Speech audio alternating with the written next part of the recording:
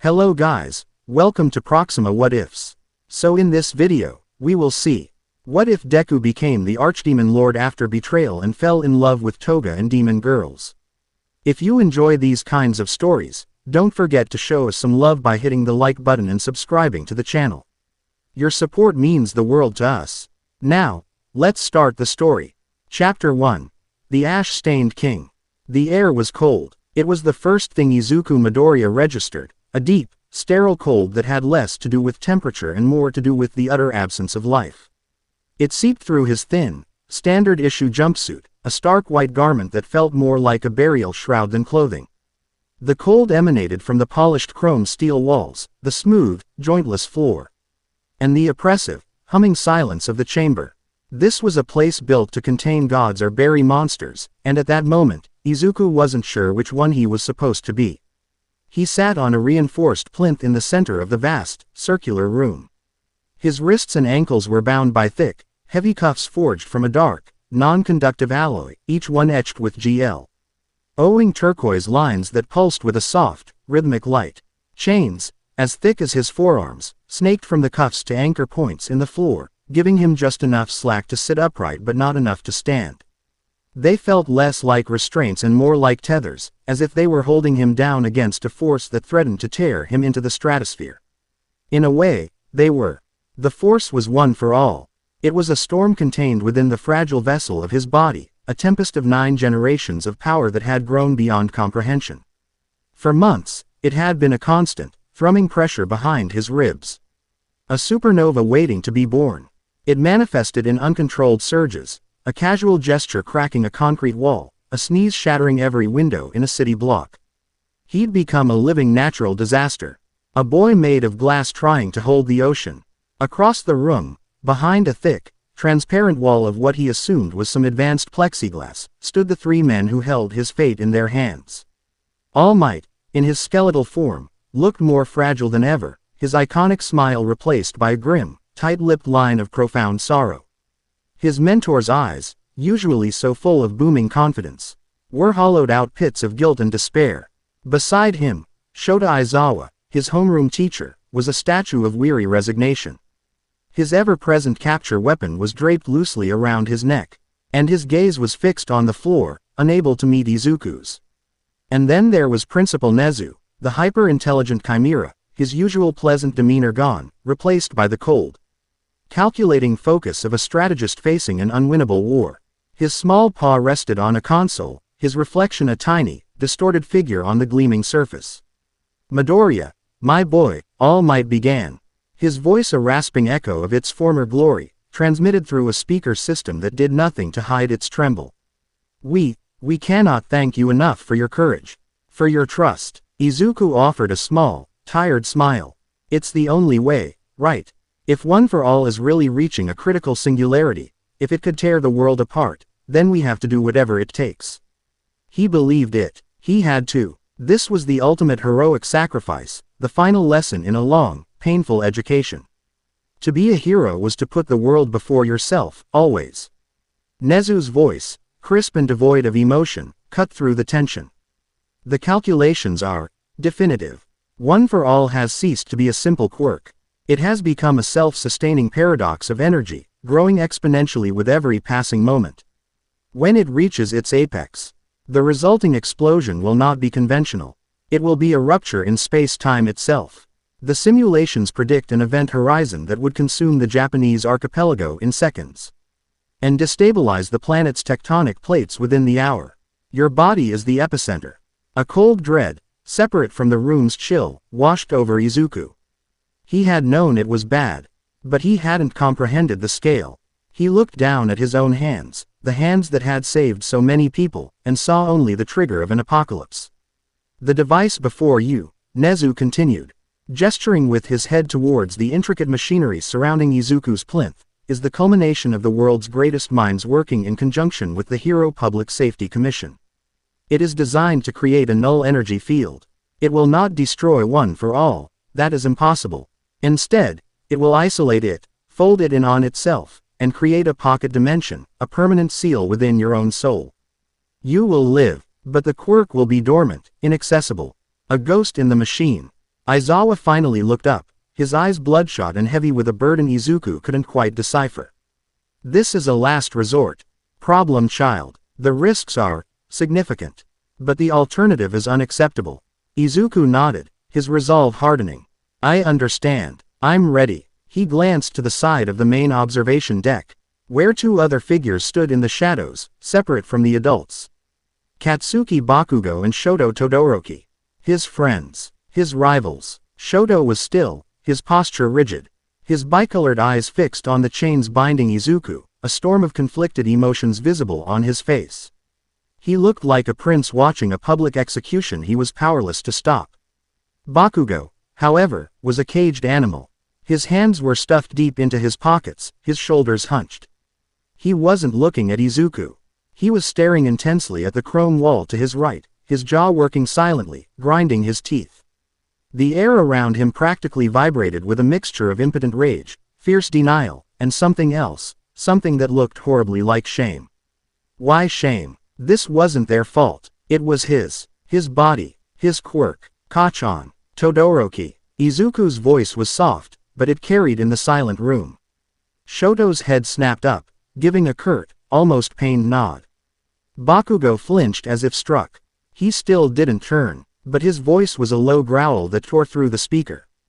Just get it over with, Deku. The words were harsh, but they lacked his usual venom. They sounded broken. Izuku's heart ached for them. For all of them. He was putting them through this. He took a deep breath, steeling himself. He met All Might's gaze through the glass.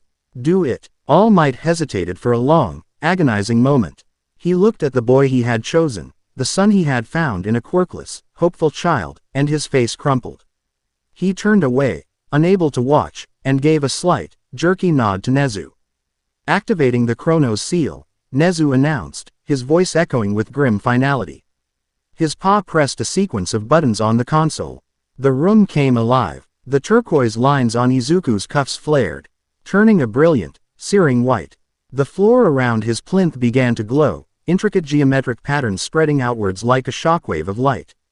A low hum escalated into a deafening roar, a sound that vibrated not just in his ears but in his bones, in his very teeth. He felt the pull immediately. It was a sensation unlike anything he had ever experienced. It wasn't like a physical force. It was a metaphysical one. It felt as if 1,000 hooks had latched onto his soul, pulling one for all from the very marrow of his being.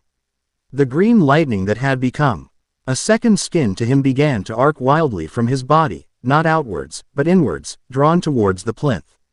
Inside his mind, the vestiges screamed. It's a lie. Nana Shimura's voice was a shriek of terror. This isn't a seal. They're killing you. 9th. Daigoro Banjo roared, his image flickering like a dying television screen. Izuku grunted, his body seizing. The pain was beginning. A dull, robbing ache that started in his chest and spread like fire through his veins. It's working, he gasped out, trying to reassure his mentors, trying to reassure himself. But the vestiges grew more frantic.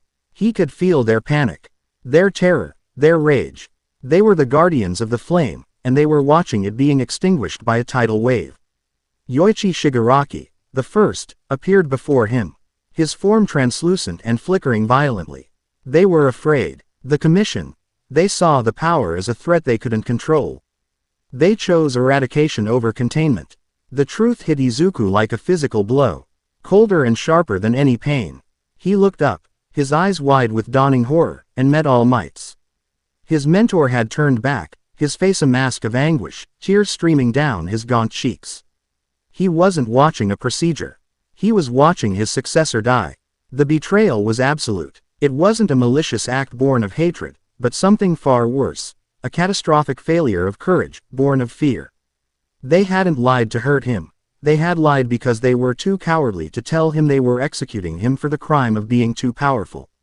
They were sacrificing him not for the world, but for their own inability to find another way. You lied. The whisper was lost in the roar of the machine. The pain intensified 1,000-fold. The null energy field wasn't sealing his quirk.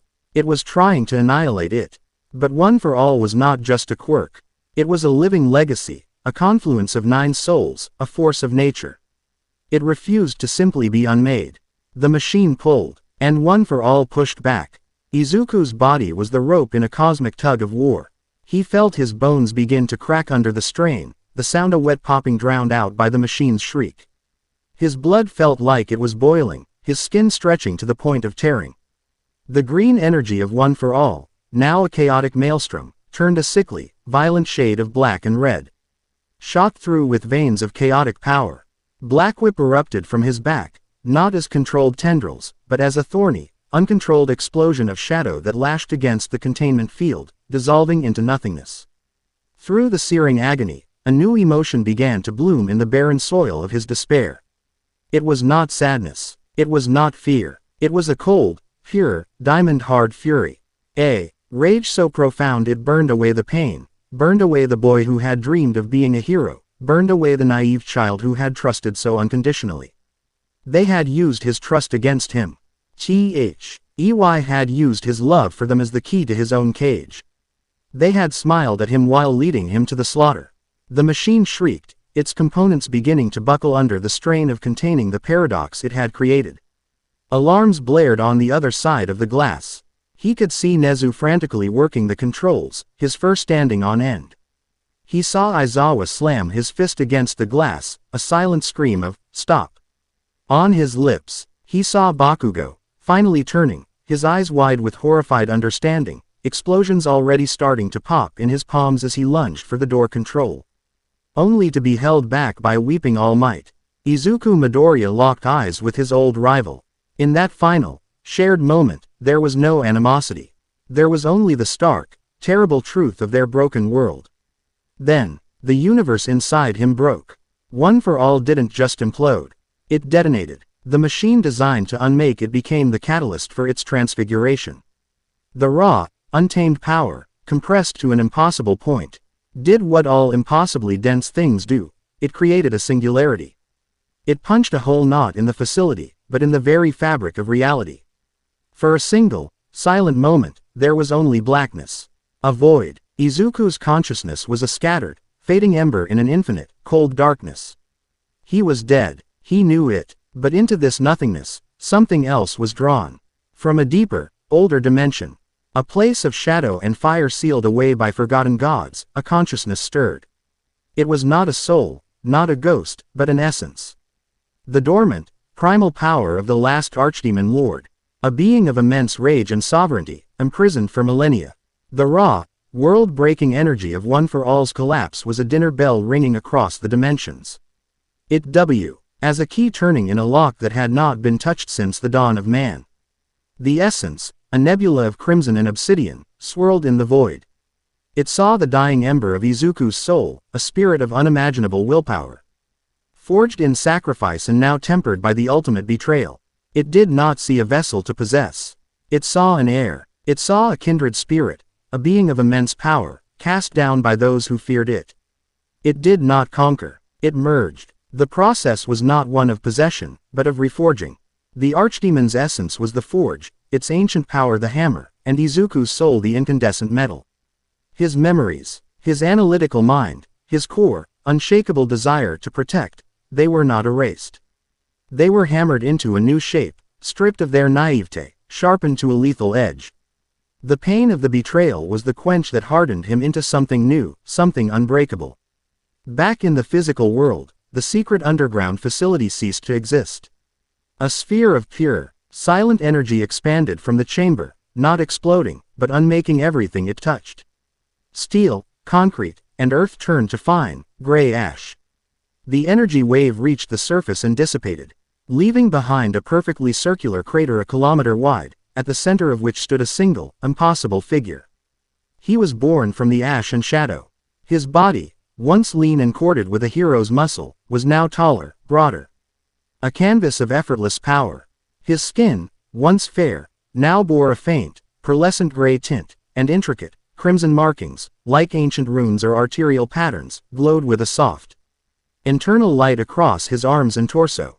Two magnificent horns, the color of polished jet, swept back from his temples, sharp and regal. A long, spade-tipped tail, prehensile and powerful, swayed gently behind him, tracing patterns in the dust. His hair, once a chaotic green mop, was now a deeper, forest green shade, streaked with black, and seemed to float with a life of its own.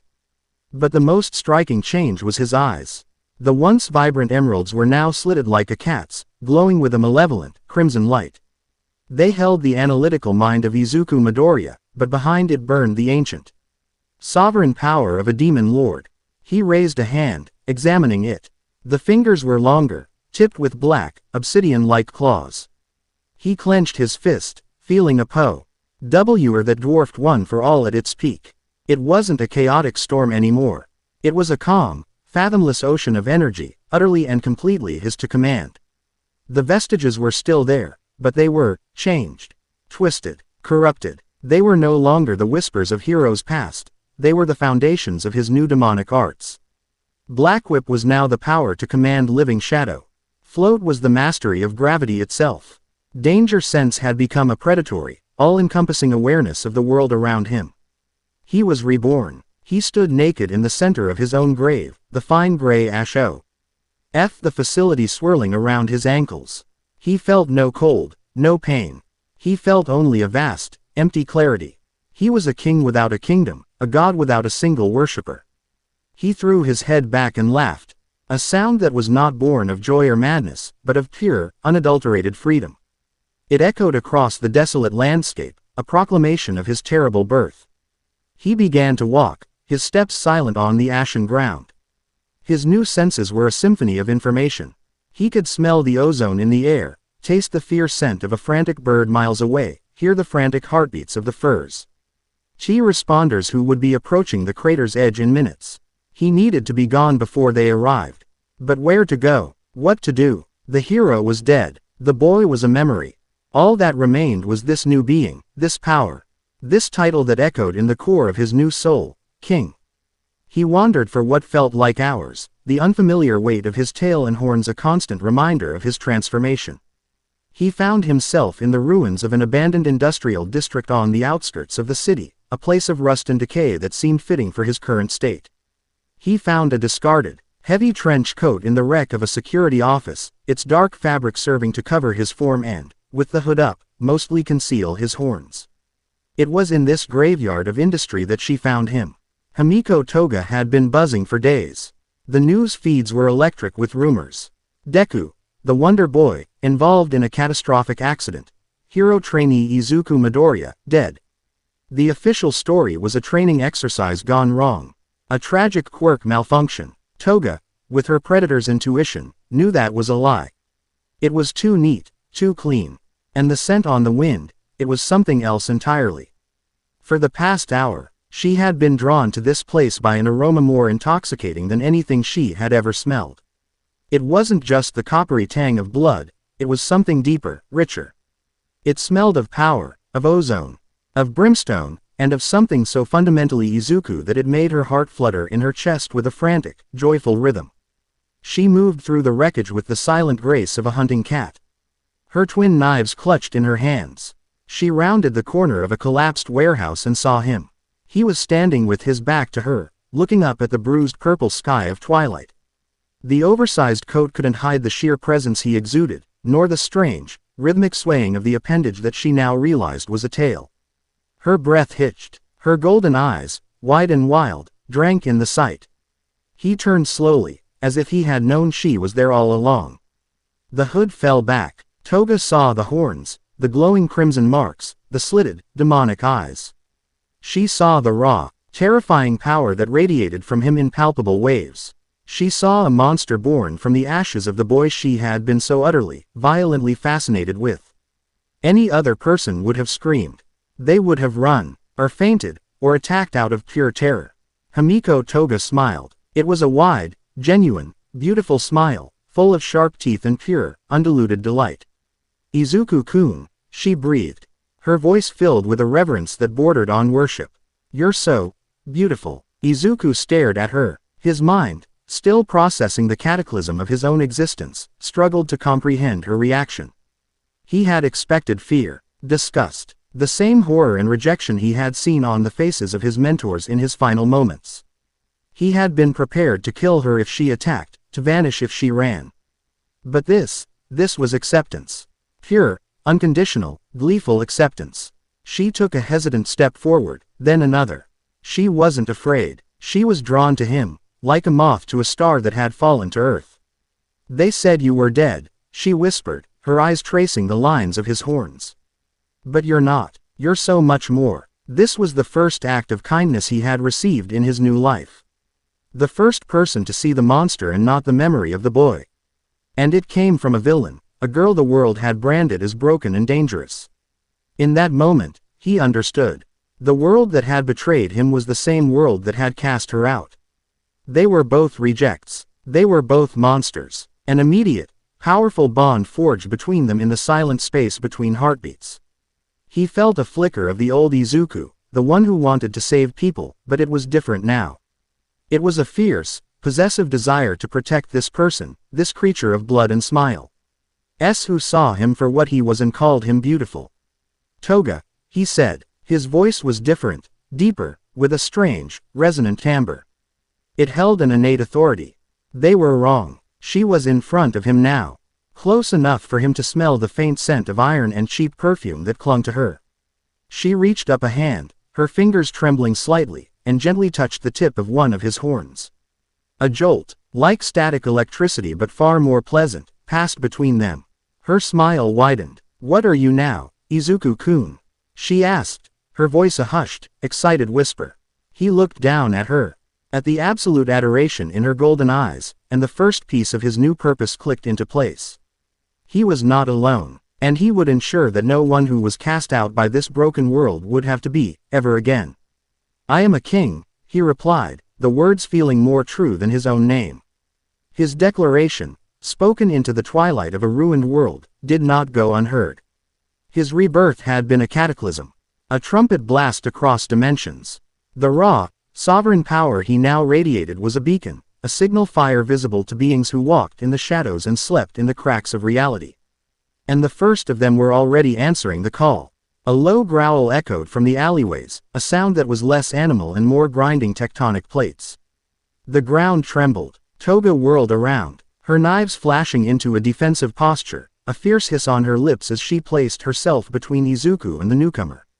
Izuku simply placed a calming hand on her shoulder, his gaze fixed on the source of the sound. From the deepest shadows, a creature emerged. It was a hound, but to call it such was a profound understatement. It was a monster of nightmare and legend, easily the size of a large truck, covered in shaggy, obsidian black fur that seemed to drink the light. Its 4 eyes burned with the intensity of molten rock, and smoke snorted from a jaw filled with teeth-like sharpened volcanic glass. This was a hellhound, a beast of pure power and primal fury. And from the intricate, bone-like armor plates on its shoulders and the way it carried itself, it was no mere beast. It was a chieftain. More hounds, smaller but no less terrifying, slinked from the shadows behind it, forming a semicircle, their magma eyes fixed on Izuku. The chieftain took a step forward, its voice a guttural rumble that vibrated in Izuku's chest. "You reek of the old throne. Of the Crimson King. But you are new, weak, a child playing with a crown too heavy for his head. This world is under the protection of the Fenrir clan. Your power is an insult. Leave this place, or be devoured." Toga tensed, ready to fight a battle she could not possibly win, but Izuku's grip on her shoulder was firm and reassuring. He stepped in front of her, his posture relaxed, almost casual. The oversized coat fell from his shoulders, cooling at his feet, revealing his new form in all its demonic glory. The crimson markings on his skin pulsed with a stronger light, and the air grew heavy with his power. "You are Fenris," Izuku stated, not asked. The name came to him unbidden, a piece of the ancient knowledge now fused with his soul. "Chieftain of the Hellhounds, you speak of insults. It is you who insults me. You stand before your rightful sovereign and you bare your teeth." Fenris let out a fenning roar that shattered the remaining glass in the nearby buildings. "Sovereign, I serve no one. Strength is the only law. Prove your claim, pretender." With a speed that defied its massive size, the hellhound charged. It was a living avalanche of fur and fury, its claws tearing up chunks of asphalt as it closed the distance in a heartbeat. Izuku didn't move. He simply raised one hand, palm open. Just as Fenris was about to crash into him, its massive jaws opened to snap him in two. Izuku's power flared. It wasn't an attack, it was a declaration of absolute authority. A wave of pure, crushing pressure. The very essence of his demonic sovereignty, slammed into the hellhound. It was the weight of a mountain, the force of a meteor, the will of a king made manifest. Fenris stopped dead, its charge broken as if it had hit an invisible wall of solid reality. The great beast whimpered, a sound utterly alien from such a terrifying creature. Its legs buckled, and with a great groan of protesting muscle and bone. The enormous hellhound was forced to its knees, then its belly, until its head was pressed flat against the broken pavement before Izuku's feet. It was completely and utterly dominated, its primal fury extinguished by a power so far beyond its own that it could not even comprehend it. The other hellhounds, seeing their chieftain so effortlessly subjugated, immediately prostrated themselves. Whining in submission, Izuku looked down at the massive creature, his crimson eyes glowing. "Strength is the only law," he said, his voice calm and cold. "And I am the law." He lowered his hand. The pressure vanished. Fenris trembled, breathing heavily, but did not rise. After a long moment, the great hellhound slowly lifted its head, its four magma-like eyes no longer filled with challenge, but with something new, awe, and a fierce, primal respect. "My king," Fenris rumbled, the words a vow of absolute fealty. She bowed her head once more. "I am yours to command." Izuku gave a slight nod of acceptance. One general. It was a start. He turned his attention back to Toga, who was staring at him with her jaw slightly agape, her eyes shining with an even more fervent adoration.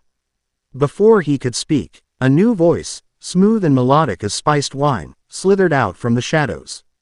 "Well now, that was quite the display. Brute force is so unsubtle, but undeniably effective." A new figure emerged, walking with an impossible, hip-swaying grace that seemed to bend the light around her. She was tall and statuesque, with skin the color of twilight lavender and long, silken hair as white as bone. Two small, elegantly curved horns adorned her forehead, and a pair of large, leathery, bat-like wings were folded neatly against her back. She wore a dress that seemed woven from shadow and sin, and her eyes, the color of amethysts, held a terrifying intelligence and an amusement that was thousands of years old. A succubus. And like Fenris, she was no common demon.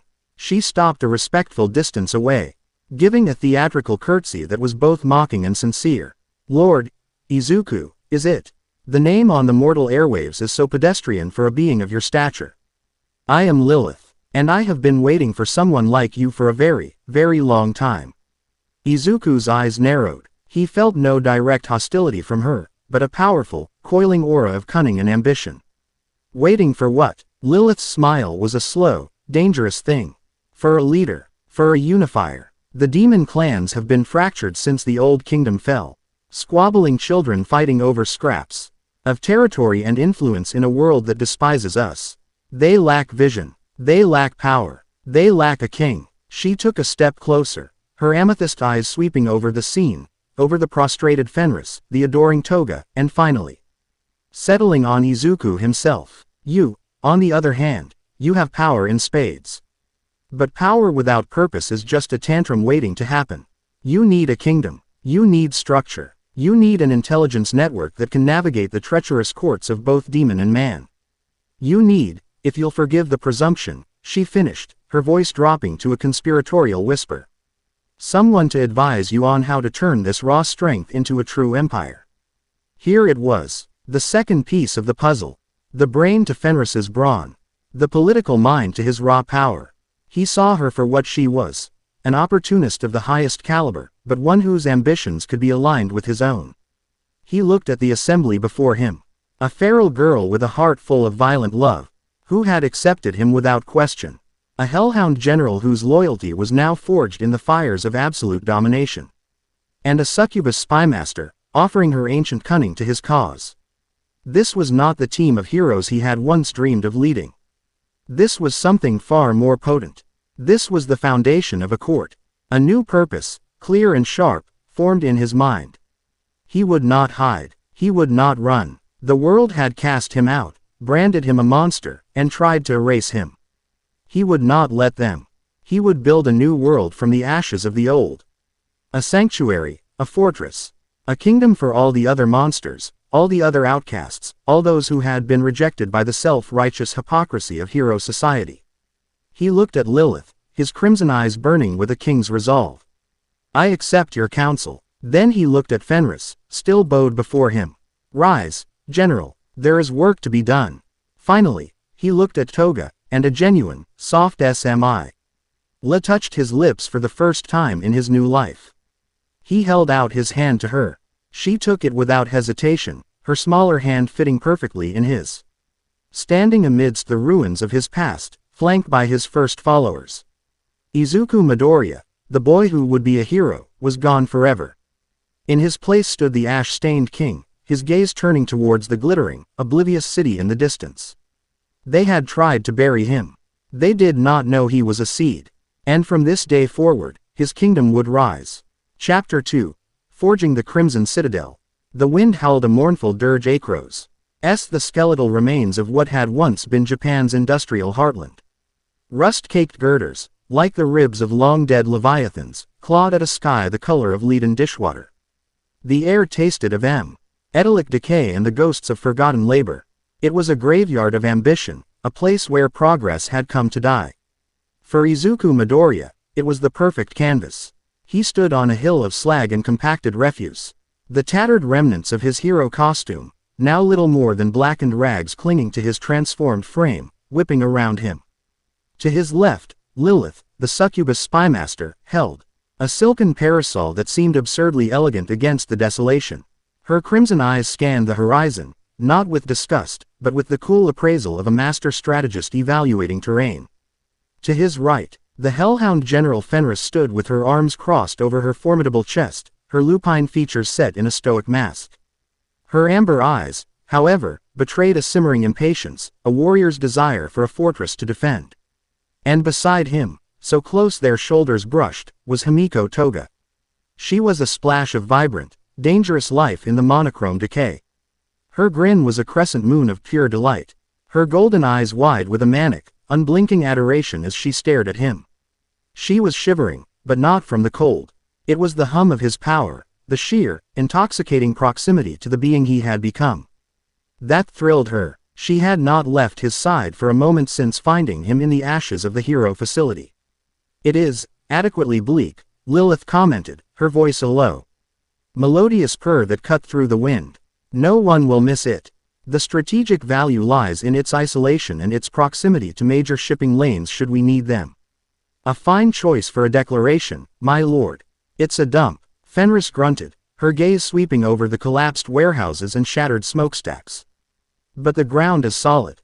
We can build fortifications. It will serve. Toga giggled, a sound like chimes in a graveyard. She leaned into Izuku, her head resting on his shoulder. A castle? Are you really going to make us a big, spooky castle, Izuku? With pointy towers and everything. Like in the picture books. But way better because it'll be ours. Izuku looked down at her, a flicker of warmth cutting through the cold fury that was now his core. He saw no fear in her eyes, only absolute, unconditional acceptance. She saw his horns, the faint crimson glow of his skin in the dim light, the claws that tipped his fingers, and she saw perfection. This simple, profound act of acceptance was the bedrock upon which he was already beginning to build his new world.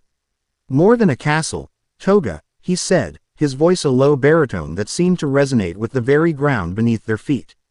It was his own voice, yet deeper, imbued with an ancient authority. A castle is a military structure. A fortress is a place to hide. We are not hiding. He turned his gaze to the blighted landscape. We will build a city. A sanctuary. A citadel. A symbol for all the others who are hiding in the shadows, for all those branded as monsters and villains by a world that fears their power. When they see it, they will know they have a home. And the world that cast them out will know that they have a king. His words hung in the air, charged with a power that made the dust at their feet dance. Lilith's lips curved into a genuine smile of approval. This was the vision she had gambled on. Fenris straightened, her warrior's heart thrumming in response to the declaration. A king worth fighting for. Toga simply squeezed his arm, her eyes shining. Our home. Izuku nodded. He closed his eyes, not to block out the world, but to see the new one he was about to create. The vestiges of One for All were no longer a council of heroic spirits in his mind. They were a maelstrom of raw, untamed power, twisted and reforged by the Archdemon's essence. He could feel Nana Shimura's float, now an art of absolute spatial control. He felt the second's gear shift, now a demonic ability to manipulate time and velocity on a catastrophic scale. He felt Black Whip, no longer whips of K energy but tendrils of pure shadow and solidified fear, capable of binding souls as easily as bodies. And at the center of it all was the raw, world-breaking power, the physical force that had once belonged to All Might, now magnified 1,000-fold and burning with the fires of the abyss. He stretched out his hands, palms facing the wasteland. Demonic runes, intricate and glowing with crimson light, began to flow across his skin, coiling up his arms and over his shoulders. The air grew heavy, thick with an oppressive, static charge. The sky, already gray, darkened to a bruised purple. The earth is a trove of power, Izuku murmured, his voice taking on a layered, ethereal quality as the demonic energy saturated him. Of iron and stone, of forgotten strength. It remembers, and it will answer a new master. He clenched his fists. The world screamed. It began as a low groan, a tremor that shook the foundations of the dead factories. Then, the groan became a roar. The ground convulsed, splitting open in 100 places. But it was not an earthquake's random destruction. This was controlled, deliberate. Fissures of blinding crimson energy, like raw magma from the planet's core, shot across the landscape, outlining a vast, complex foundation. The forgotten steel of the industrial park began to liquefy, not from heat, but from a terrifying application of kinetic force, flowing like rivers of molten silver into the newly formed channels. Fenris took an involuntary step back, her stoic demeanor shattered by pure awe. Lilith's parasol trembled in her hand, her eyes wide with a mixture of fear and exultation. Toga clung to Izuku, laughing with a wild, unhinged joy as the very laws of physics were being rewritten before them. Izuku's arms rose, and the earth followed his command.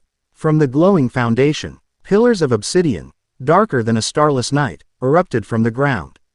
They climbed higher and higher, hundreds of feet into the air, smooth and monolithic. They were not quarried stone. They were pure, condensed shadow and earth, given form by his will. The molten steel, now infused with demonic energy, swirled around the pillars, hardening into intricate buttresses, balconies, and razor-sharp crenellations that seemed to tear at the sky. The central keep rose highest of all, a gargantuan spire of black stone that seemed to challenge the heavens themselves. Windows that looked like weeping eyes of crimson glass formed in its walls. Towers, sharp and jagged as shards of a broken god, grew from the main structure, connected by impossible bridges that defied gravity. A great wall, 50 feet high and impossibly thick, encircled the entire complex, its surface swirling with patterns that were both beautiful and deeply unsettling. The entire process took less than 10 minutes. The roar of creation subsided, replaced by a profound, humming silence. Where a wasteland had been, now stood a monument to impossible power. It was a fortress of sublime and terrifying beauty, a fusion of gothic nightmare and regal grandeur. Veins of crimson light pulsed rhythmically within the black stone, like a slow, sleeping heartbeat. Izuku lowered his arms, breathing steadily. He felt a drain, but it was like taking a single cup of water from an endless ocean. The power inside him was vast, bottomless. He looked at his creation, a grim satisfaction settling in his heart. "Welcome," he said, his voice now clear and steady, cutting through the awestruck silence. To the Crimson Citadel, Lilith was the first to find her voice. "My lord, in all my centuries, I have seen emperors raise monuments and sorcerers erect towers. They were children playing with blocks of sand compared to this. You have not built a fortress. You have given a soul to a mountain of rage." Fenris dropped to one knee, her head bowed. The act was not one of fealty sworn under duress, but of genuine, absolute reverence. "I would have followed you for your strength. I will die for you for your vision." Toga let go of his arm and ran to the edge of the newly formed cliff where their hill now ended, looking down at the grand gate of their new home. She spun around, her arms wide, her face ecstatic. "It's the best. It's our castle, Izuku. It's the most beautiful, wonderful, bloody thing I've ever seen." Izuku walked to her side, placing a hand on her shoulder. Together, they looked out at the impossible structure. It was a declaration written in stone and shadow. It was a beacon, and he knew, with a certainty that resonated in his very soul, that the flock would soon come gathering. The Crimson Citadel did not stay silent for long. Izuku's act of creation was not just a spectacle, it was a broadcast. The sheer outpouring of demonic energy was a psychic roar that echoed across the globe. A call to arms for the forgotten and the damned. They came in a flood. At first, it was the creatures of the night, the beings of myth and legend that had hidden in the deepest shadows of human society. Goblins and kobolds, once relegated to raiding scrap heaps, scurried through the gates, their beady eyes wide with a hope they'd never known. A clan of gargoyles, their stone skin cracked and weary from centuries of perching on forgotten ruins, landed on the battlements, pledging their service as sentinels. A pack of werewolves, their human forms scarred by the prejudice of a quirk-obsessed world, found a place where their duality was not a curse but a strength. Then came the humans. They were the ones society had deemed monstrous, the outcasts with quirks too villainous, or unsettling, to fit into the rigid hero-worshipping mold. A young man whose body was a living hive for venomous insects, a woman who could turn her bones into razor-sharp weapons. A family whose mutation gave them reptilian features and cold blood. They arrived, tired and fearful, drawn by whispers of a place where they would not be judged. They came seeking sanctuary, a refuge from the pointing fingers, the fearful whispers, and the open hostility of a world that had no place for them. The Citadel, vast as it was, quickly became a chaotic, teeming microcosm of this new, monstrous society. With so many disparate, powerful, and often predatory beings crammed together, conflict was inevitable. The first weeks were a brutal lesson in governance. The old laws of the jungle prevailed. The strong preyed on the weak. Fights over territory, resources, and simple pride erupted daily in the cavernous halls and winding streets that Izuku's power had formed. He watched it all from the central keep, his analytical mind processing the chaos. He could have imposed order with an iron fist, crushed every dispute with overwhelming force. But that would make him a tyrant, not a king. He needed to build a society, not a prison camp. The power vacuum is creating instability, my lord, Lilith advised one evening. She stood beside him in the strategic chamber, a vast, circular room dominated by a single slab of polished obsidian that currently showed a shimmering, magical map of the citadel. Red flares of light indicated points of conflict. These lesser clans and Kriatu Res are accustomed to a simple hierarchy of strength. They test each other, and they are beginning to test you. Let them, Izuku said, his gaze fixed on a particularly large flare of red near the western gate. A structure built on fear alone will crumble. They need to see that this order is better than the one they knew. The largest of these challenges came, as Lilith had predicted, from a powerful, established demon clan. The Gorgon Kin, a matriarchal society of serpentine demons with varying degrees of petrifying power, arrived a month after the Citadel's creation. They did not come seeking sanctuary. They came to claim a prize. Their leader, Matriarch Echidna, was a terrifying figure. Her lower body was the massive, scaled form of a constrictor, while her upper body was that of a powerfully built woman with skin like polished marble. Instead of hair, a mass of hissing, writhing vipers crowned her head, each one dripping with a potent, flesh-to-stone venom. She slithered into the grand audience hall, flanked by a dozen of her elite warriors, her golden, slitted eyes filled with an ancient arrogance. The hall fell silent. The various creatures and outcasts cowered, recognizing a primal power that far outstripped their own. Echidna's gaze slid past Lilith and Fenris, who stood guard by the throne, and settled on Izuku. She noted his youth, his slender build, and sneered. So, this is the whelp who shattered the sky, she hissed, her voice a dry, rasping sound. You have built a fine nest, little one. A very fine nest indeed. The Gorgon Kin will take it. You may be permitted to serve as a consort. If you prove amusing. Fenris growled, a low, rumbling threat that vibrated in the air. A single step forward from her was enough to make the stone floor crack. Address the Archdemon Lord with respect, serpent, or I will braid your tail around your throat. Echidna's vipers hissed in agitation. A loud puppy. I have turned bigger dogs than you to garden statues. Izuku raised a hand, and Fenris fell silent, though her muscles remained coiled like steel springs.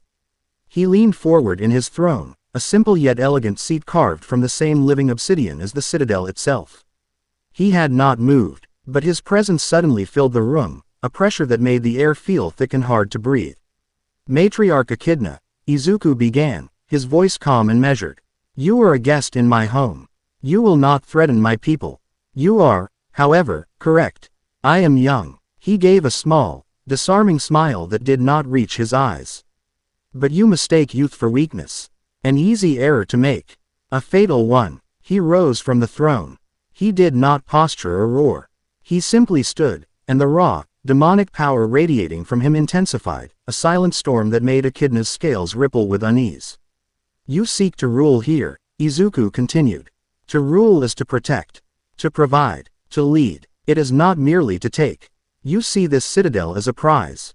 I see it as a promise. Prove to me you are worthy of leadership. You have brought your champions. I will face them, but not to the death. I will face them to demonstrate the difference between a brute and a king.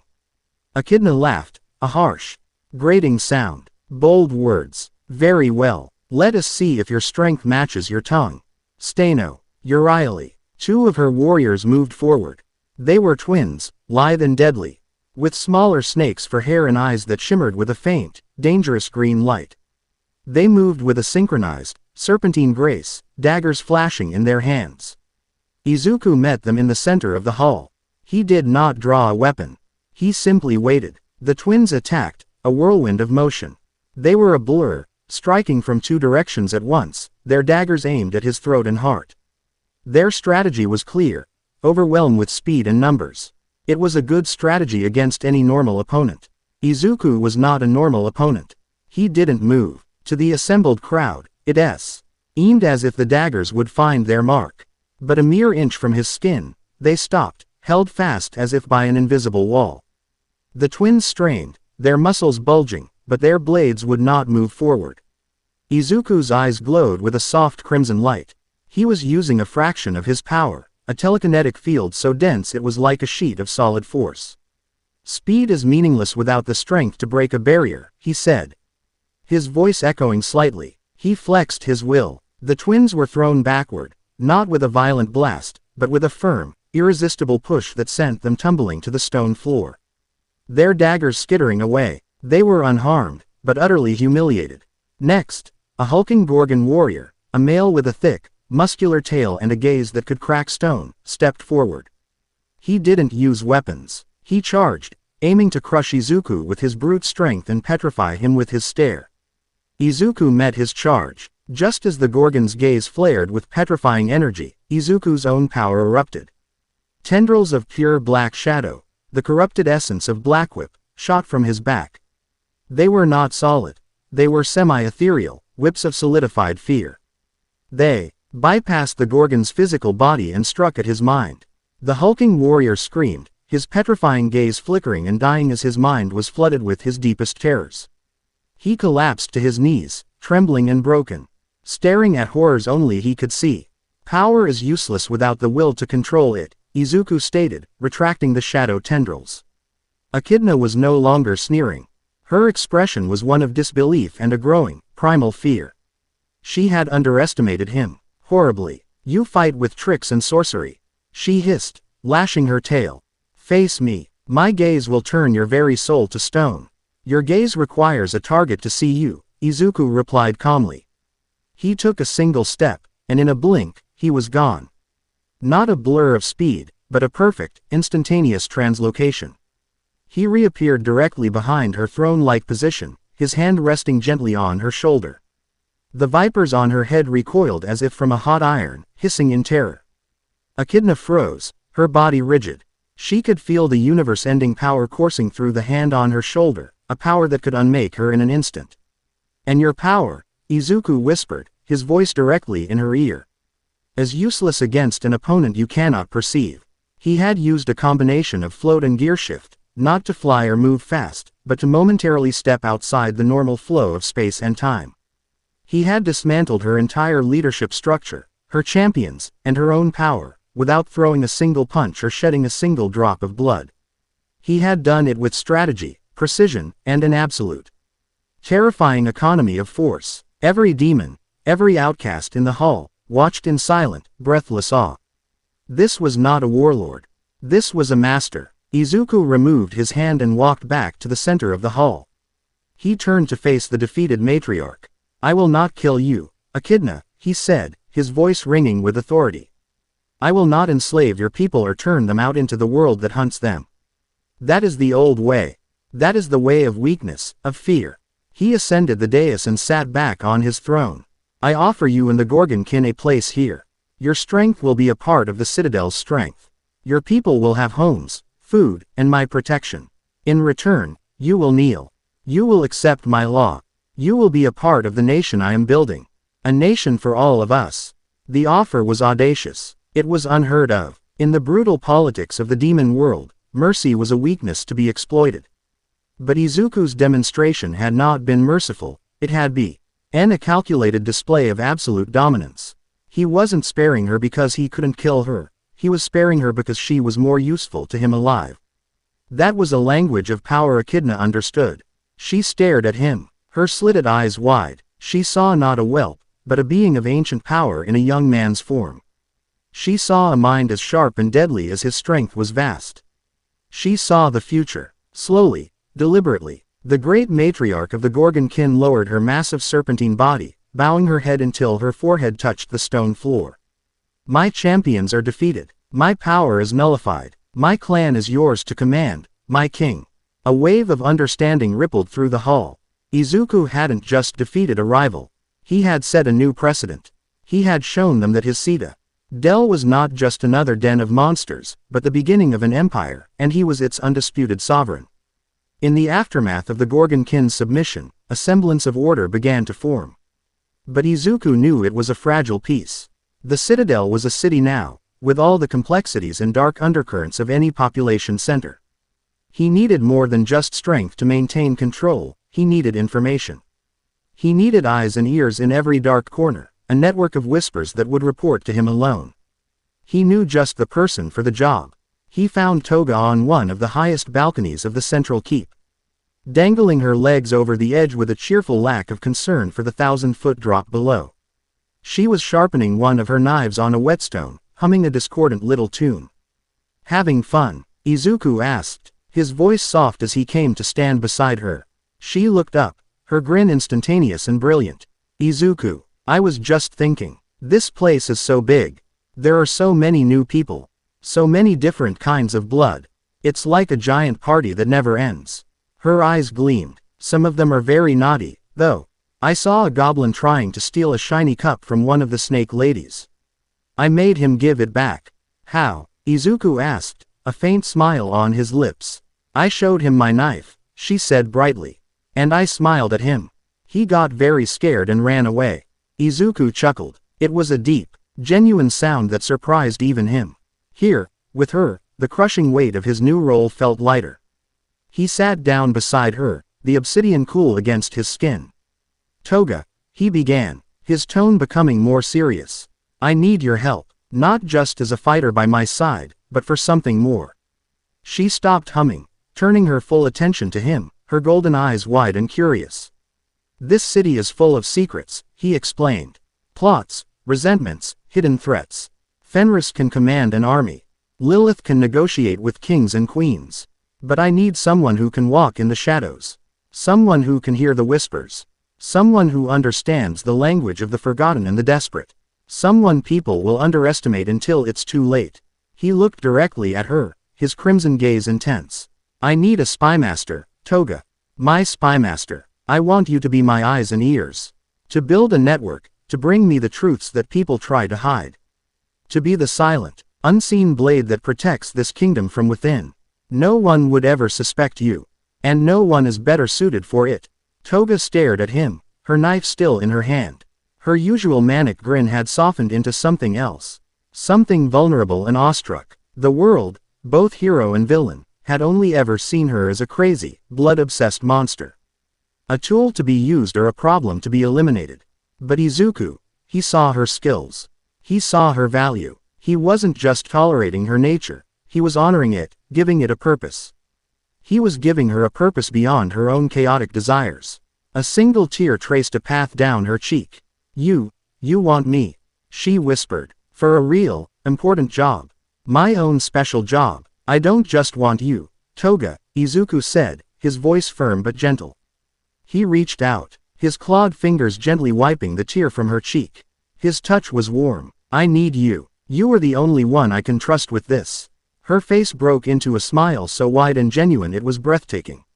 It was a smile of pure, unadulterated joy. She threw her arms around his neck, burying her face in his shoulder. Yes, I'll do it. I'll be the best spy ever for you, Izuku. I'll know everything. I'll be your little shadow. They'll tell me all their secrets, and if they don't, I'll be very, very persuasive. He held her, feeling the fierce loyalty and affection radiating from her. Their bond, forged in the ashes of his old life, was solidifying into something unbreakable. Toga took to her new role with a terrifying and beautiful efficiency.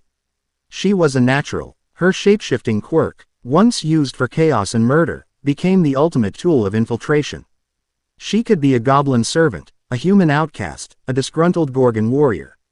She moved through the Citadel's burgeoning underworld like a ghost, her cheerful demeanor a perfect mask for her deadly intelligence. She gathered whispers of a faction of demons who resented Izuku's mercy towards the Gorgons. She uncovered a smuggling ring dealing in rare and dangerous magical artifacts. She identified potential leaders and troublemakers, assets and liabilities. She would report back to Izuku every night, not with formal briefings, but with excited, rambling stories, yet her recall was perfect, her insights into character chillingly accurate. Their relationship deepened with every shared secret, every mission. They fought together to quell the more violent uprisings in the Citadel's early days, their combat styles meshing in a deadly dance. Izuku was overwhelming force, a cataclysm of power that broke enemy formations and shattered their morale. Toga was the scalpel to his sledgehammer. She would dart through the chaos he created, a blur of motion, her knives finding the gaps in armor, the weak points in a defense. Eliminating key targets before they even knew she was there. They moved as one, anticipating each other's actions, a king and his deadliest shadow. Their quiet moments were just as important. They often found themselves on that same high balcony, watching the Citadel lights flicker below as a new kind of civilization took root. They would sit in comfortable silence for hours, simply existing together. One night, under a sky full of stars that seemed impossibly bright without the light pollution of a human city, Toga broke the silence. Why? She asked, her voice uncharacteristically soft. Why me, Izuku? Really? Izuku looked away from the sprawling city below and met her gaze. Because when I was reborn, when I was at my most monstrous, covered in ash and blood and rage, you were the first person who saw me. He reached out and took her hand, his larger, clawed one enveloping hers. You didn't scream. You didn't run. You didn't see a villain or a demon to be slain. He smiled, a true, warm smile that transformed his demonic features into something handsome and regal. You smiled. You saw me, and you smiled. In that moment, you gave me something my oldest friends and greatest teachers couldn't. Acceptance. You built the first brick of this entire kingdom, Toga, just by smiling. Toga's breath hitched. She intertwined her fingers with his. When I saw you, it was like the whole world finally made sense. All that power, all that pain. You weren't broken. You were complete. You're beautiful, Izuku. The most beautiful thing I've ever seen. He leaned in, and she met him halfway. Their first kiss was not a thing of gentle romance. It was electricity and brimstone, a collision of two souls who had found their other half in the wreckage of the world. It was passionate and intense, a confirmation of everything that had grown between them. It was the kiss of a king and his queen, on the battlements of the fortress they had built together, under a sky th. At was blissfully unaware of the storm that was gathering above it. The storm arrived without warning. It was a quiet afternoon. A semblance of routine had finally settled over the Crimson Citadel. The clang of hammers from the forges, the chatter of the marketplace, the roars of training drills from Fenris's new army, it was the sound of a city coming to life. Then, the sky tore open. There was no sound, no explosion. Just a silent, vertical rupture in the fabric of reality directly above the central keep. From this tear, a pillar of blinding, Golden light descended, so pure and intense it scoured the color from everything it touched. It was not the warm, comforting light of the sun. This was a cold, judgmental radiance, sterile and utterly alien. At the base of the pillar, a figure materialized. It was humanoid, but in the same way a perfect marble statue is humanoid. It was too perfect, too symmetrical. It wore armor of gleaming, white gold that seemed to be woven from light itself. And from its back sprouted two massive, immaculate white wings. It held no weapon, yet it radiated an aura of absolute superiority. Its face was beautiful but devoid of any emotion. No anger, no joy, just a profound, chilling emptiness. An angel. It hovered 100 feet above the main courtyard, its gaze sweeping over the citadel and its inhabitants. A low murmur of fear and confusion rippled through the city. The demons and monsters instinctively recoiled from the holy energy, which felt like a physical poison to their senses. The angel's voice boomed, not through sound waves, but directly into the minds of everyone within the citadel's walls. It was a voice of 1,000 harmonious choirs, yet it held nothing but contempt. Abomination. This world is infected with a cancerous filth. A blight of demonic energy and genetic deviancy. A nest of beasts and broken things. Izuku was in the throne room when it arrived, Toga by his side. He felt the angel's presence like a spike of ice in his soul. He was on his feet in an instant, Toga's hand gripping a knife, her expression a predatory snarl. The angel's telepathic gaze found Izuku in his throne room. And you, the heart of the tumor. A nexus of chaotic power. You call yourself a king. You are nothing but a festering wound upon reality. By the authority of the celestial court, this anomaly is to be investigated, judged, and cleansed. The angel raised a hand. Golden energy began to coalesce in its palm, a miniature sun of pure, destructive power. It was not aiming for Izuku. It was aiming for the marketplace, full of the families and outcasts who had come to the citadel for safety. Izuku's rage was a cold, silent thing. He didn't shout. He didn't move from his throne room. He simply lifted a single finger. In the courtyard below, the very air around the angel solidified. A cage of pure, crystallized space-time, shimmering with demonic runes, snapped into existence around the celestial being. The miniature sun in its hand fizzled out. Its energy completely neutralized. The angel's empty expression flickered with the barest hint of surprise. It pushed against the walls of its prison. The cage did not even tremble. What is this sorcery? The angel projected, its voice losing a fraction of its perfect harmony. It's called a lesson, Izuku's voice replied, booming through the courtyard, imbued with his own power. You enter my home, you threaten my people, and you speak of cleansing. You have no authority here. Just as Izuku spoke, a new presence made itself known. A figure landed silently in the courtyard. Drawn by the incredible flare of divine energy. She was a woman with long, silver hair, wearing dark, flowing robes. From her back were two large, feathered wings, but they were a ragged, charcoal gray. And one of them was clearly broken, bent at an unnatural angle. A faint, cracked halo of tarnished silver floated crookedly above her head. Her face was one of timeless beauty, but it was etched with a sorrow so deep it seemed to pull at the light around her. She looked from the trapped angel to the central keep, her violet eyes wide with a desperate urgency. No, she cried out, her voice filled with anguish. You don't understand what you've done. Izuku, Toga, Lilith, and Fenris descended to the courtyard, materializing from the shadows. Izuku's gaze fell upon the newcomer. He sensed no hostility from her, only a crushing despair. Explain yourself, he commanded. The fallen angel rushed forward, dropping to her knees before him. I am Seraphina. I was once one of them. She gestured with a trembling hand towards the trapped angel. That is a scout of the 5th choir. An arrogant, thoughtless soldier. By capturing it, you have revealed yourself. But if you destroy it, if it dies and its essence returns to the Empyrean, it will report the full extent of your power. They will see you not as a simple anomaly, but as a rival power. A threat to their great plan. The great plan? Lilith asked. Her eyes narrowed with suspicion. Seraphina looked up, her expression haunted. The celestial court sees this world, with its quirks and demons, as a failed creation. A divergence from their divine order. Their plan is not to save humanity. It is to Purify the planet. To erase everyone and everything they deem impure, quirk users, demons, anyone who deviates, and start again. They are an army of dogmatic, genocidal perfectionists. The angel in the cage finally seemed to recognize the newcomer. Traitor. Serafina, the questioner. You consort with filth. You will be unmade for this heresy. Serafina ignored it, her desperate gaze fixed on Izuku. Please, my lord, I was cast out for questioning their dogma, for arguing that life, in all its chaotic forms, had value. I know how they think. The scout was sent to gauge the infection. It expected to find a simple beast. It found you, a king, a being of immense power, creating a civilization. If it reports that, they will not send another scout. They will send an erasure fleet. An army of archangels. They will burn your city, your people, and this entire continent to sterile glass to stop you.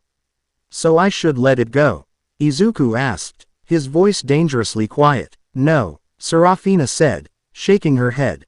If you let it go, it will report your power just the same. Your only option, your only way to buy yourself time, is to destroy it so completely that its essence cannot report back. You must send a message of a different kind. A message of silence. Let them wonder what happened to their scout. Let them be cautious. Izuku looked at the trapped angel, then at the terrified faces of his people, who were watching from the balconies and doorways. He looked at Toga, who stood beside him, her hand now resting on his arm. A silent promise of support. He looked at the desperate, fallen angel kneeling before him. His analytical mind processed the variables. Serafina's story rang with the truth of bitter experience. A strategic mystery was better than a declared threat. He nodded slowly. I see. He walked towards the cage, the ground cracking slightly with each step. He placed his hand on the shimmering surface. The trapped angel stared at him, its emotional void now filled with a dawning terror. It finally understood it was not facing a monster. It was facing an executioner. Go back to your court, Izuku said. His voice a low, cold whisper that the angel alone could hear. Tell them nothing, for nothing is what you will become.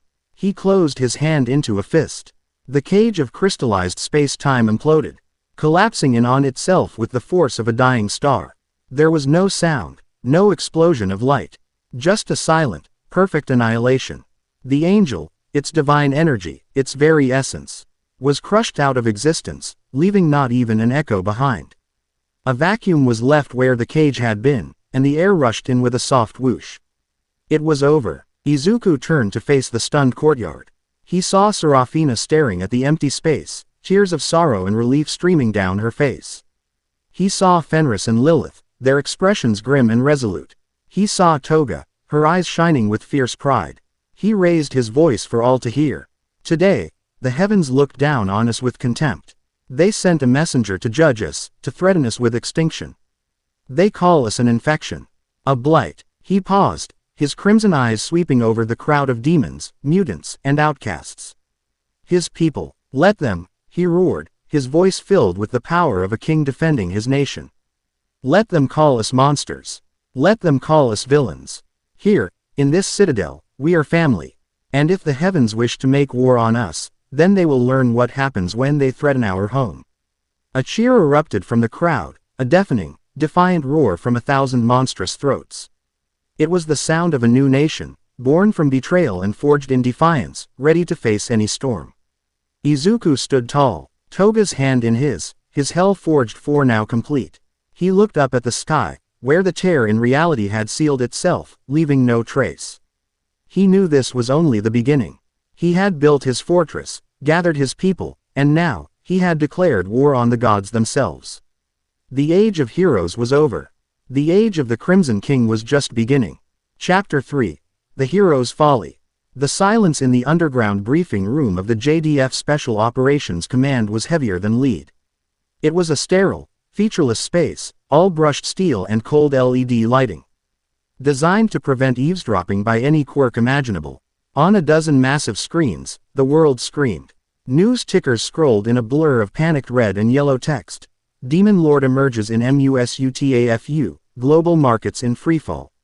Villains pledge allegiance to self-proclaimed king. Footage played on a loop. The impossible birth of the Crimson Citadel, a spike of obsidian and malice tearing its way out of the earth. Captured by every satellite and shaking seismograph on the planet. For the men and women in the room, the shattered remnants of Japan's top hero rankings, it was a monument to their failure. Toshinori Yagi, skeletal and hollowed out in his true form, stared at the central screen. The camera zoomed in on a figure standing atop the highest spire, a silhouette against a bruised twilight sky.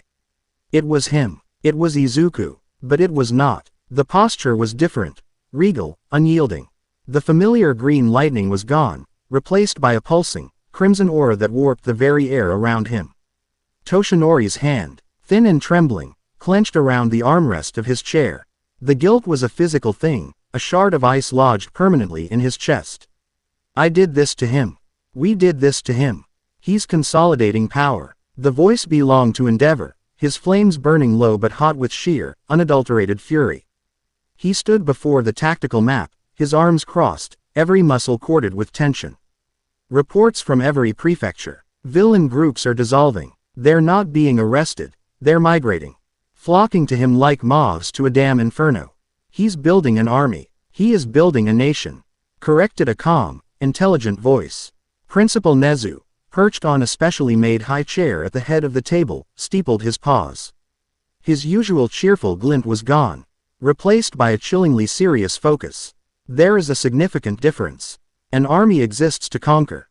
A nation exists to survive. His actions thus far, while grandiose, have been entirely defensive. Defensive, Mirko snarled, slamming a gauntleted fist on the table. The metal buckled with a sharp groan. He raised a fortress the size of a city district overnight. That's not defense. That's a declaration of war. Against whom, exactly? Hawks drawled from his corner, leaning against the wall with a studied nonchalance that fooled no one. His golden eyes were fixed on the screen, sharp and analytical. Us, the government, the world. He hasn't made a single demand. He hasn't attacked a single civilian center. All he's done is exist. Loudly. The Prime Minister's face, grim and sweating, appeared on the main screen. Patched in from a secure line. That existence is causing global destabilization, Hawks. The United Nations Security Council is demanding action. They see this as an internal Japanese matter. A failed quirk experiment that has now become a global threat. They have authorized, and I quote, whatever means necessary, to neutralize the anomaly known as the Crimson Citadel and its leader. He didn't need to say the subtext aloud. Fix this, or we will have foreign military forces leveling a part of our country. That was all Endeavor needed to hear.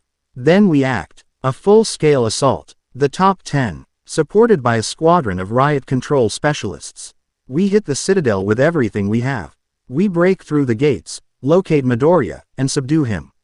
Subdue him. Shoto Todoroki spoke for the first time, his voice a low, cold murmur. He sat beside his father, a stark contrast of ice to Endeavor's fire. His bicolored eyes were shadowed with a haunted look he hadn't worn since the darkest days of his childhood. He remembered the ritual. He remembered the sheer, agonized betrayal in Izuku's eyes as the power turned inwards. We tried to subdue his power before. It tore a hole in reality and turned him into that. What is your plan for subduing a being who can raise a mountain with a gesture, father? Endeavor's jaw tightened. We hit him harder. A brilliant strategy, Hawks muttered, sarcasm dripping from his words. Truly the pinnacle of tactical thinking. Do you have a better idea? Endeavor rounded on him. Yes. Don't walk in to the monster's lair when we have no idea what the monster is capable of, Hawks shot back. We need intelligence. We need to know who is with him, what his defenses are, what his goal is. A frontal assault is what he'll expect. It's what I would expect from you. The insult hung in the air, thick and suffocating. Beside Toshinori, Katsuki Bakugo was vibrating with a silent, contained rage. His knuckles were white where he gripped the edge of the table. He hadn't said a word, just stared at the image of the reborn Izuku. It was wrong. All wrong. Deku was supposed to be the hero, the one who saved people with a stupid, goofy smile. He was supposed to be Bakugo's rival, the whelp he had to surpass on his own journey to number 1. He wasn't supposed to be this. A king. A monster. A villain. The guilt in Bakugo's gut was a corrosive acid, but it was buried under layers of fury.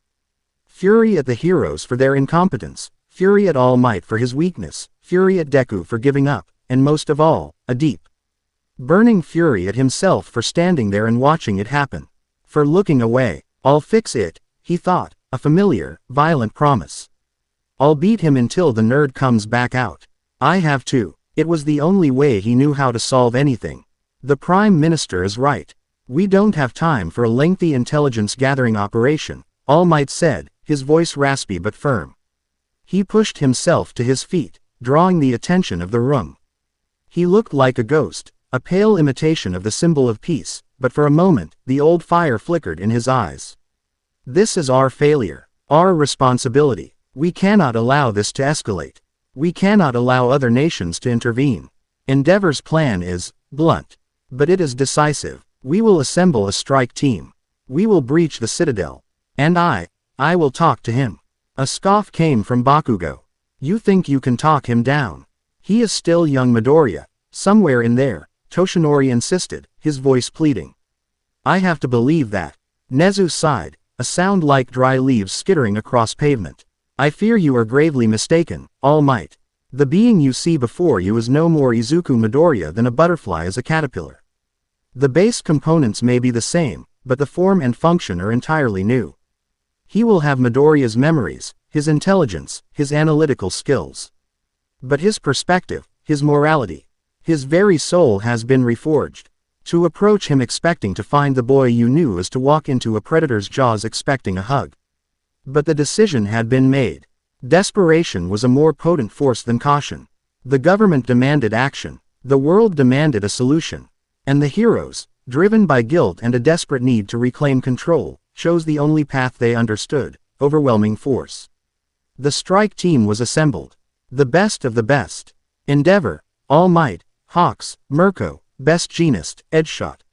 And, at their own insistence, Shoto Todoroki and Katsuki Bakugo.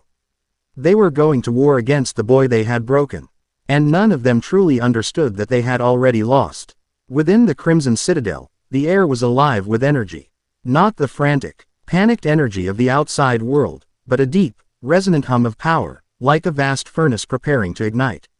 In the heart of the fortress, in a chamber carved from a single, massive geode of blood-red crystal, Izuku stood before a shimmering map of the surrounding territory.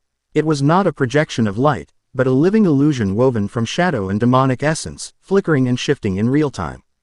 They're coming. Lilith's voice was a sultry purr. She lounged on a divan of plush, midnight blue velvet that seemed utterly out of place amidst the jagged crystal walls. In her hand, she swirled a goblet of what looked like ruby red wine. A frontal assault. Predictable. Endeavor's ego is a weapon we can use against him. All of them? Izuku asked, his voice a low baritone. That resonated with the chamber's crystals. He didn't turn from the map. The top 10, or what's left of them. Including All Might, Lilith confirmed, a flicker of interest in her ancient eyes. And your two little friends. The explosive one and the icy one. They're not my friends, Izuku stated, the words devoid of heat or malice. It was a simple, undeniable fact, like saying the sky was blue. They are relics of a life that was burned away. Fenris, who stood at parade rest near the chamber's entrance, her massive claymore strapped to her back, let out a low growl. Let me meet them at the gate, my king. My pack is hungry. We will give them a battle worthy of song. There will be no battle at the gate, Fenris, Izuku said, finally turning. His eyes, now a vibrant crimson with slitted pupils, swept over his council. A battle is a contest between equals. This is an execution, not of them, but of their ideals. They believe power and righteousness are the same thing. We will ach them that they are devastatingly wrong. He looked to Lilith. Your illusions are prepared. She gave him a languid, confident smile. My dear king, I have crafted a personalized hell for each of them. Drawn from the deepest fears and failings of their own pathetic little souls. The citadel itself will be our primary weapon. They think it is a fortress of stone. They will learn it is a labyrinth of the mind. Toga, who had been quietly sharpening a set of wicked-looking knives in the corner, giggled. Her smile was wide and full of genuine, terrifying glee. I can't wait. Can I play with them, Izu? Just a little. Izuku's expression softened as he looked at her. It was the only time the cold, regal mask ever slipped. He walked to her, taking the knife from her hand and placing it on the table. He gently cupped her face, his thumb stroking her cheek. You will have a special role, Himiko. You are the ghost in their machine. They will be separated, confused, terrified. You will be the whisper in the dark that turns their fear into outright panic. You are my scalpel. Move unseen, strike where they are weakest, and lead the ones I want to the throne room. Her eyes lit up with adoration. The angry one and the sad one. The angry one and the sad one, he confirmed with a faint, grim smile. He leaned in and kissed her, a deep and passionate gesture that was both possessive and tender. It was a kiss that sealed a promise of shared violence and unwavering loyalty. When he pulled back, he addressed them all. Fenris, you and your legions will be the walls of the maze. No one gets through unless I allow it. Use the choke points. Let them see the might of our forces, but do not engage in a pitched battle. Bleed them. Tire them. Break their morale. The Hellhound General slammed a fist over her heart. A resounding crack of metal on metal. It will be done, my king. Lilith, you are the architect of their nightmare. Turn their strength into a weakness. Turn their camaraderie into suspicion. Make them fight shadows until they are too exhausted to fight a real threat. With pleasure, she purred. This is not a war for territory, Izuku concluded, his voice dropping, commanding the absolute attention of the room. It is a war for narrative. Today, the world will see their precious heroes charge into the darkness and be swallowed whole. They will see them defeated, broken, and sent home in disgrace. And they will learn that there is a new power in the world. One that does not ask for their permission to exist. He looked back at the map, where a dozen points of light representing the approaching heroes were now visible. Let them come. Let them see what a true king looks like. The assault began with a roar of apocalyptic fire. Endeavor didn't bother with subtlety. He flew ahead of the strike team, a living comet of orange flame, and unleashed his prominence burn on the main gate of the Crimson Citadel. The attack, capable of melting skyscrapers, struck the towering obsidian doors and dissipated. The demonic energy woven into the citadel's very structure absorbed the heat, the black rock glowing with faint red runes for a moment before returning to its inert state. Completely unscathed, the heroes skidded to a halt, staring in disbelief. It's absorbing the energy, Shoto observed, a cloud of frost billowing from his mouth. Then we use kinetic force, Mirko yelled, already rocketing forward. Her leg muscles bunched as she launched herself into a devastating kick against the gate. The impact sent a shockwave through the air, the gate itself didn't so much as shudder. It was like kicking a mountain. Stand back, Bakugo bellowed, thrusting his gauntlets forward. Howitzer impact. The resulting explosion was colossal. A maelstrom of light and sound that dwarfed Endeavor's initial attack. For a moment, everything was white-hot chaos. When the smoke cleared, the gate remained. A single, hairline fracture, already sealing itself with creeping black energy, was the only evidence of the attack. This is pointless, Hawks said, hovering above them, his feathers ruffling with unease. It's daring us to enter. As if on cue, the massive gates began to swing inward with a low, grinding groan that sounded like the world cracking open. An archway of absolute darkness lay beyond, silent and waiting. A trap, Edgeshot stated, his voice a thin whisper. Of course it's a trap, Endeavor growled, his pride stung by his attack's failure. We knew it would be. We move in formation. Stay together. No matter what, we do not get separated. It was the last order they would be able to follow. They entered the Citadel's main courtyard, a vast expanse of polished obsidian under a sky that wasn't a sky. High above, roof was a swirling vortex of crimson and violet energy, the Citadel's power source made manifest. The architecture was aggressively non-Euclidean, towers twisted at impossible angles, and bridges connected to nothing. It was disorienting, designed to unnerve. The silence was the worst part. There were no guards, no welcoming party of demons. Just the oppressive, humming silence. Spread out. Find a path to the central spire. Endeavor commanded. The moment they split up, the trap sprung. The ground beneath them shifted. Walls of obsidian shot up from the floor with silent, impossible speed, separating the team into smaller groups and individuals. The courtyard they had been standing in was gone, replaced by a maze of identical, lightless corridors. Endeavor. All Might's voice, amplified by his own strength, echoed weirdly, seeming to come from all directions at once. There was no reply. Hawks shot into the air, intending to get a view from above, but a shimmering, invisible barrier slammed into him, sending him tumbling. The swirling energy high above was a ceiling, not a sky. As he tried to reorient himself, the corridor he was in began to constrict, and winged, shrieky demons with leathery wings and razor-sharp talons poured from crevices in the walls, specifically designed to fight in tight, aerial spaces. His speed was useless here. Mirko found herself in a long, straight hallway that seemed to stretch into infinity. Delighted by the prospect of a straight run, she took off, a blur of white and muscle. But the hallway was a treadmill. Illusions made it seem like she was covering ground. But she was staying in one place, while shadowy, regenerating beasts began to claw at her from the floor, forcing her to constantly be on the move, burning stamina to go nowhere. All Might stood alone in the dark. The walls around him flickered, and suddenly he was no longer in the citadel. He was back in the secret facility, the day of the ritual. A small, green-haired boy with wide, trusting eyes stood before him, a perfect illusion of Izuku Midoriya at 8 years old, wearing his All Might onesie. "Why did you let them hurt me, All Might?" the illusion asked, its voice a perfect, heartbreaking imitation. "You were my hero. I trusted you." Young Midoriya. "Izuku, this isn't real," Toshinori stammered, his heart clenching. The illusion began to cry, tears of blood rolling down its face. "You said you would save everyone. But you didn't save me. You just watched." Another illusion appeared beside the first. This one was Izuku from the UA Sports Festival, his arm broken and mangled. Then another, Izuku from the Kamino incident.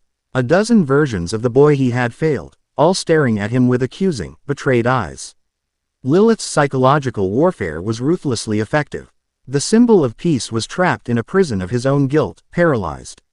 Meanwhile, Shoto and Bakugo found themselves together, funneled down a single, wide hallway that seemed to be deliberately clearing a path for them. The walls were lined with statues of demonic knights, their empty helms seeming to watch them pass. "They're separating us, picking us off one by one," Shoto said. His left side wreathed in flame to light the way, his right side frosting the ground with every step. "Let 'em try," Bakugo snarled, his gauntlets sparking. "They're just saving the weaklings for later. Deku knows who the real threats are. He's waiting for us." He was half right. Izuku was waiting for them. But his assessment of them as a threat was laughably, tragically optimistic. They burst through a final set of doors into a cavernous chamber that could have held a stadium. A long, black carpet ran down the center, leading to a dais upon which sat a throne carved from a single, massive demon's skull. And on that throne, sat Izuku. He wasn't wearing armor or battle gear. He was dressed in a simple but elegant black tunic with crimson embroidery, tailored to his new, taller and more powerful frame. A pair of small, obsidian horns curled back from his temples, and his posture was one of utter, bored relaxation. He had one leg crossed over the other, his chin resting on his fist. To his left, lounging on the arm of the throne as if it were a sofa, was Himiko Toga. She was beaming, her yellow eyes wide with predatory delight. "Kachan, Todoroki," Izuku greeted them, his voice calm and even. It echoed in the vast chamber, carrying an unnatural weight. The use of Bakugo's childhood nickname, once a sign of Izuku's deference, was now laced with a cold, mocking irony. Bakugo's control snapped. All the guilt, the fear, the rage, boiled over in a single, primal scream. "Deku!" He launched himself forward, propelled by a series of massive explosions. AP shot. Auto cannon. A volley of concentrated, armor-piercing blasts shot towards the throne. They were fast, powerful, and precise. Izuku didn't even stand up. He simply raised his free hand, palm open. A vortex of swirling crimson energy, no bigger than his hand, appeared before him. The blasts plunged into it and vanished without a sound. Bakugo's eyes widened in shock. Before he could react, the same crimson energy flared beside him, and his own AP shots fired out, striking him in the side and sending him tumbling across the floor in a shower of sparks and pained grunts. Absorbing and redirecting energy. A neat trick, isn't it? Izuku said conversationally. One for All had a similar quirk stockpiled. I just improved it. Shoto acted instantly, stomping his right foot. A tidal wave of ice, a glacier of jagged peaks, erupted from the floor, racing towards the throne to encase Izuku and Toga completely. As it was about to hit, Izuku sighed, a sound of mild annoyance. He snapped his fingers. Flume. Black and red flames, a demonic fire that burned without heat but consumed everything it touched, erupted from the base of the throne and washed over the ice. Shoto's glacier didn't melt, it sublimated, turning from solid to gas in an instant, leaving not a single drop of water. The black flames vanished as quickly as they appeared. Your father's fire is impressive, Todoroki. A brute force weapon of immense power, Izuku commented, his gaze settling on Shoto. But demonic fire isn't born of combustion. It is the essence of entropy. It doesn't burn, it unmakes. Your ice never stood a chance. Shoto gritted his teeth, launching a jet of his own flame, a counterattack that was met with a wall of the same unmaking fire, which consumed it effortlessly. This wasn't a fight, it was a lecture. Bakugo roared back to his feet, his uniform singed, his face a mask of disbelief and fury.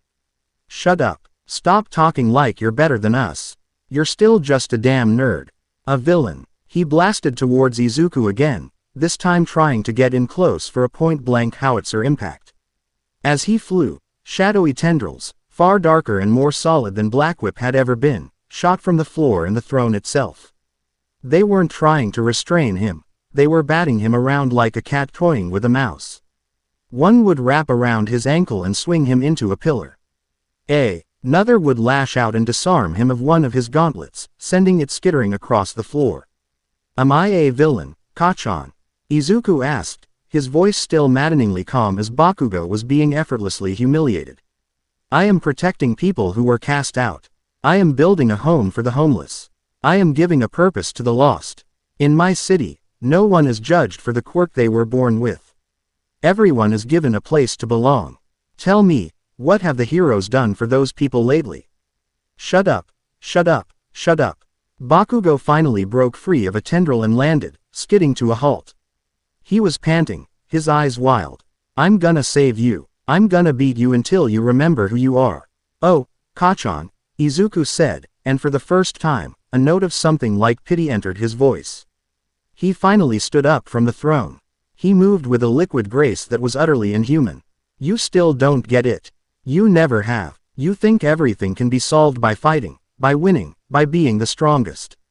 He took a step forward, and the pressure in the room increased tenfold. It felt like the air had turned to stone, pressing down on them, forcing them to their knees.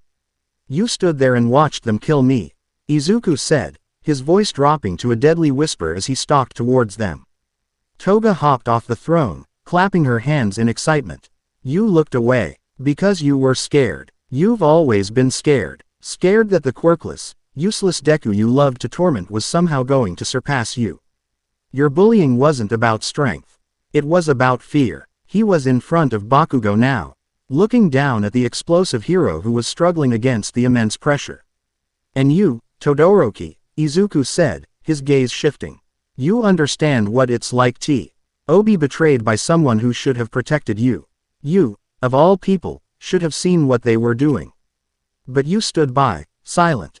You traded your father's shadow for All Might's, and you never learned to truly stand on your own. You just followed orders. He stopped between them. They were both on one knee, straining, sweating, their most powerful attacks rendered utterly useless. The chasm in their power was not a gap. It was an ocean. I am not the one who needs saving, Izuku said, his voice resonating with the full force of his demonic power. Tendrils of shadow erupted from his back, not like whips, but like the wings of a fallen angel. His crimson eyes glowed with terrifying intensity. I remember exactly who I am. I am the result of your fear. I am the consequence of your weakness. I am the bill for your heroism, coming due. You didn't try to save me. You tried to cage me. And when that failed, you tried to kill me. You didn't create a villain. He leaned down, his face inches from Bakugo's. You created a king. With a flick of his wrist, the pressure vanished, only to be replaced by a physical impact. Shadowy constructs slammed into both of them, not hard enough to kill. but with enough force to break bones and shatter their resolve.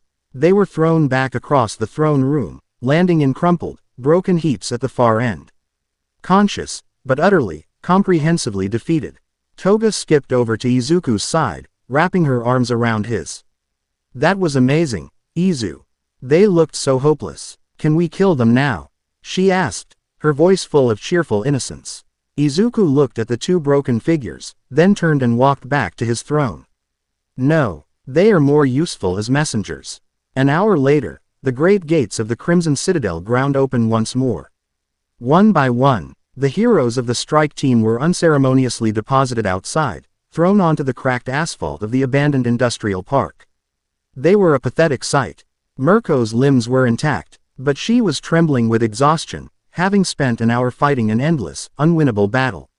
Hawk's wings were ragged, several of his primary feathers missing, and his face was pale with shock. Best Jeanist and Edgeshot were bruised and battered, their costumes torn, having been run ragged by Fenris's disciplined legions in a series of brutal, overwhelming ambushes. Endeavor was perhaps the worst off. Psychologically, he stumbled out, his flames extinguished, his eyes wide and haunted. Lilith's illusions had shown him his deepest failures on a tortuous loop, the face of his abused wife, the terrified eyes of his children, and the laughing, burning visage of his lost son, Chuya, who accused him of being the real demon. All Might was the last one out. He was physically unharmed, but his spirit was shattered. He looked 100 years old. Finally, two larger demons dragged out the unconscious forms of Bakugo and Shoto and dropped them with the others. Izu, who appeared on the battlements high above, a regal silhouette against the citadel's swirling energy core. Toga was at his side, her head resting on his shoulder. His voice, amplified by magic, boomed down, not just to the heroes, but to the news helicopters that were now hovering at a respectful distance, broadcasting this humiliation to the entire world. "This was your one and only warning," the Demon Lord declared. His tone cold and final. "You are not a threat to me. You are an annoyance, a relic of a broken system that I will replace." He let the weight of their defeat settle upon them, a public shaming on a global scale. Then, he delivered his final message. "Stay out of my way. There are bigger things to worry about." His gaze seemed to drift upwards, towards the heavens. "The you pray to is far hungrier than the darkness you fear. When it comes, you will beg for my protection." With that, the gates of the Crimson Citadel slammed shut, the sound echoing like a death knell for the Age of Heroes. The defeated strike team was left in the ruins of their own arrogance, under the watchful eyes of a horrified world. They had charged into the monster's lair to slay it, and instead, they had been collared, neutered, and sent home with a warning. This act of calculated mercy was more terrifying than any massacre could ever have been. It wasn't a declaration of war. It was a declaration of irrelevance. As medics and support staff rushed in to help them, Bakugo finally stirred, his ribs screaming in protest. He pushed himself up, ignoring the pain, and looked at the monolithic black fortress. He didn't see a villain's stronghold. He saw the tombstone of his entire worldview. Deku wasn't a hero. He wasn't a villain. He was something else entirely. And he had won. In that moment, lying broken at the feet of the boy he had once tormented, Katsuki Bakugo felt something he hadn't truly felt since he was 4 years old: absolute, powerless terror. The age of the Demon King had begun. Chapter 4. A Kingdom for the Damned. The Crimson Citadel was a living, breathing entity, and its breath was a cacophony. It was the rhythmic clang-clang-clang of goblin smiths' hammering out armor from scavenged steel and strange, meteoric ores in the echoing depths of the forge pits.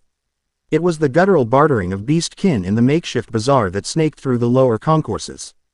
A place they called the Guts, where stalls sold everything from suspiciously fresh meat to glowing fungi that served as dim, pulsating lanterns. It was the high, lilting whispers of arcane incantations leaking from Seraphina's sealed scriptorium, a sound like shivering glass that made the air itself taste of ozone and forgotten starlight. Above it all, a constant, low-thrum resonance through the obsidian walls, the ambient, immense power of Izuku Midoriya, the heart of his new, monstrous kingdom. 3 weeks had passed since the heroes' failed assault, 3 weeks in which the world held its breath, waiting for the Demon Lord's next move. They expected fire and conquest. They expected a declaration of war against humanity. What they did not expect was silence, broken only by the seismic groan of the citadel continuing its slow, magical construction, new spires and buttresses growing from its core like crystalline cancers. Inside, it was not silence, but the chaotic, vibrant noise of nation building. The first true test of Izuku's kingship came not from a hero or a rival demon, but from a goblin merchant named Grishnik, whose stall of polished monster teeth and enchanted trinkets was unceremoniously overturned by a human outcast, a hulking man whose quirk had fused his skin with cracked, uneven stone. The man, a former quarry worker named Kenta, bellowed that the goblin had shortchanged him, while Grishnik shrieked that the smooth-skinned brute was a thief. A crowd had gathered, a volatile mix of imps, disgruntled humans, and hulking brutes with fur and horns. Fangs were bared, knuckles, both scaled and calloused, were cracked. Before a riot could erupt, a shadow fell over them. Fenris, in her full, towering hellhound form, stepped into the market square, her three heads swiveling to fix each of the primary antagonists with a molten gold stare. The central head, the one that did the talking, rumbled, her voice a tremor that vibrated in their bones. "State your grievance." The situation was explained, with much spitting and gesturing. Kenta claimed he paid for a warding charm that didn't work. Grishnik claimed Kenta had tried to pay with worthless pre-Citadel currency. It was a petty squabble, the kind that happened 1,000 times a day in any city. But here, it was a precedent. Every eye was on Fenris, waiting to see how the Demon Lord's law was enforced. Would it be the law of the strong? Would the goblin be devoured? Would the human be crushed? Fenris listened, her lupine ears twitching. Her judgment was swift and brutally simple. The human is stronger. He could take what he wants. He did not. He argued. The goblin is weaker. He could have fled. He did not. He stood his ground. She paused, letting the tension mount. Both of you are idiots. Her central head leaned down, sniffing the scattered trinkets, then Kenta. The ward is goblin make. It works only against other goblins. Grishnik, you will sell him a proper ward for what he paid. She then turned to Kenta. And you will help him rebuild his stall. Now, there were grumbles, but no one argued. The sheer, uncompromising presence of Fenris was law enough. T as the Hellhound General turned to leave, Izuku's voice, calm and amplified by a subtle touch of magic, echoed from the balcony of the central keep overlooking the market. A good ruling, Fenris. It relies on you being there to make it. All heads, including all three of Fenris's, snapped upwards. Izuku stood there, Toga at his side, leaning against the balustrade.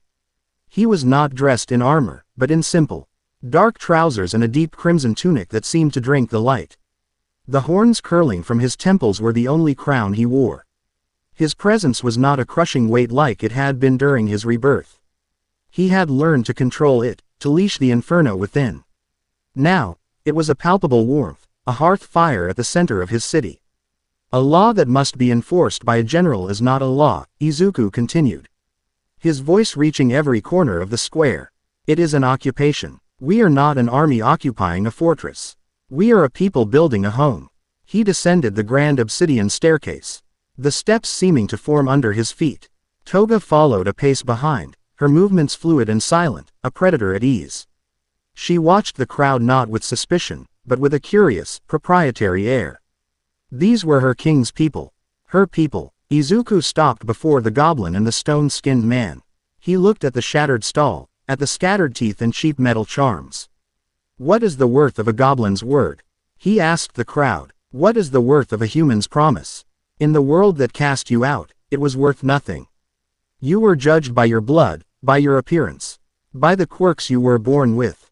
That world's law was a lie, a weapon used by the powerful to keep you weak. He gestured to the citadel around them. Here, we will have one law, and it will be the truth. The value of a life is the value it brings to the citadel. The value of a promise is in its keeping. The value of a coin is that it is honored by all. He turned to Grishnik. Your trinkets are your livelihood.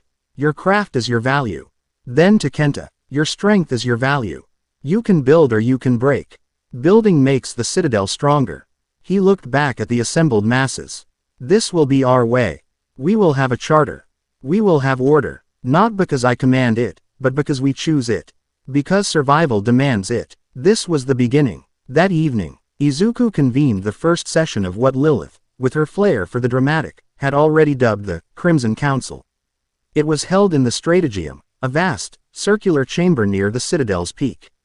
A map of the world was etched into the polished obsidian floor, glowing with faint red lines of demonic energy.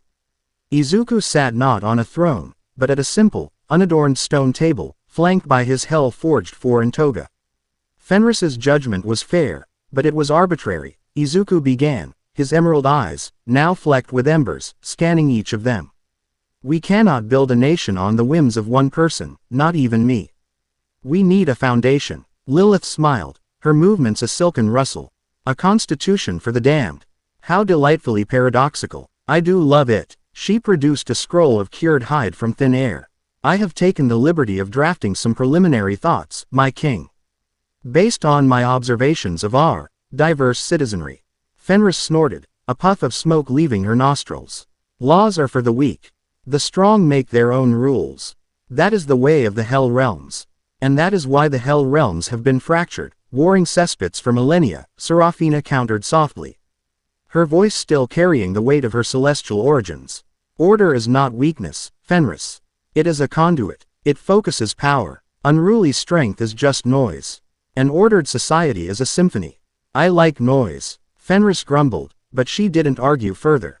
She respected the fallen angel's logic, if not her flowery metaphors. Toga, who had been idly tracing patterns on the table with a knife, finally spoke up. Her golden eyes bright with insight. The people downstairs, the ones with the weird quirks. They're scared. They're used to being kicked. If you give them rules they can understand. Rules that protect them. They'll love you for it. They'll bleed for you. They already do, but they'll do it with a smile. She grinned, a flash of sharp canines. I like it when they smile. Her words, as always, cut to the heart of the matter. Izuku gave her a grateful look. She understood the emotional core of his ambition in a way the ancient demons, for all their wisdom, could not. He was not just building a fortress, he was healing a wound he shared with every outcast who flocked to his banner. Toga is right, Izuku said, his gaze returning to the council. Our first principle must be sanctuary. The citadel is a shield for the rejected. Within these walls, you are judged by your actions and your loyalty, nothing else. Not your species, not your quirk, not your past. For the next several hours, they debated, argued, and constructed the foundational laws of their new kingdom. Lilith's cunning political mind shaped the structure, Serafina's ancient knowledge provided context and perspective, Fenris's pragmatism kept them grounded in the brutal realities of their existence, and Toga's sharp intuition kept them focused on the people they were trying to lead. Izuku was the fulcrum, the final arbiter. He listened, his analytical mind processing every angle, every potential consequence. He was not the stammering, uncertain boy he had been. He was a king, taking counsel and forging a future from the wisdom of his court. They established the Charter of the Crimson Citadel, built on 3 core tenets. First, the law of sanctuary. All who are fealty to the Demon Lord are granted protection within the Citadel's walls, regardless of their past crimes in the outside world. To harm another citizen of the Citadel is to harm the Citadel itself. Second, the law of contribution. Every citizen must contribute to the strength of the Citadel. Whether through labor, craft, martial skill, or arcane talent, idleness was a rot that would not be permitted. Third, the law of the Lord. The word of Izuku, the Crimson King, was absolute. But this was a power he immediately delegated, creating the structures of his new government. Fenris was named High General of the Crimson Legion, responsible for the Citadel's defense and the training of its army. Her first act was to institute a brutal but effective training regimen, pitting humans, demons, and beastkin against each other until they learned to fight as a single, monstrous unit. Lilith became the Citadel's spymaster and diplomat, her network of succubi and incubi, the Whispering Web, extant.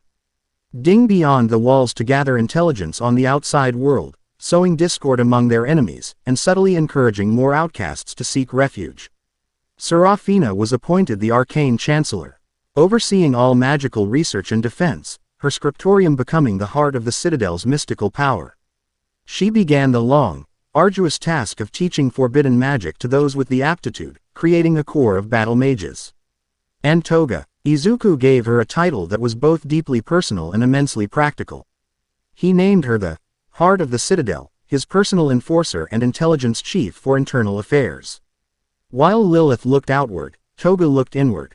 She moved through the shadows of their kingdom with a happy grin, her knives a silent promise. She rooted out dissent, identified threats, and gathered information not through coercion, but through an uncanny ability to connect with the broken and the strange. They trusted her, because they saw in her the same beautiful madness that they felt in themselves. She was their bloody, smiling, perfect reflection. The citadel was transforming. The chaotic refugee camp was becoming an organized, functioning city-state. Forges burned day and night. Hydroponic farms, nurtured by demonic earth magic, were established in the deep catacombs to provide food. A system of trade and currency, based on citadel-minted iron tokens, replaced the haphazard bartering. It was a monstrous, terrifying, and yet undeniably thriving society. And news was beginning to leak out.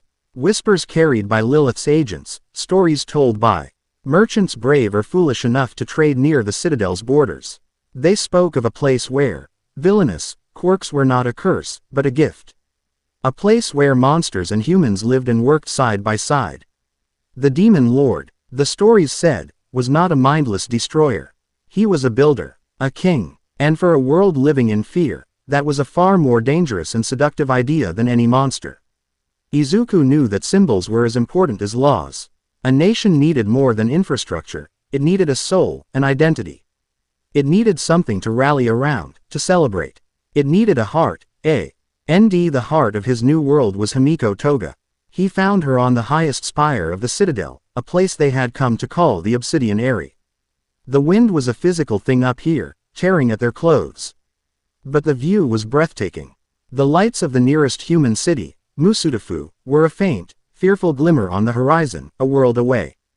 Below them, the citadel sprawled, a city of black stone and crimson light. Teeming with the life he had gathered. Toga was sitting on the ledge, legs dangling over the 1,000-foot drop, humming a cheerful, tuneless song. She didn't seem to notice the cold or the dizzying height. She was simply content. "You're not afraid of falling," Izuku stated, his voice a low rumble beside her. She tilted her head back, smiling at him. "Why would I be? You'd catch me." It wasn't a question. It was a fact, as certain as the stone beneath them. "Besides," she added, patting the obsidian, "this is our home. It wouldn't let me fall." He sat next to her. The sheer demonic power roiling within him a comforting warmth against the biting wind. In these quiet moments, away from the council chambers and the training grounds, the weight of his crown felt lighter. With her, he wasn't just a king. He was Izuku. "Lilith says we need a formal ceremony," he said, watching the city lights below. "A proclamation, to show the world and our people that this is a new era. That the citadel is a permanent power." Toga's humming stopped. She turned to look at him, her golden eyes serious for once. "A party. I love parties. Will there be blood?" Izuku chuckled, a deep, resonant sound. "There might be, but that's not the main point." He took her hand, his own larger one, the skin now a pale gray and strangely hard, enveloping hers. "She thinks I need to be crowned. To sit on a throne and be declared king." "You already are a king," Toga said simply. "You don't need a shiny chair to prove it." "I know," he said softly. "And a king needs a queen." The wind died down for a moment, and in the sudden silence, the weight of his words hung in the air. Toga stared at him, her usually manic grin replaced by a look of profound, heart-stopping vulnerability. He saw in her eyes the girl who was called a monster, the girl who was hunted, the girl who had only ever known love as a thing to be taken, violently if necessary. "Izuku," she whispered, her voice barely audible. "You were the first," he said, his gaze unwavering. "The very first person to see what I had become and not look away in horror."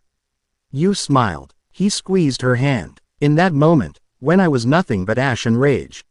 You gave me a foundation to build on.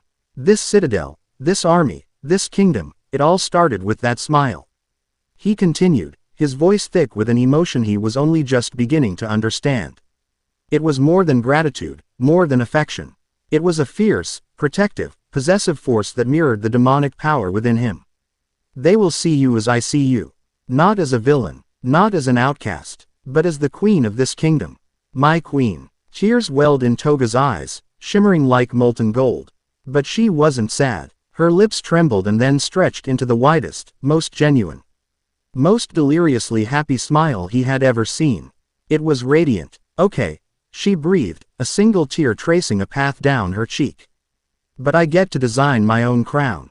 I want it to have little knives on it. The ceremony, a week later, was not a coronation in the human sense. It was a festival, a massive, joyous, chaotic celebration that Lilith, with her masterful sense of propaganda, titled the Ascension Festival.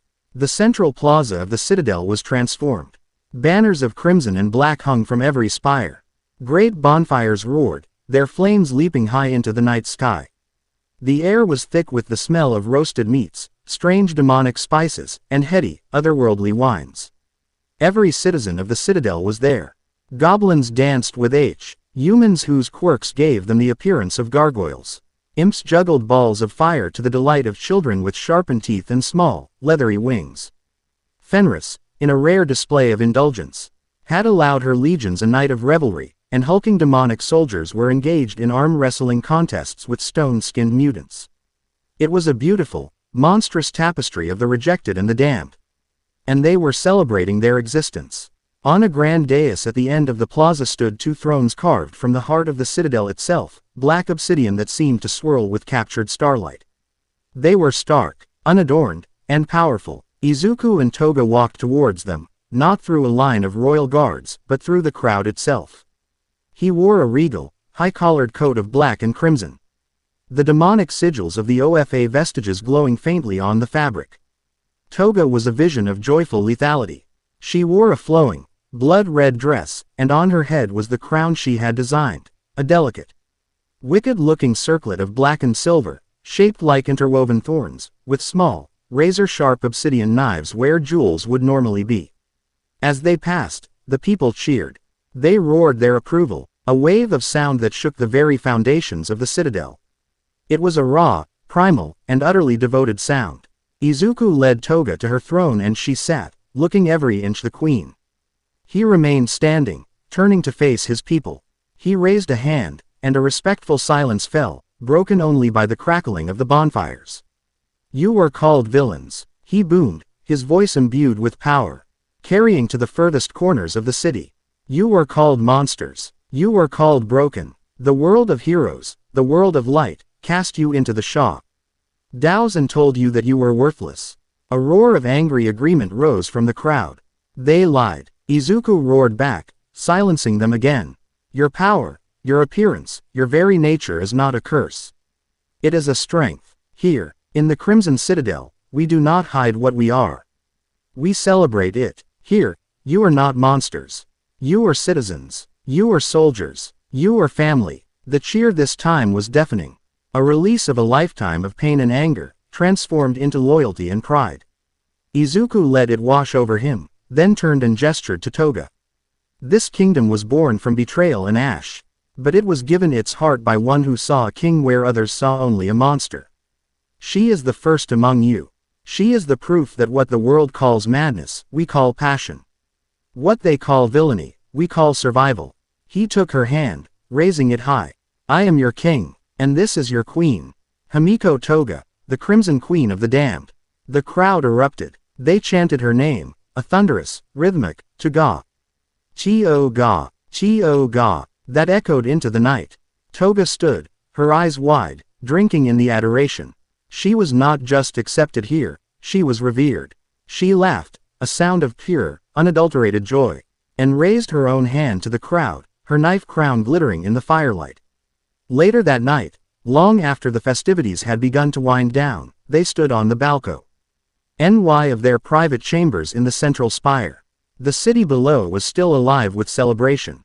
They love you, Izuku said, wrapping his arms around her from behind, resting his chin on her shoulder. They love us, she corrected, leaning back against his chest.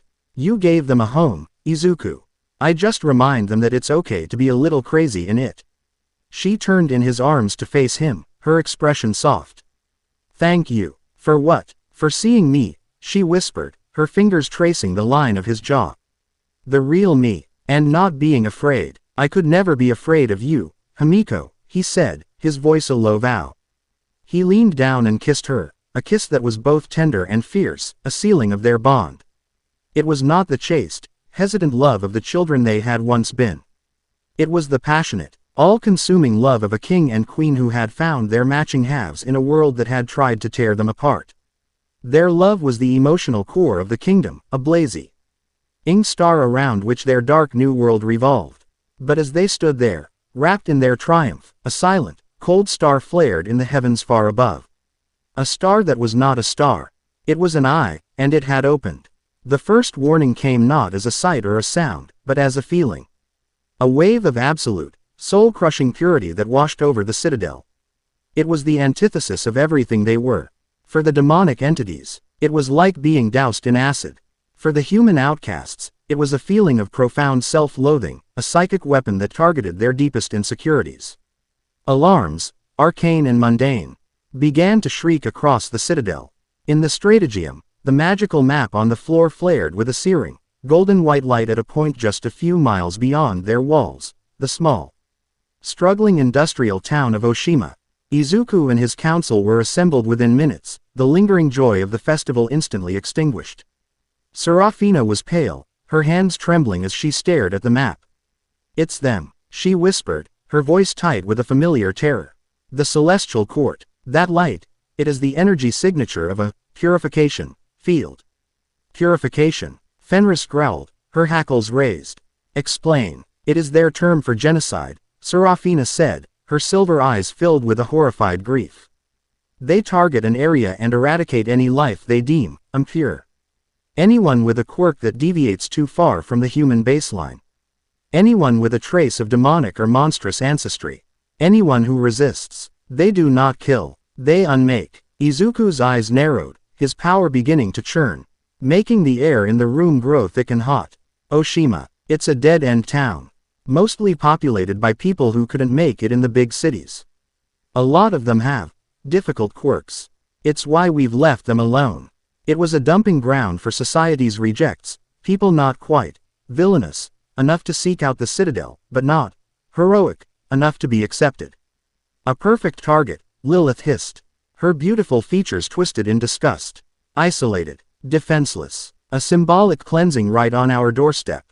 This is a message." A shimmering portal of silver light opened in the center of the room. And one of Lilith's succubus scouts stumbled out, her wings tattered, her face a mask of horror. "My lord, angels, a squadron of them, led by an archangel. They descended on the town square. They offered salvation." "What happened?" Izuku demanded, his voice dangerously calm. The scouts swallowed hard. "A few people knelt. The angels touched their foreheads, and they turned to pillars of salt. The rest, they ran. The angels, they just raised their hands. And the light started. Everyone caught in it. They just dissolved." Screaming, Serafina let out a choked sob. "Uriel," she breathed. "It sounds like the work of the Archangel Uriel. The Zealot. The flame of God's wrath." She looked at Izuku, her face a mask of agony and resolve. He was one of the ones who cast me out. He called me a blasphemer for suggesting that mortal life had its own inherent sanctity."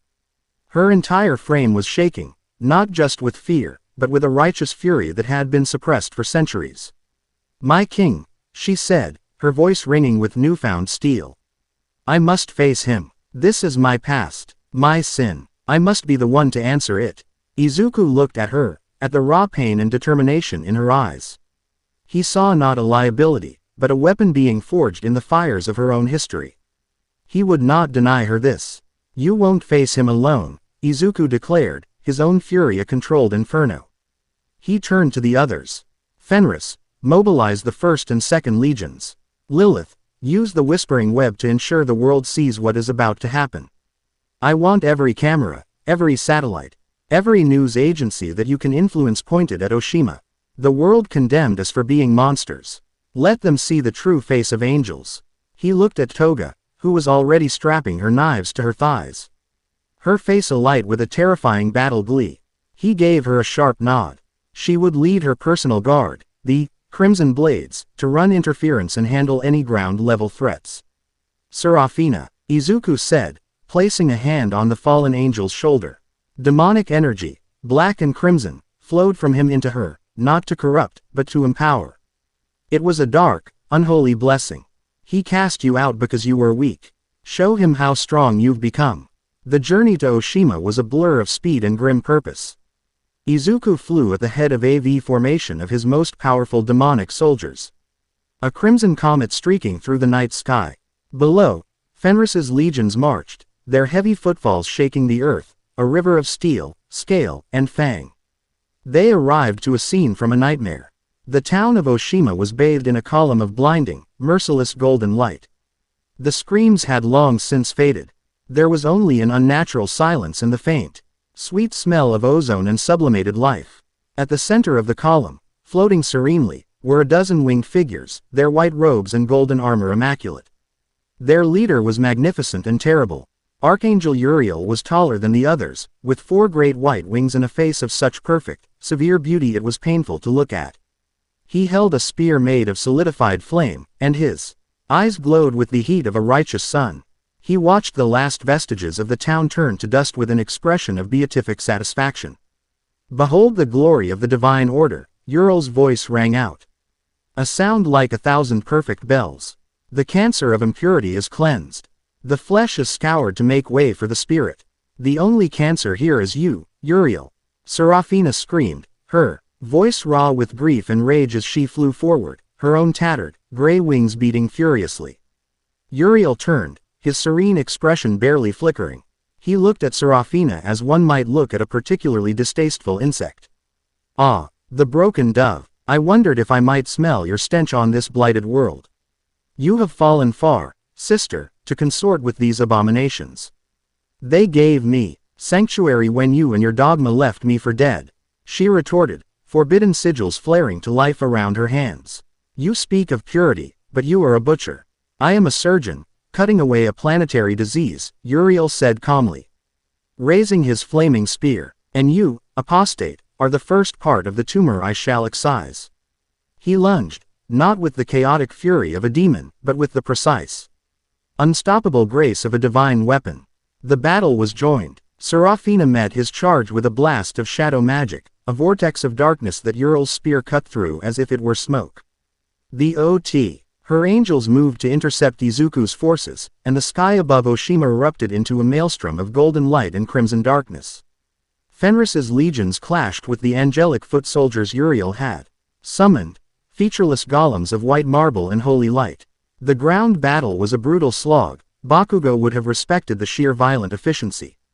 Toga and her crimson blades moved like ghosts through the chaos, their knives finding the chinks in the golems' armor, shattering them from within. But the true battle was in the sky. Serafina was powerful, fueled by centuries of repressed rage and empowered by Izuku's aura. But Uriel was an archangel, a being of immense, focused power. He was faster, stronger, his every blow a perfectly executed strike designed to unmake her very essence. He drove her back, her dark magic cracking and dissipating against his shield of holy fire. "You see," Uriel taunted, his spear scoring a burning line across her wing. "Your power is a corruption of the true light. It is chaotic, undisciplined. It will always fail before the purity of our purpose." Serafina cried out in pain, faltering. She was losing. Her past, her failure, her fear, Uriel was using it all against her. From the heart of the battle, Izuku saw her begin to fall. He had been occupied with 3 warrior angels, their light lances weaving a deadly cage around him. He had been toying with them, testing their limits. Now, the test was over. "Enough," he growled, a word that was a physical force. The air around him solidified. The demonic energy he normally kept leashed exploded outward in a wave of pure, overwhelming pressure. The 3 angels froze, their wings stuttering, their eyes wide with sudden, instinctual terror. They were facing not just a powerful demon, but a primordial force of nature. Izuku moved. He was no longer a brawler, no longer a hero using a borrowed quirk. He was the Archdemon, one for all, twisted and perfected into a series of demonic arts, flared to life. Black whip erupted from his back, not as tendrils, but as thick, obsidian chains tipped with screaming demonic faces. They latched onto the angels, who shrieked as their holy energy was siphoned away, their light dimming. With a flick of his wrist, he shattered them like glass. He appeared at Seraphina's side in an instant, catching her as she fell. His strength comes from his conviction, Izuku said, his voice a low, reassuring rumble in her ear. His belief that he is right. So, show him yours. He placed a hand on her back, and this time the power he pushed into her was not just a supplement. It was a catalyst. He poured his own conviction, his own absolute certainty in his cause, the protection of his people, into her. Her gray wings flared, shot through with veins of crimson and black. Her eyes, once silver, now glowed with a defiant, infernal light. She looked at Uriel, no longer with fear, but with pity. You are blind, Uriel. You serve a dogma, a dusty book of rules. I serve a king who fights for his people. My conviction is stronger. She lunged, and this time, the shadow magic she wielded was no longer chaotic. It was focused, sharp, and cold. It was the righteous fury of the protector, not the desperate rage of the victim. She met Uriel's spear not with a shield, but with a blade of pure darkness that drank the light from his weapon. The world watched. Lilith had done her job.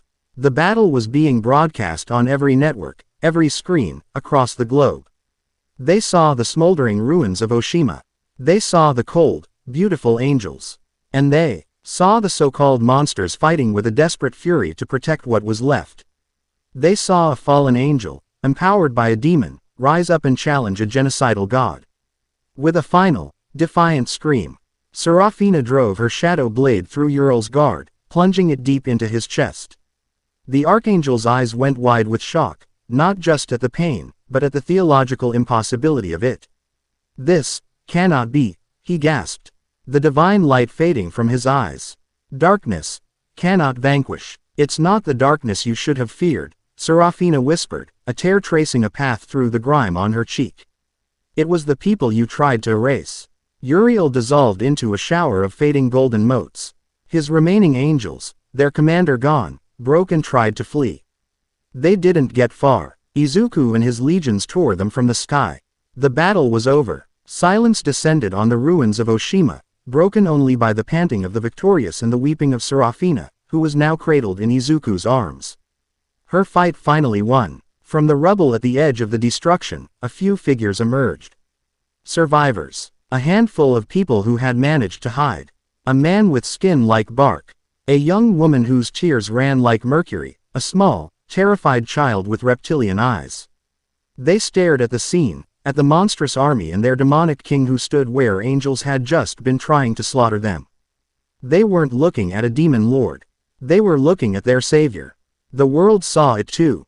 The narrative was broken. The lines were redrawn. Angels had descended and slaughtered innocents. A demon had risen and saved them. The moral quandary Izuku had sought to create was now a gaping, undeniable chasm in the heart of global society. The reign of the Crimson King had truly begun. Not with a declaration of war, but with an act of salvation, proving to a terrified world that sometimes, the only thing that can save you from a god is a devil. Chapter 5. The Shifting Allegiances. The world did not simply receive the news, it was bludgeoned by it. The footage from Kyoto Ward was raw, unedited, and transmitted on every unsecured frequency imaginable by Lilith's agents. A masterstroke of psychological warfare. It bypassed government censors and newsroom editors, injected directly into the planet's digital bloodstream. On smartphones in Parisian cafes, on jumbo screens in Times Square. On flickering tablets in rural Indian villages, the images played in a hellish, repeating loop. First, the descent. Beings of sculpted light and impossible grace, wings of white fire beating against a terrified blue sky. They were beautiful, divine, everything humanity had ever dreamed of in its angels. Then came the cleansing. Beams of golden energy, pure and absolute, lancing down not into rubble or military targets, but into apartment buildings, parks, a fleeing kindergarten class. The footage was disturbingly clear, capturing the screams of the innocent as they were unmade. Reduced to motes of glittering dust by a force that did not hate, but simply judged and found them wanting. The charge, possessing, impure, quirks, a genetic stain on the divine tapestry. Then, the second shockwave. From the obsidian monstrosity on the horizon, the Crimson Citadel, came the counterattack. A tide of shadow and fang, creatures of nightmare led by a figure wreathed in emerald black lightning and crimson power. The self-proclaimed demon lord, Izuku Midoriya. He and his forces did not attack the city, they intercepted the angels. The battle was savage, a clash of celestial gold and abyssal darkness played out above the heads of the very people the angels had been slaughtering. And in the end, impossibly, the demons won. The world watched a fallen angel, Seraphina, tear her former comrade Uriel from the sky. They watched the demon lord himself act as a shield, his monstrous power absorbing heavenly wrath intended for the few survivors cowering below. The broadcast ended with a single, lingering shot. Izuku Midoriya, horns of solidified shadow curving from his brow, standing over the dissipating remains of an archangel, his gaze turning not to the camera, but to the terrified, awestruck humans he had just saved. There was no triumph in his eyes, only a cold, terrible resolve. The global political machine, already strained by the Citadel's sudden appearance, shattered. In the emergency session of the United Nations Security Council, the chamber was a cauldron of barely contained hysteria. This is an invasion, the American ambassador, a stern man named General Marcus Thorne, roared, his voice echoing in the cavernous room. He jabbed a finger at the frozen image of Izuku on the main screen. Two hostile non-human forces are using Japan as their battlefield. We must respond with overwhelming force against both parties. Neutralize the demonic entity, repel the celestial one. Neutralize, repel. The French ambassador, a sharp, elegant woman named Isabelle Dubois, gave a laugh devoid of humor. General, did you watch the same feed we did? The demonic entity just saved thousands of civilians from what can only be described as a genocidal assault by the celestial ones. Your overwhelming force would be attacking the only power on this planet that has proven capable of fighting these things. They are two sides of the same coin. The Chinese representative countered, his voice a low, dangerous monotone. Chaos and order. Both extremes are a threat to human sovereignty. This demon lord has established a rogue state on Japanese soil. These angels seek to impose a divine mandate.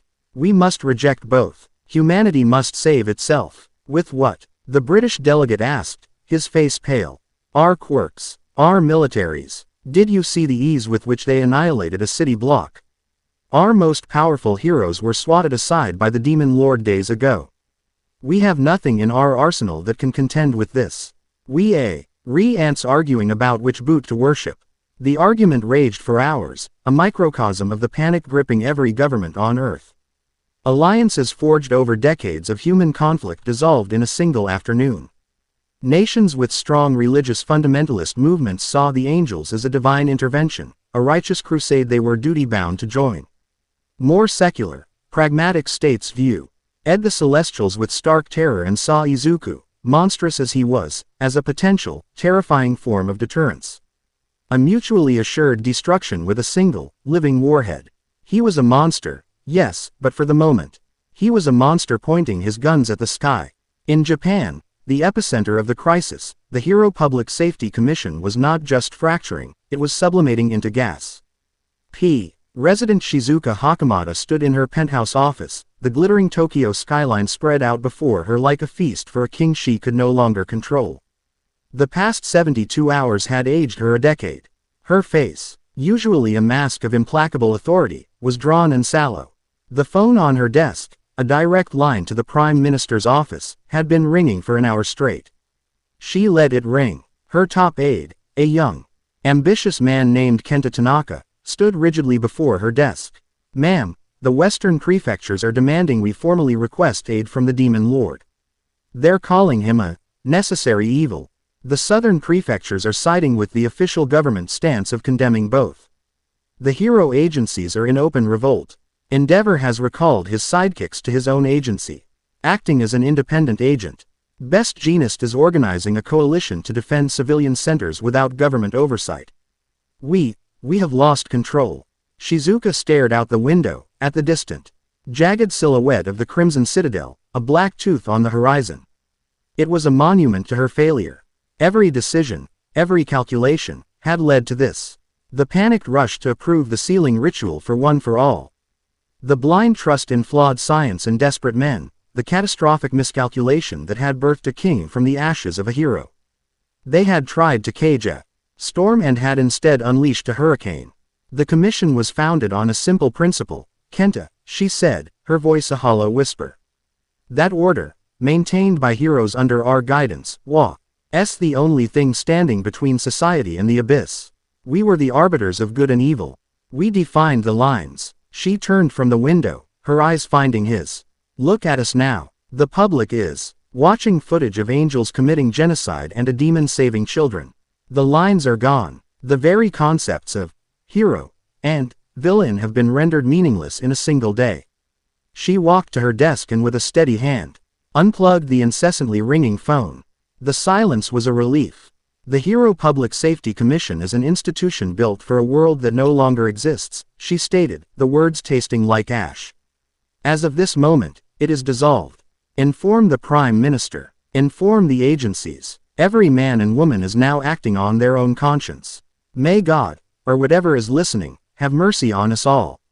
Kenta's eyes widened in shock, but he saw the utter finality in her gaze. He simply bowed, turned, and left the room, leaving the most powerful woman in Japan to preside over the ruins of her life's work.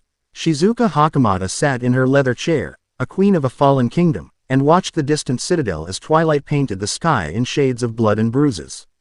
Far above the political turmoil, a pair of crimson wings sliced through the high-altitude winds.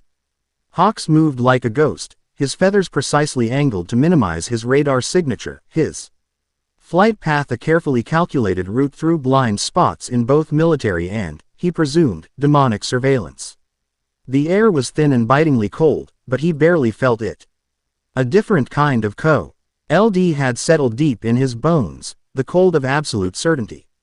He was a man who had lived his entire life in shades of gray. A double agent, a hero who did dirty work, a smiling face with a dagger hidden up his sleeve. His entire existence had been a balancing act, orchestrated by the HPSC. But the commission was a ghost now, its authority evaporated. And the world was no longer gray. It was stark black and blinding white.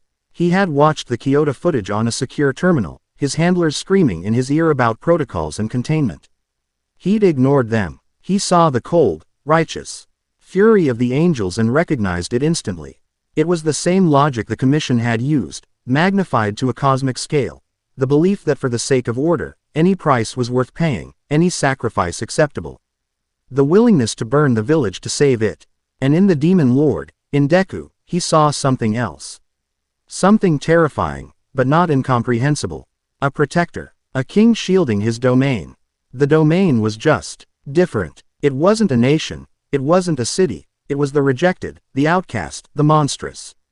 He had saved those people in Kyoto not out of some lingering heroism, but because the angels had trespassed on his territory and attacked those he might one day have counted among his own. It was the brutal, territorial logic of an apex predator. And in a world with gods as hunters, maybe a predator was exactly what humanity needed. His mission was self-assigned, an act of sheer desperation. He had to know. He had to look the new Izuku Midoriya in the eye and understand what he was dealing with. Was he a mindless destroyer, a nihilist bent on revenge? Or was he a ruler, a man with plans, with goals that might, just might, align with the survival of the human race? As he approached the no-fly zone around the Crimson Citadel, he felt it. A pressure in the air, a hum of immense, contained power that made his feathers vibrate. It was like flying into the path of a typhoon. His instincts, honed by years of covert ops, screamed at him to turn back. He ignored them. He expected alarms, interceptors, a swarm of winged demons. Instead, a single figure detached, head itself from the highest spire of the citadel and ascended to meet him with impossible speed. It was a woman of inhuman beauty, with long, silver hair that seemed to catch the starlight, and eyes that glowed with a faint violet luminescence. Two small, elegant horns curled from her temples. She wore a silken gown that flowed around her like smoke, and she held no weapon. She didn't need one. Hawks could feel the ancient, razor-sharp intellect radiating from her like a physical force. Keigo Takami, the woman said, her voice a melodic purr that carried effortlessly on the wind. She hovered before him, her expression one of mild amusement. The number 2 hero, Hawks. The commission's swift and silent blade. To what do we owe the honor of a visit from such a celebrated functionary? Hawks kept his expression neutral, his mind racing. He hadn't been detected. He'd been expected. You are. My name is Lilith, she replied with a slight, knowing smile. I serve as an advisor to the king. And you, little bird, have flown right into the heart of our web. We've been tracking your approach since you crossed the Kanto border. His blood ran cold. I have no hostile intent. I'm here to talk. Oh, I know, Lilith said, her smile widening. Hostility would have been so much less interesting. And so much shorter lived. You are here because you are a pragmatist in a world of zealots. You see the board with clearer eyes than your former masters. You see the storm coming from above, not from below. She beckoned with a slender finger. Come, the king will see you. He is curious. Hawks hesitated for only a second before nodding. There was no point in pretending he had the upper hand. He was completely at her mercy. He followed Lilith as she descended towards the citadel, his heart pounding a frantic rhythm against his ribs. He felt like an envoy from a dying tribe, sent to parley with a volcano. Landing on a wide, obsidian balcony high on the main spire, Hawks was immediately struck by the citadel's reality. From the outside, it was a menacing, monolithic fortress. From within, it was alive. The air thrummed not just with power, but with activity. He could hear the distant clang of forges, see strange, bestial figures patrolling the lower ramparts, and smell the alien but not unpleasant scent of strange spices and cooking fires. It was a city, a bizarre, monstrous, yet functional city. Lilith led him through a set of colossal doors into a vast, cavernous hall. The chamber was lit by glowing crimson crystals embedded in the walls, casting long, dancing shadows. At the far end, upon a throne carved from a single, massive piece of obsidian that seemed to drink the light, sat Izuku Midoriya. The change was more profound up close. He was taller, his frame filled out with a lean, predatory power that his hero costume had never hinted at. The faint green bioluminescent patterns on his skin pulsed softly, like a slumbering beast's heartbeat. His demonic features, the horns, the slightly pointed ears, the slitted pupils, looked not like a costume or a mutation, but like they were his natural state, as if he had finally grown into a skin he was always meant to wear. He wore no armor, only simple black trousers and a high-collared, sleeveless tunic that left his arms bare, revealing the intricate, shifting patterns of his demonic energy. And he was not alone. Leaning against the arm of his throne, looking utterly at home, was Himiko Toga. She was dressed in a simple but elegant black dress, a stark contrast to her old villain costume. Her blonde hair was tied up in its signature messy buns, but her golden eyes were sharp and intelligent, tracking Hawk's every move. She held a small, wicked-looking dagger, which she idly tossed and caught in a mesmerizing, deadly rhythm. There was an aura of possessive contentment about her, the look of a predator resting beside its mate. She was no longer just a deranged follower, she was a queen in her own court. Izuku's eyes, glowing with that same emerald fire Hawks had seen in the broadcasts, locked onto him. The sheer pressure of his gaze was immense, a physical weight that made Hawks feel pinned in place. This was not the nervous, stuttering boy he had met briefly once or twice.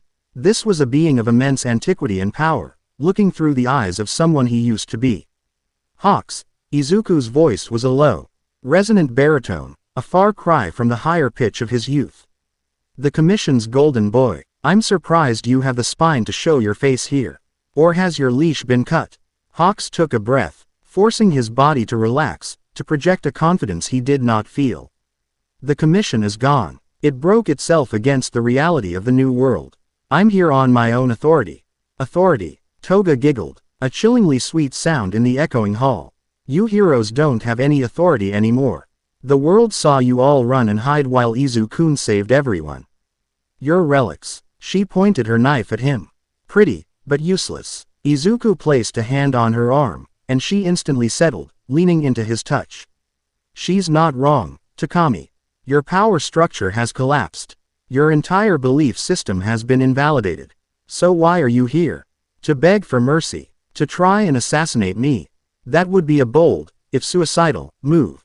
I'm here to understand, Hawks said, his voice steady. The world is on a knife's edge. Those beings, the angels, they aren't just attacking you. They're attacking anyone with a quirk they deem impure. That's a death sentence for a significant portion of the planet. They made their intentions clear. They did, Izuku agreed, his expression unreadable. They are purifiers. Zealots who see life itself as a blight to be managed. They believe in a singular, divine order. Anything that deviates, demons, quirks, free will, is a cancer to be excised. Lilith glided to stand beside the throne. The celestial court operates on a logic of absolute purity. They have performed these cleansings on countless worlds over the millennia. Earth is simply the next on their list. Your emergence, your majesty, she nodded to Izuku, has merely accelerated their timetable. Hawks processed this. So this isn't about you. You're just the catalyst. I am the focal point of their rage, Izuku corrected him. The merging of a human Su-L with the Archdemon core is the ultimate blasphemy in their eyes. An aberration that must be erased. They will burn the entire planet to ash just to ensure my destruction. His gaze hardened, the emerald light within them intensifying. They made a fatal error. They targeted humans on my doorstep. They brought their holy war to my territory. And they demonstrated to the world what I already knew. That they are a far greater threat to humanity than I could ever be. This was the opening Hawks needed. Then we have a common enemy. Izuku laughed, a deep, rumbling sound that held no mirth. A common enemy does not make us allies. You and your kind stood by and watched as your leaders tried to execute me. You betrayed me. Your society cast out people like her, he gestured to Toga, and thousands more like her. Labeling them villains for being born different. You built a world on a lie, a fragile peace maintained by ostracizing anyone who didn't fit your narrow definition of good. Why should I lift a finger to save it? Don't save the society. Save the people, Hawks countered, taking a step forward. The civilians, the ones who don't have a say in the actions of their governments. The children who were being vaporized in Kyoto. You saved them. There's still a part of Deku in there, the boy who wanted to be a hero. The temperature in the room dropped. A palpable wave of cold fury emanated from the throne. Toga hissed, baring her fangs, and even Lilith's placid smile tightened. Never, Izuku whispered, his voice dangerously soft, say that name again. He rose from his throne, and the sheer force of his presence made Hawks take an involuntary step back. Deku is dead. He died in fire and betrayal, chained and begging for the help of a mentor who was signing his death warrant. He died realizing that the heroes he idolized were cowards, afraid of a power they couldn't control. Do not insult me by invoking the name of that naive, broken child. He stalked forward, his movements fluid and silent. He stopped just inches from Hawks, forcing the winged hero to crane his neck to look up at him. The power rolling off him was suffocating. What is left of that? Boy is the core of who I am, a desire to protect. But my definition has changed. I protect mine. Toga is mine. Lilith is mine. Fenris and Seraphina are mine. Every demon, every outcast, every human villainous quirk who has sought sanctuary within these walls is mine. My people, my kingdom. He leaned in closer, his voice dropping to a conspiratorial rumble. Your world can burn, but if you want to save the people in it, you're going to have to accept a new reality. There is no hero who can save you. There is only a king. Hawks held his ground, his mind racing to process the raw, iltered truth being laid bare before him. This wasn't a negotiation. It was a statement of fact. This being wasn't interested in redemption, forgiveness, or becoming a hero again. He was building an A.W. world order on the ashes of the old one. What do you want? Hawks asked, his voice barely a whisper. Want? Izuku pulled back, a flicker of something, amusement, pity, in his eyes. I already have what I want. A home, a purpose, a family. He glanced back at Toga, and the look he gave her was filled with a genuine, fierce affection that was more intimidating than his anger. The question, Keigo Takami, is what do you want? And what are you willing to pay for it? Before Hawks could answer, a tremor ran through the citadel. The crimson crystals on the walls pulsed, and the air grew heavy, charged with static. "Your Majesty," Lilith said, her eyes distant. "It's beginning. He's making his address." A section of the far wall shimmered, the black obsidian turning into a flawless, high-definition screen. It showed the interior of the UN General Assembly Hall in New York.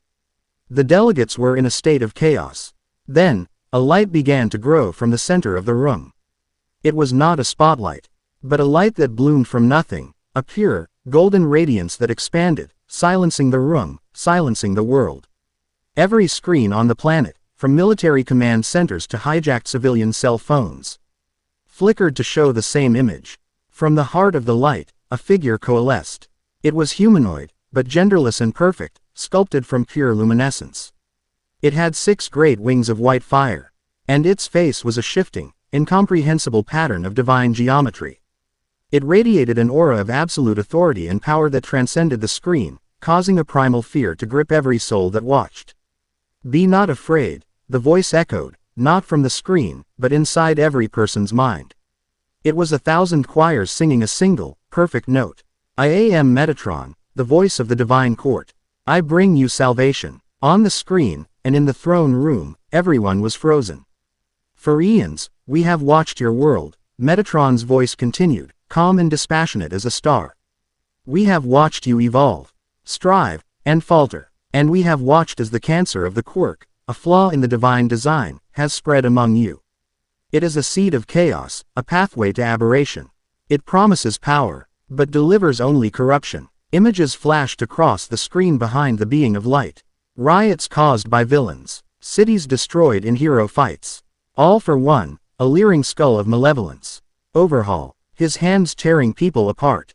The very worst moments of quirk history, presented as the inevitable outcome of their existence. "This corruption has reached its apex," Metatron declared, and the image shifted to a grainy, terrifying shot of Izuku Midoriya in his reborn form, wreathed in demonic energy. The abomination, the unholy merging of a flawed human soul and the essence of the pit. It is the ultimate symptom of your world's disease. A sickness that, if left untreated, will consume you all. In the throne room, Izuku watched the broadcast with a placid, almost bored expression. Toga, however, was gripping her dagger so hard her knuckles were white, her body trembling with rage at the insult to her king. "But the divine are merciful," Metatron's voice softened, becoming seductive. "Promising. We offer you a cure. A purification protocol. We will cleanse your world of the quirk-born taint. We will remove the genetic flaw. Those who are too deeply corrupted will be given a peaceful, painless return to the ether. What remains will be a pure humanity, free from the burden of chaos, ready to take your place in a universe of divine order." The offer hung in the air, beautiful and horrifying. It was a promise of peace through global genocide. A lobotomy for the soul of the human race. Reject the demon and his followers. Reject the false promise of power in your own blood. Accept our grace. Our armies of purification are prepared. Stand aside, and you will be granted salvation. Stand with the abomination, and you will be cleansed along with him. You have one solar cycle to make your choice. The fate of your species is in your hands. The light faded. The voice vanished. The broadcast ended. The world was left in stunned, terrified silence. In the throne room, the obsidian wall returned to normal. The silence was heavy, broken only by Toga's ragged breathing. Hawks felt sick. He finally understood the scale of the threat. This wasn't a war for territory or resources. It was a war for existence itself, waged by a foe who believed their actions were not just right, but holy. How could you reason with that? How could you fight it? He looked at Izuku, who had returned to his throne and was now looking at him, his emerald eyes sharp and analytical.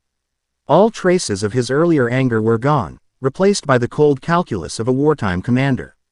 "There you have it, hero," Izuku said, his voice calm. "Your choice, annihilation, or servitude to a divine tyrant. Or," he left the third option hanging in the air. Hawks knew what the third option was. It was standing right in front of him. A monster, a demon, a king, and, perhaps, the world's only hope.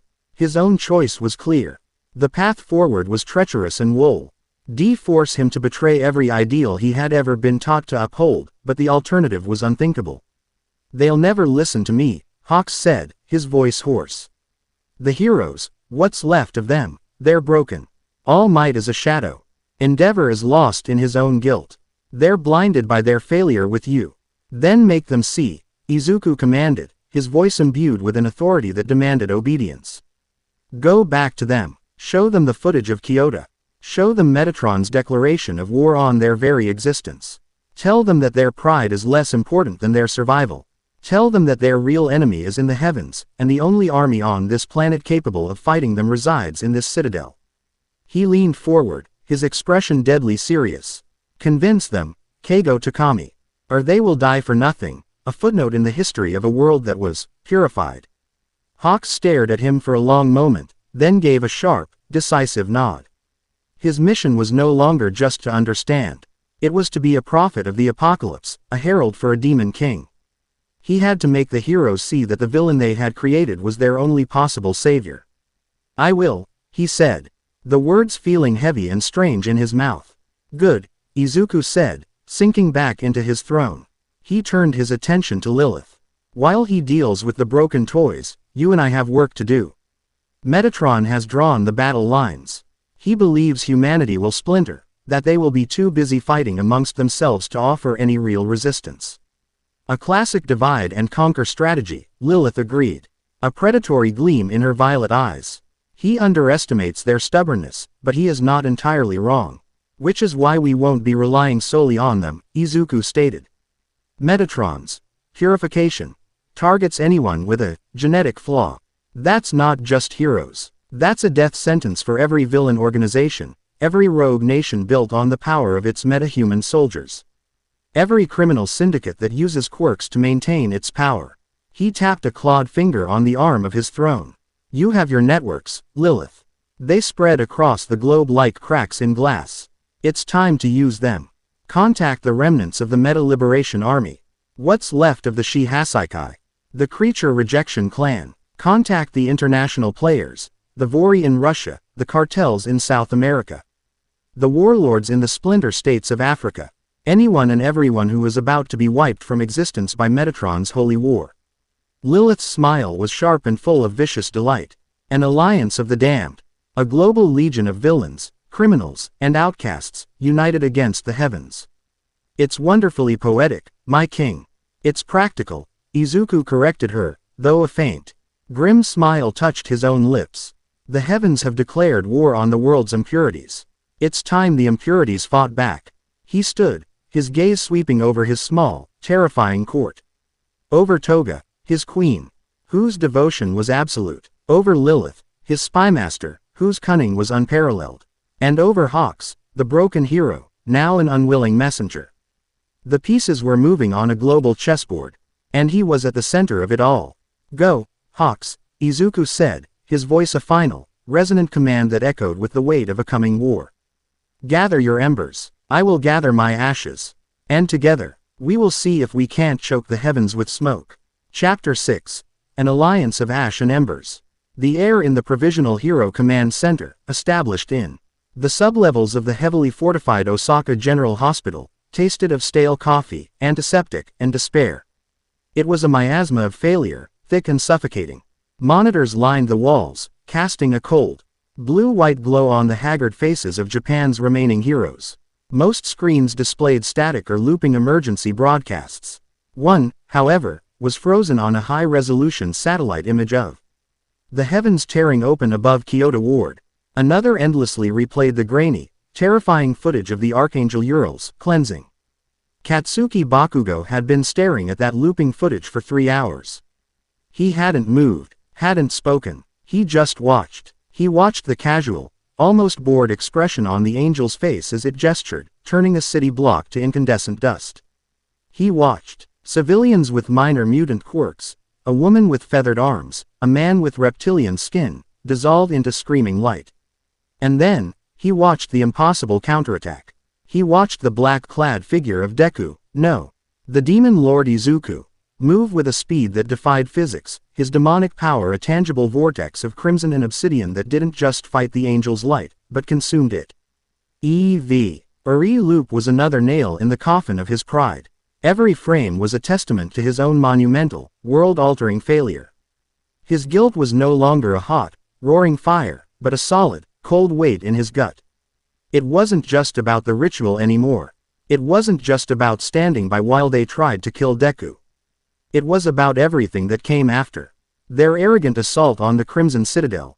Their absolute conviction that they were in the right, that they were facing a simple villain. They had charged in expecting a monster, and a monster had calmly and methodically taken them apart, not with rage, but with the dispassionate competence of a god swatting at insects. He had been spared, humbled, sent back with a message he was only now beginning to understand. There are bigger things to worry about. He'd thought it was a threat, arrogance, the posturing of a new king. He was wrong. It had been a warning. The world was burning, and the heroes were holding an empty fire hose. The Celestial Court was not a villain organization. They were an extinction-level event. They had declared war not on a nation, but on a biological concept, quirks. On deviation, on humanity itself. And against them, what did the heroes have? Endeavor's fire, which looked like a birthday candle next to Ural's divine wrath. Mirko's kicks, Best Jeanist's fibers. It was a joke. A sick, cosmic joke. Bakugo's hands clenched into fists, the leather of his gauntlets creaking. The noise was loud in the oppressive silence of the command center. Several heads turned his way. He ignored them. His eyes were locked on the monitor. On the Dark King who had saved the very people the angels had come to slaughter. The logic was simple. It was brutal. It was undeniable. You don't fight a god with men. You fight a god with another god. Or, in this case, a devil. He finally pushed himself away from the console, his chair scraping harshly against the concrete floor. The sound drew every eye in the room, including the sunken, haunted gaze of Toshinori Yagi. The former All Might looked like a ghost haunting his own legacy, a scarecrow in a too large suit, his frame shrunken, his spirit hollowed out.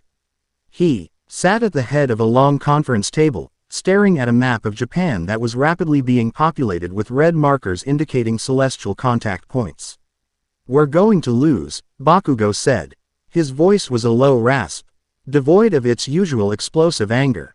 It was something colder, heavier. Endeavor, his face a mask of grim frustration, slammed a fist on the table. "We are not. We will find a way. We will rally." "Rally what?" Bakugo cut him off, his voice rising, sharpened by a razor's edge of pure, desperate pragmatism. "More heroes for them to vaporize. We threw the top 10 at him, at Deku. And he dismantled us without breaking a sweat. He wasn't even trying to kill us. This thing," he jabbed a thumb at Ural's frozen image, "wasn't holding back. We saw what it did. What a whole army of them will do. You think your fire is going to stop that? Watch your tone, Bakugo," Endeavor growled, his flames flickering weakly around his shoulders, more an anxious tick than a threat. "No," Bakugo snarled, stepping forward, his red eyes burning with an intensity that made the number one hero flinch. "You watch the damn screen. You see the truth. Our way failed. Our justice, our rules, our entire system. It's a prayer in a hurricane. We are out of options." Shoto Todoroki, who had been standing silently by the wall, his expression unreadable, finally spoke. "He's right." His voice was calm, a stark contrast to Bakugo's fire. "The power differential is absolute. Our conflict with Izuku was a matter of ideology and fear. This is a matter of physics. Their power operates on a level we cannot match. His does." The implication hung in the air, thick and poisonous to the hero's creed. All Might finally looked up, his voice a frail whisper. "What are you suggesting, young Bakugo?" Bakugo walked until he stood directly opposite the skeletal man, planting his hands on the table and leaning forward. He stared directly into his former mentor's eyes, forcing him to see the abyss they were all facing. "I'm not suggesting. I'm telling you what the only move left on the board is," he said, his voice dropping to a low, conspiratorial growl. "We go to him. We get on our knees. We beg. We bargain. We do whatever the hell it takes. We need the Demon Lord." The room erupted. "Have you lost your mind?" Mirko shouted, her ears flattened against her head in fury. "He's a monster. He's declared himself an enemy of our society. Our society is about to be wiped from the face of the planet." Bakugo roared back, slamming his own fist on the table, making the monitors jump. "What part of that aren't you getting? Do you want to die for a principle while the things that killed you move on to the next city? Or do you want to live to see tomorrow? An alliance with a demon, it's unthinkable, Best Jeanist murmured. His high collar doing nothing to hide his pale, drawn face. Unthinkable. Bakugo laughed, a harsh, ugly sound. 2 weeks ago, I watched the boy I bullied my entire life. The kid who was supposed to be your successor, he pointed a shaking finger at All Might, get strapped to a table and murdered by the people he trusted. I watched him get reborn from the ashes as something else. I fought him. I saw what he's become. After all that, unthinkable doesn't mean a damn thing to me anymore. The only thing that matters is survival. He turned his burning gaze back to All Might. The man looked broken, his guilt a physical weight that stooped his shoulders. You need to be the one to make the call. He might still listen to you. You owe him that much. All Might flinched as if struck. The memory of Izuku's empty eyes in the citadel, his complete indifference to All Might's presence, was a fresh, gaping wound. He would never. We don't know that, Shoto said, stepping forward to stand beside Bakugo, a united front of the next generation. He let us go. He warned us. He fought the angel. His actions are not those of someone seeking mindless destruction. He is protecting his own. We need to convince him that for now, humanity is part of his own. The debate raged for another hour, a desperate, circular argument fueled by fear, pride, and the slow dawning horror of their own inadequacy. But Bakugo and Shoto were relentless. They were a battering ram of cold, hard logic against a crumbling wall of heroic dogma. With every passing minute, another red marker would appear on the map as celestial probes made landfall, their energy signatures identical to Ural's. With every new marker, another hero fell silent. Finally, All Might looked at Bakugo, his eyes swimming with a terrible, agonizing shame. He saw the conviction in the young man's face, the same ferocious determination he'd once seen in a quirkless boy who had rushed Ed to save this very same friend from a sludge villain. The irony was a knife in his heart. He slowly, painfully, picked up a secure communications device. His hand trembled. Hawks, he said, his voice cracking. I need you to send a message to the Crimson Citadel. Request a summit. He choked on the word. Tell them we want to discuss an alliance. The silence that followed was the sound of a world ending. And another, far stranger one, beginning. The chosen meeting place was the skeletal ruin of the Corvus Sky Tower, once the tallest structure in western Japan, now a twisted monument to the battle between All for One and All Might. Its top third was sheared off, and its shattered observation deck, half a kilometer in the air, served as the neutral ground. The wind howled through the broken girders, a mournful symphony for a bygone era. It was a graveyard of heroes, a fitting place to bargain with a demon. The heroes arrived first. There were only 5 of them. All Might, in his skeletal form, looking smaller and more fragile than ever against the sweeping, desolate skyline. Endeavor, his flames burning low and tight, a physical manifestation of his simmering rage and humiliation. Shoto Todoroki, his expression a calm mask that betrayed none of the turmoil beneath. And Katsuki Bakugo, his posture rigid, his hands clenched at his sides, every muscle tensed for a fight he knew he couldn't win. With them was Hawks, his crimson wings ruffled by the wind, his usual easy-going demeanor completely absent, replaced by a sharp, assessing watchfulness. He had brokered this meeting, his prior infiltration of the Citadel making him the only viable envoy. They waited. The minutes stretched into an eternity, each one ratcheting the tension higher. The heroes were acutely aware of their vulnerability, standing exposed on this shattered precipice. Then, the air grew cold. Not a natural, high-altitude chill, but a deep, primal cold that seemed to leach the warmth from their very bones. The sky above them, a canvas of bruised twilight, darkened as a swirling portal of crimson and black energy tore open reality. It was silent, seamless, and utterly terrifying. From the portal, they emerged. Izuku Midoriya, the Demon Lord, stepped out first. He was not the boy they remembered. He was taller, his frame lean but coiled with impalpable power that distorted the air around him. His hair, once a familiar forest green, was now streaked with threads of pure white, and from his temples swept back a pair of elegant, obsidian horns that seemed to absorb the fading light. He wore no armor, only a tailored black coat with a high, crimson-lined collar that billowed around him in the wind. His eyes, once bright emeralds full of hope, were now slitted and glowing with a soft, infernal green light. They held no malice, no anger. Just a calm, ancient, and absolute authority. He was not a villain. He was a monarch. Beside him, a step behind, was Himiko Toga. She was a chilling counterpoint to his regal stillness. A wide, genuine smile graced her lips, but her golden eyes, cat-like and dancing with manic glee, missed nothing. She clung to Izuku's arm, a predator at her master's side. Perfectly at ease, she wore a dark, practical combat suit that did nothing to hide the array of knives strapped to her body. She was his queen, and the protective, possessive way she watched the heroes made that clear. Behind them came the Hell-Forged Four, an assembly that shattered what little composure the heroes had left. Fenris, the Hellhound General, was a giantess of muscle and gray fur. Her lupine features set in a permanent snarl. A massive, crude battle axe was slung over her shoulder, and the sheer scent of bloodlust rolling off her made the air thick. Lilith, the succubus, was her opposite, grace and shadow given form. She moved with a liquid sensuality, her expression one of amused, intellectual curiosity, as if she were observing a fascinating new species of insect. Seraphina, the fallen angel, was a figure of tragic beauty, her four tattered, smoke-gray wings held tight against her back. The sorrow in her eyes was as deep as the cosmos. But beneath it was a core of forbidden, arcane power that made the hero's skin crawl. They stopped 20 paces away. The silence stretched, broken only by the keening of the wind. Izuku's glowing eyes swept over the 5 heroes, lingering for a fraction of a second longer on All Might's pathetic form before settling on Bakugo. There was no flicker of recognition, no hint of their shared past. It was the look of a king assessing a petitioner. Lilith stepped forward, a slight, diplomatic smile on her perfect lips.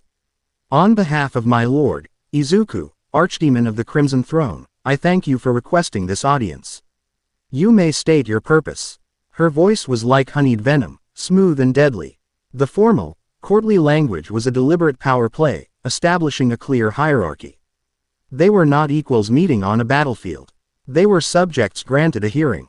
Endeavor's pride bristled. We are not here to endeavor. All Might's voice was weak, but held a sliver of its old command. The number 1 hero fell silent, clenching his jaw. All Might took a shaky step forward, his body stooped. He bowed his head, a gesture of submission that cost him everything. Young Izuku, he began, his voice thick with unshed tears. I am sorry. For what we did, for our fear, our failure. I failed you, as a mentor, as a hero. There are no words to express the depth of my regret. Izuku raised a single hand, and All Might's words died in his throat. Your apology is noted, Toshinori Yagi. Izuku's voice was a low, resonant baritone, impossibly deep and calm. It held no heat, no anger, only a profound and chilling indifference. It is also irrelevant. The past is ash. I am not the boy you killed. I am what grew from his bones. You did not request this meeting to assuage your guilt. As my vizier said, state your purpose. The dismissal was more brutal than any punch All Might had ever taken. He stumbled back, his face ashen, the last flicker of hope in his eyes dying. He had come hoping for a sliver of the boy he knew, a remnant of Deku to appeal to. There was nothing, only the king. Bakugo stepped into the void left by his mentor's broken spirit. He met Izuku's glowing gaze without flinching. The Celestial Court, Bakugo said, his voice a harsh growl. They're here. An archangel named Uriel hit Kyoto Ward. Wiped out 3 city blocks. They're tar. Getting anyone with a quirk they deem impure. It's a purge. A planetary-scale genocide. He laid out the facts bluntly, without emotion or appeal. He spoke of the projected numbers, the energy readings. The UN's paralysis in the face of Metatron's divine proclamation. He laid bare the heroes' powerlessness, their inability to so much as scratch the enemy. Throughout his report, Izuku remained motionless, his expression unchanging.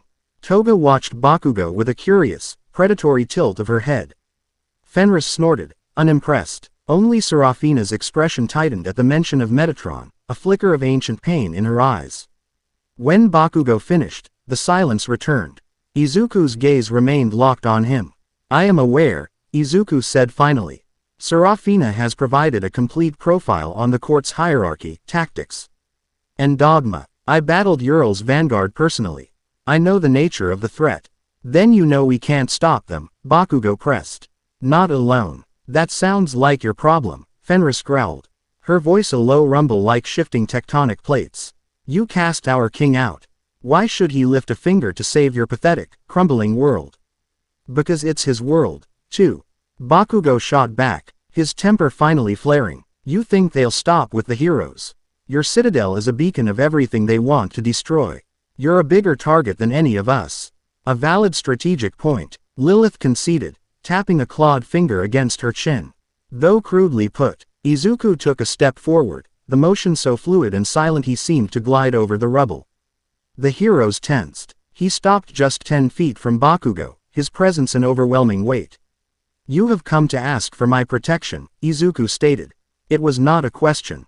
You, who stood by as I was executed. You, who then led an army to my door to finish the job. You now come, broken and afraid, and ask me to save you from a foe you cannot fight. The irony is potent. His voice was still calm, but there was a razor's edge to it now, a hint of the furnace burning beneath the icy control. Endeavor couldn't hold back any longer. We will not be your subjects. We are asking for an alliance. A partnership of equals. Toga burst into a fit of giggles, a high, unhinged sound that grated on the nerves. Equals. Oh, Flame Beard, you're so funny. Did you see what he did to you last time? Does that feel equal to you? Izuku didn't even glance at Endeavor. His eyes remained on Bakugo. What do you offer, Katsuki Bakugo? What resources do the heroes of this world bring to my war council? Your dwindling numbers, your shattered morale, your technology, which is laughable next to Serafina's arcane knowledge. Your strongest champion, who can barely stand. He flicked his gaze to All Might, a dismissive, pitying glance. You have nothing to offer. You are beggars, not partners. The truth of it was a physical blow. Every hero there felt it. They had come with a desperate hope, but he was right. They were bankrupt. They had no leverage, no bargaining chips. They had only their impending doom. Bakugo's head dropped, his blonde hair shadowing his face. The wind whipped around them, a chorus for their despair. For a long moment, he was silent. The others thought he was defeated. Then, he looked up. The fire in his eyes was gone. The anger, the pride, the arrogance, all of it had been burned away. Leaving behind something raw, honest, and terrifyingly resolute. He took a step forward. Then another. He walked until he stood directly before Izuku, close enough to feel the cold aura radiating from the demon lord's skin. He ignored the low growl from Fenris, the sudden tension in Toga's grip on Izuku's arm. He went down on one knee. The act was so shocking, so utterly contrary to everything Katsuki Bakugo was, that it silenced the world. Endeavor's jaw dropped. All Might let out a choked, disbelieving gasp. Shoto's eyes widened, a flicker of profound understanding dawning in their mismatched depths.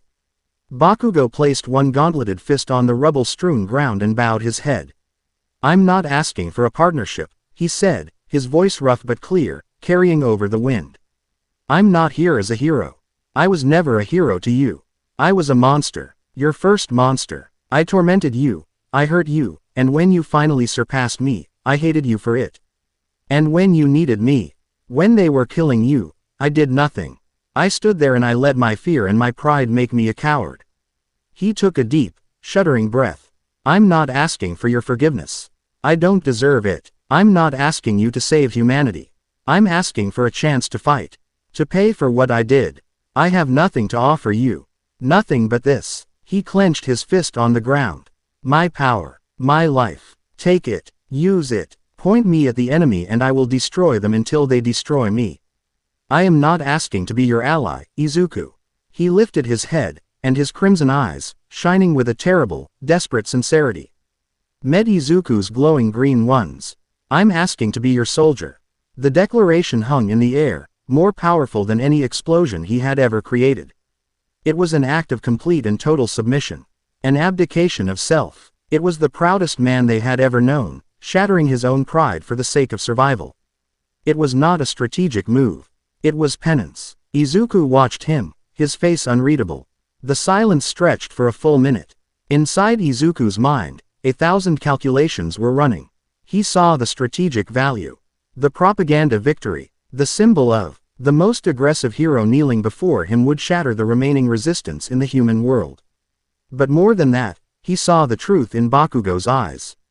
He saw the self-loathing, the guilt, and the desperate, burning need for redemption. He saw an echo of the boy who had once screamed, "You can win. You have to win," at him from the sidelines.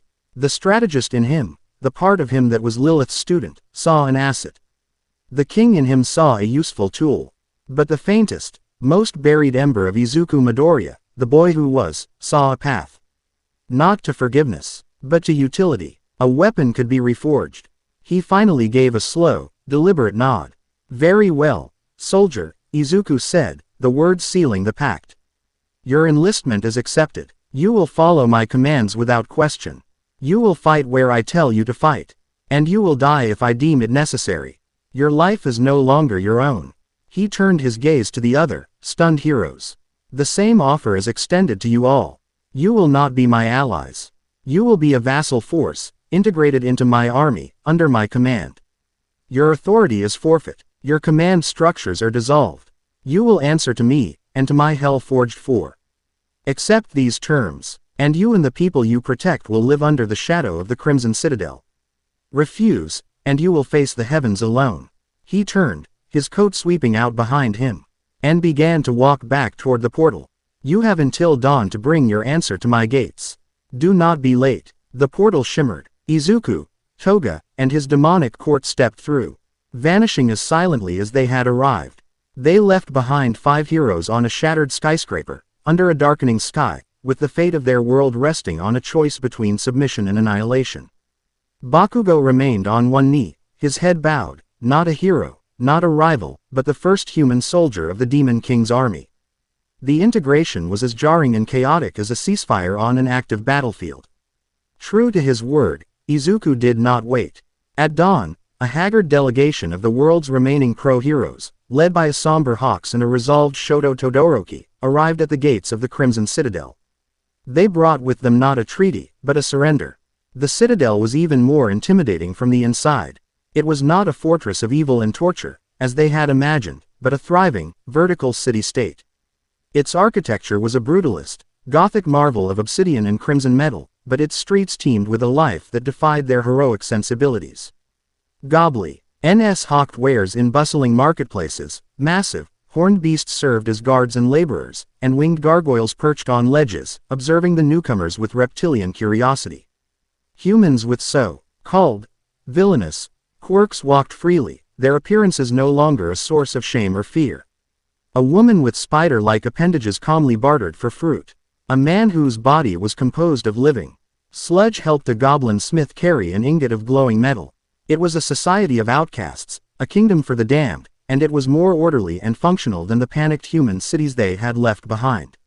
The heroes were disarmed, symbolically and literally. Their support gear was confiscated, their provisional hero licenses declared void.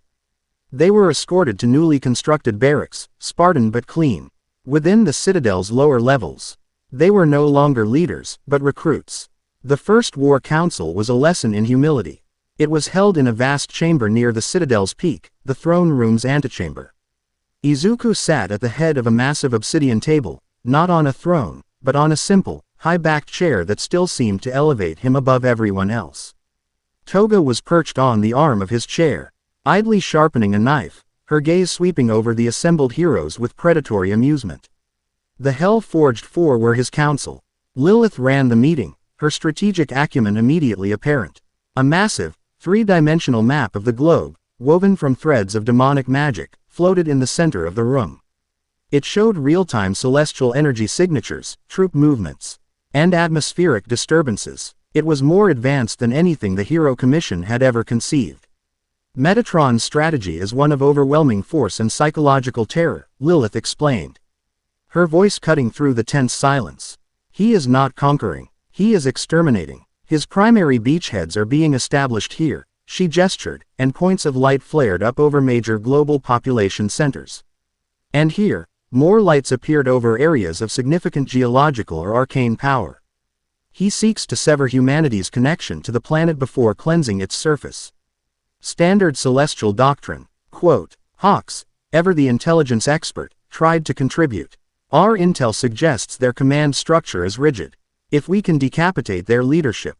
We know, Lilith interrupted, not unkindly, but with an air of finality. Serafina was once part of that command structure.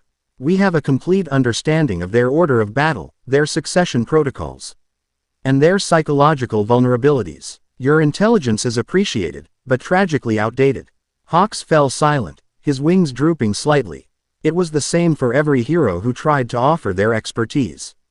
Their tactics were for fighting criminals in city streets, not for waging a war against divine beings across continents. Here, in this room, they were children playing with toy soldiers. Izuku spoke only to issue commands. Fenris, take Bakugo. You will lead the vanguard. Your objective is to be a rapid response force. Your purpose is not to win engagements, but to disrupt PT celestial beachhead formations and rescue key personnel and assets. Bakugo's explosive power will complement your berserker's charge. Learn to work together. Fenris grunted, her yellow eyes sizing up Bakugo, who stood rigidly at the side of the room. She saw not a hero, but a weapon. He met her gaze with a defiant glare. A flicker of grudging respect passed between them, two engines of destruction acknowledging each other. Serafina, Izuku continued, you will work with Todoroki. His cryokinesis is powerful, but crude. Teach him to infuse it with arcane energy. The heavens burn with holy fire. We will answer with hell-forged ice. Your combined power will be our primary defense against their aerial warships. Shoto nodded, his expression serious. He looked at the fallen angel, who gave him a sad, small smile. He saw not a demon, but a scholar of a power he desperately needed to understand. Lilith, you and Hawks will coordinate global intelligence. Combine his network with yours. We need eyes everywhere. Toga, he said, his voice softening slightly as he looked at her. You will lead the Aben Hand, our special operations unit. Your shapeshifters, along with any heroes who have infiltration capabilities, will target celestial command and control relays. So chaos. Behave yourself. Toga giggled, a promise of delightful mayhem in the sound. No promises, Izu-kun. The new army, a chaotic and fragile thing, began to take shape. The training grounds of the Citadel became a surreal spectacle. Heroes who had spent their lives fighting villains now found themselves sparring with them. Mirko, the rabbit hero, found her speed and power matched by a pack of war-beasts, learning a new, more savage form of pack fighting. Endeavor, stripped of his authority, was forced to drill with a company of fire-breathing imps, their collective power a pale imitation of his own, yet their tactical coordination was something he'd never had to consider. The most intense pairings were those Izuku had decreed personally. In a vast, cavernous training arena deep within the Citadel, Fenris and Bakugo faced off. The Lord said your power is for disruption, Fenris growled, slamming her massive axe into the ground. The shockwave cracked the stone floor. Show me. Bakugo didn't answer with words.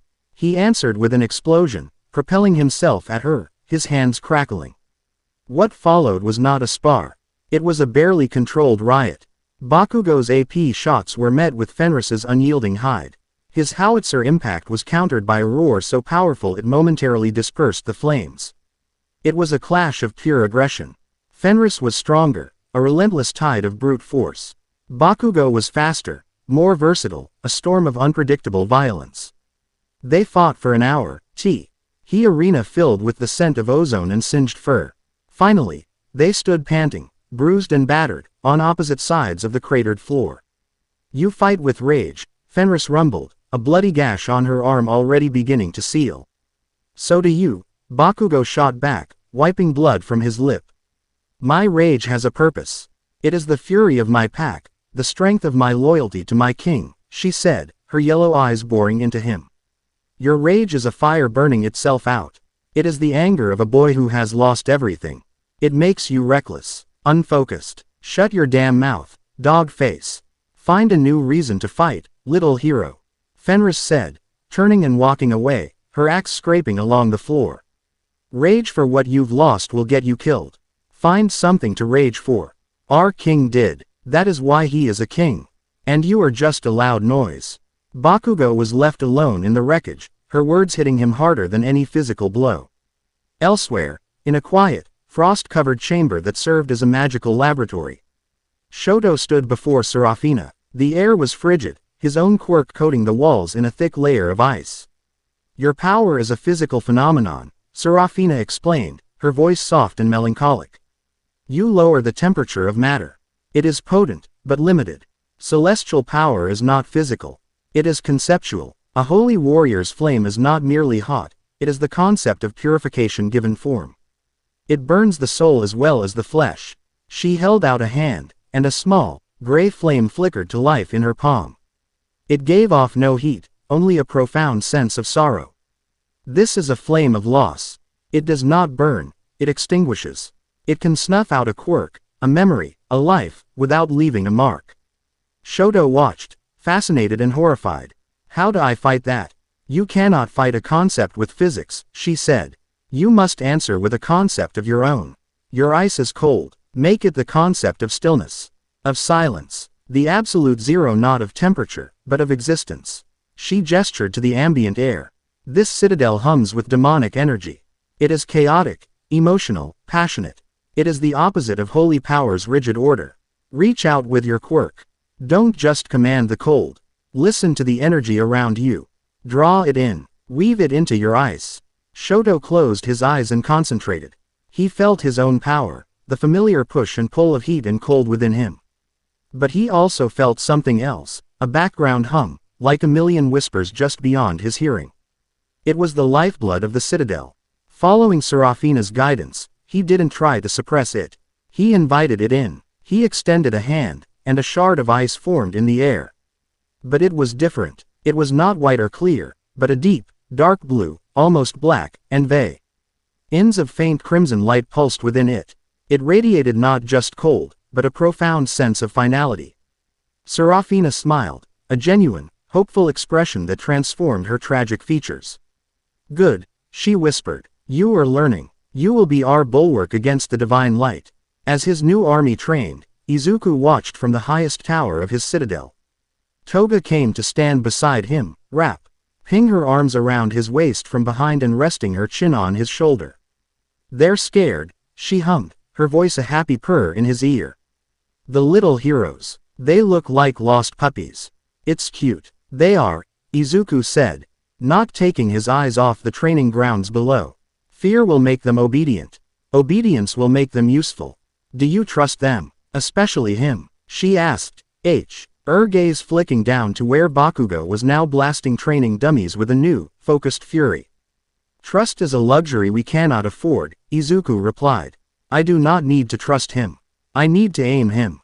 His guilt is a stronger chain than any loyalty I could demand. He will fight until he breaks, and he will do more damage in that time than any 10 of their other heroes. He finally turned, taking her face in his hands.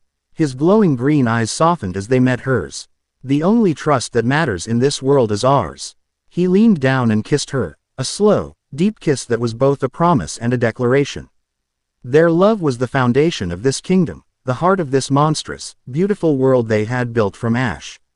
As they stood there, an alarm klaxon, a deep, resonant horn made from some colossal beast, echoed through the citadel. Izuku broke the kiss, his expression instantly hardening back into that of a king. Below, the training grounds erupted into frantic, purposeful activity. The fragile, chaotic, but powerful new army, this unholy alliance of ash and embers, was mobilizing. Lilith's voice echoed in his mind, a telepathic message, crisp and clear. My lord, multiple celestial incursions, global scale, Metatron's fleet has arrived, the war has begun. Izuku looked out at the horizon. The sky was bleeding, streaks of impossible golden light tearing through the clouds. The heavens were descending. He turned to Toga, a grim smile touching his lips. It's time. Together, the Demon King and his Crimson Queen turned to face the end of the world, ready to forge a new one in its place. Chapter 7. The Celestial War. The end of the world began not with a bang, but with a song. It was a sound that defied physics, a single, impossible chord that resonated in the soul before it ever reached the ear. It bloomed from the highest point of the sky, a sound of such sublime and terrible beauty that it brought men to their knees, weeping without knowing why. The sky, a placid blue canvas moments before, began to curdle. The light shifted, becoming crystalline and harsh, a sterile, unforgiving white that bleached all color from the world below. From within command nexus of the Crimson Citadel, a vast cavern of polished obsidian where captured angelic light served as illumination, Lilith watched the global sensor arrays scream into the red. On a holographic map of the Earth, thousands of identical energy signatures bloomed in the upper atmosphere like a cancerous rash. "They're here," she said, her voice a low, dangerous purr that cut through the sing hum of the Citadel's arcane engines. All of them. Hawks stood beside her, his golden eyes wide, his feathers bristling. He had seen many things in his life as a hero, horrific villains, city-leveling disasters, but this was different. This was not an enemy. This was a judgment. The scale, it's impossible. No single military force on Earth could withstand this. "We are not a military force," Lilith corrected, her lips curling into a sharp, predatory smile. "We are a kingdom, and our king is waiting." Across the globe, the song intensified. The clouds did not part. They were unmade, too. Rn asunder by the sheer force of divine will. From the rifts of piercing white light, they descended. It was an army that beggared description, a legion from a forgotten, brutalist scripture. At the forefront were the hoplites. Legions of faceless warriors clad in armor of solidified light, wielding spears that hummed with holy energy. Behind them drifted vast, geometric cherubim, their multi-faceted bodies covered in 1,000 unblinking eyes, each one a lens focusing celestial wrath upon the world below.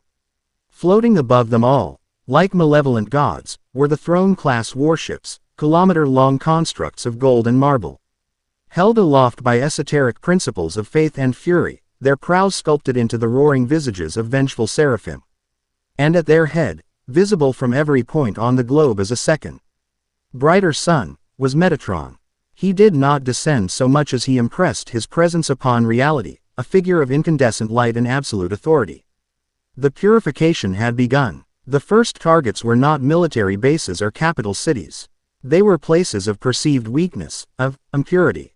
A favela in Rio de Janeiro, where a community of people with so-called monstrous, mutant quirks had found refuge, was simply erased from existence by a single, focused beam of light from a throne ship. A hidden enclave of mystics in the Himalayas, who practiced arts deemed heretical, was scoured from the mountain by a choir of singing angels whose voices could liquefy stone. The message was clear. There was no hiding. There was no neutrality. There was only submission or annihilation. The unholy alliance, forged in the fires of desperation, responded. The order, sent from Lilith's command center and disseminated through a network of demonic and technological relays, was simple and absolute: engage. Quote, "The vanguard of fury, Tokyo waterfront." The air was thick with the scent of ozone, salt, and vaporized concrete. The first wave of the celestial host had made landfall at the reclaimed industrial islands of Tokyo Bay, seeking to establish a beachhead from which to purge the Kanto region. They expected to meet frightened, disorganized mortals. They met Fenris and Katsuki Bakugo. "Stay out of my way, hound." Bakugo roared, his voice a gravelly explosion that was nearly lost in the cacophony of battle. He was a whirlwind of incandescent fury, propelling himself through the air with continuous, concussive blasts from his palms. Each explosion was a perfectly controlled detonation, sending angelic hoplites flying like broken dolls. An AP shot drilled through the crystalline breastplate of one warrior, shattering it into 1,000 glittering shards. "The only thing I'm trying to do is not trip over your colossal ego, human." Fenris snarled back, her voice a guttural rumble. She was a force of nature, a blur of black fur and crimson-ruined armor. Where Bakugo was chaos, she was brutal efficiency. Her massive, clawed fists, encased in demonic steel, punched through entire ranks of hoplites. She moved with the terrifying speed of a predator, her every blow landing with the force of a wrecking ball. She grabbed a spear of light mid-thrust, the holy energy searing her fur, and with a roar, snapped it over her knee before burying her fangs in the angel's throat. They were a study in contrast, a maelstrom of orange and black, of wild explosions and disciplined carnage. Around them, the combined forces of the Citadel's demonic legions and the remnants of Japan's heroes fought with desperate courage. Orcs in plate mail swung massive axes alongside heroes who could manipulate metal. Goblins with sharpened blades scurried under the legs of a pro-hero who could grow to giant size, hamstringing the angelic warriors. "On your left, Sparky," Fenris barked, not even looking as she backhanded a hoplite, sending it crashing into a shipping container. Bakugo didn't need to be told. He was already spinning, his gauntlets glowing with stored sweat. A cherub, one of the multi-eyed geometric horrors, was focusing its gaze, preparing to unleash a beam of concentrated judgment. "Howitzer impact," he screamed, unleashing a massive, spiraling explosion that engulfed the creature. The cherub's 1,000 eyes shattered, and it fell from the sky with a discordant shriek, crashing into the bay and sending up a plume of steam. "Not bad," Fenris grunted, ripping the helmet from another angel and crushing its skull. "Not bad," Bakugo shrieked, firing off a volley of smaller blasts to clear a path. "I'm the main event. You're just the warm-up act, Fido." A grudging respect had formed between them during the frantic days of training. Bakugo, for all his abrasive rage, was undeniably powerful and possessed a combat sense that bordered on precognitive. Fenris, for her stoicism, was a peerless warrior whose loyalty to Izuku was as absolute as the force of her blows. They pushed each other, their rivalry a whetstone that sharpened their lethality. "Less talking, more fighting," Fenris commanded, pointing with her chin towards the sky. "They're bringing in the heavy hitters." Descending from the clouds was a squadron of dominions, angels of a higher order. They were larger, clad in ornate golden armor, and their wings were not feather, but blades of pure light. They moved with a chilling, synchronized grace, and their presence on the battlefield was a palpable weight of authority. Finally, a real challenge. Bakugo grinned, a feral, terrifying expression. He cracked his knuckles, the small pops like firecrackers.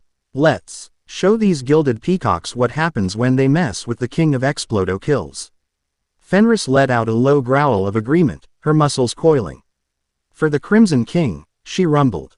"For victory," Bakugo corrected, blasting off the ground towards the descending angels.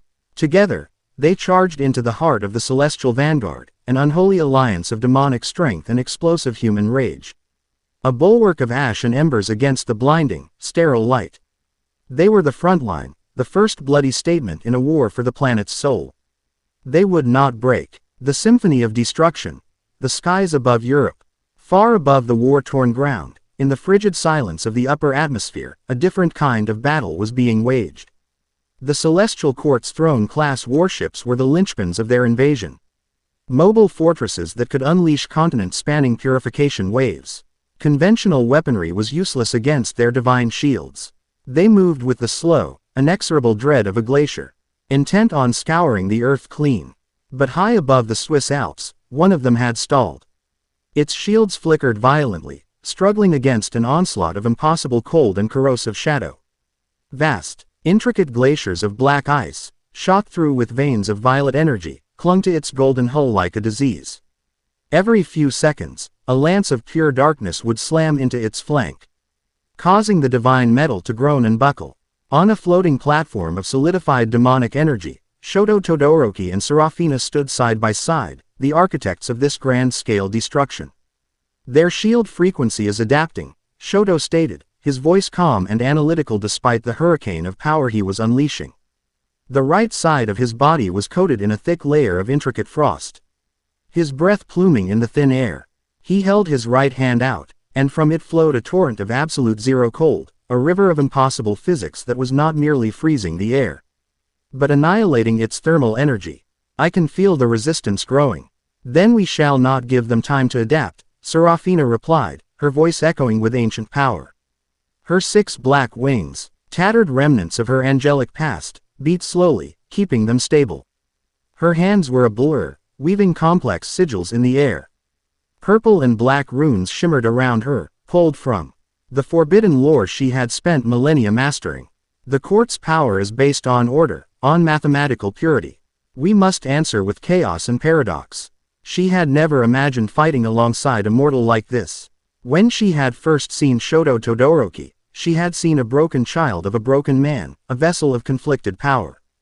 But under Izuku's influence, and now in the crucible of war, he had become something more.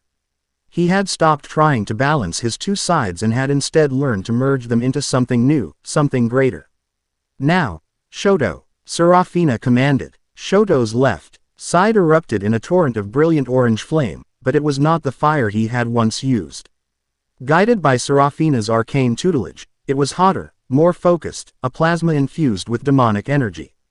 He didn't launch it as a wave, but as a needle-thin lance of incandescent heat. Simultaneously, he intensified his ice attack.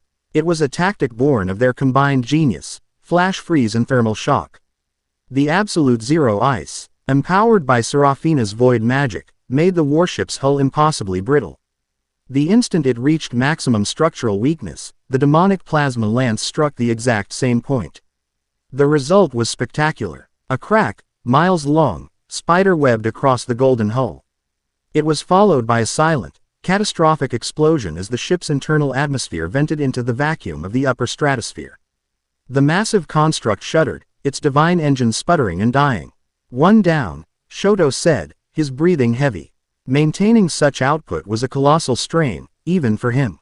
Only 87 more in this hemisphere, Serafina said, her gaze already fixed on another distant, glittering speck. There was no triumph in her voice, only the grim weight of their task. Each one of these ships she destroyed felt like a desecration of a home she could never return to, a painful severing of her own past. She saw Ural's face in the flash of every holy cannon. She heard the dogma of the court in the hum of every shield. This was not just a war for her, it was a violent, necessary exorcism. You're thinking of them, Shoto observed, glancing at her. The ones who cast you out. Serafina's hands tightened into fists. I am thinking of the arrogance that mistakes purity for genocide. The dogma that would burn a world to prove a point. They are the beings of love and protection I once served. They are a monument to forgotten purpose, and they must be torn down. She began weaving a new spell, one of darker, more potent energies. It was a curse, a grand-scale working of entropy that would rot the divine circuitry of the enemy fleet. Their strength is their unity, their singular purpose. So we will introduce discord. Your ice, Shoto. Create a lens. A large one. I need to focus my will. Shoto nodded. He stretched out his hands, and the residual moisture in the air coalesced, freezing into a massive, perfectly concave disk of clear, super dense ice nearly a kilometer in diameter. It was a feat of power and control that would have been unthinkable for him just months ago. Serafina flew to its focal point, her eyes glowing with violet light. She became the heart of their new weapon, her forbidden magic and his elemental mastery joined in a perfect, terrible harmony. Together, they were an engine of arcane warfare, a two-per-sun siege weapon holding the line against the heavens themselves. The Queen of Shadows, inside the divine judgment. While the battles raged in the open, Toga Himiko moved through a war of a different sort. Her battlefield was one of sterile corridors, whispered prayers, and the suffocating certainty of the enemy. She was aboard the divine judgment, the throne-class warship serving as the command and control center for the Asian theater of the purification. She looked exactly like one of them. Hours ago, she had ambushed a lone angelic messenger, a low-ranking scribe class named Lyra. A quick, silent prick of a needle, a taste of blood, and the angel's form was now hers. She wore the simple white robe, felt the phantom itch of wings on her back, and walked with a grace that was not her own. Her disguise was perfect, her presence unquestioned. Izuku had given her a simple, near-impossible mission. They are a hive. Cut off the head. The head was the archon commanding this vessel, a high-ranking angel named Zerachiel. Toga, guided by intelligence fed to her by Lilith through a small, flesh-fused psionic communicator, moved deeper into the ship. The interior was a disorienting blend of a cathedral and a warship. Polished marble floors echoed with the silent footsteps of angelic warriors, and the air hummed with the sound of a constant, low-level celestial choir. It was everything she hated. It was clean, orderly, and utterly devoid of the beautiful, messy passion she cherished. Everyone here was a copy of a copy, their wills subsumed to a greater, colder purpose. It made her skin crawl. She found Zerachiel on the ship's bridge, a vast amphitheater where the front viewport was not glass, but a shimmering golden energy field displaying the carnage on the surface below. Zerachiel stood on a raised dais, a magnificent and terrible figure with 4 wings of pure white fire, his eyes fixed on the battle. He was directing his forces with curt, telepathic commands, a chess master moving his pieces. Toga, as Lyra, approached the dais, her head bowed in feigned subservience. "Archon Zerachiel," she said, her voice a perfect mimicry of the demure scribe. "A message from the front. The vanguard in Tokyo is meeting, unexpected resistance." Zerachiel didn't turn. His focus remained on the battlefield map. "Resistance is irrelevant. Impurity is a disease. The symptoms may be violent, but the cure is absolute. Send in the 2nd Legion. Overwhelm them." "Yes, Archon." Toga kept her head down, her heart hammering a joyous, predatory rhythm against her ribs. She was so close. The scent of him was intoxicating, a powerful, ancient vintage of blood that promised an incredible rush. She took another step forward, her hand slipping inside her robe, fingers rapping around the hilt of a knife forged from the citadel's obsidian. It was etched with runes by Seraphina, designed to not just cut flesh, but to sever the soul's connection to the divine. "Scribe," Zerachiel said, his voice suddenly sharp. He finally turned, and his eyes, burning with the light of a dying star, narrowed. "I do not recall summoning you."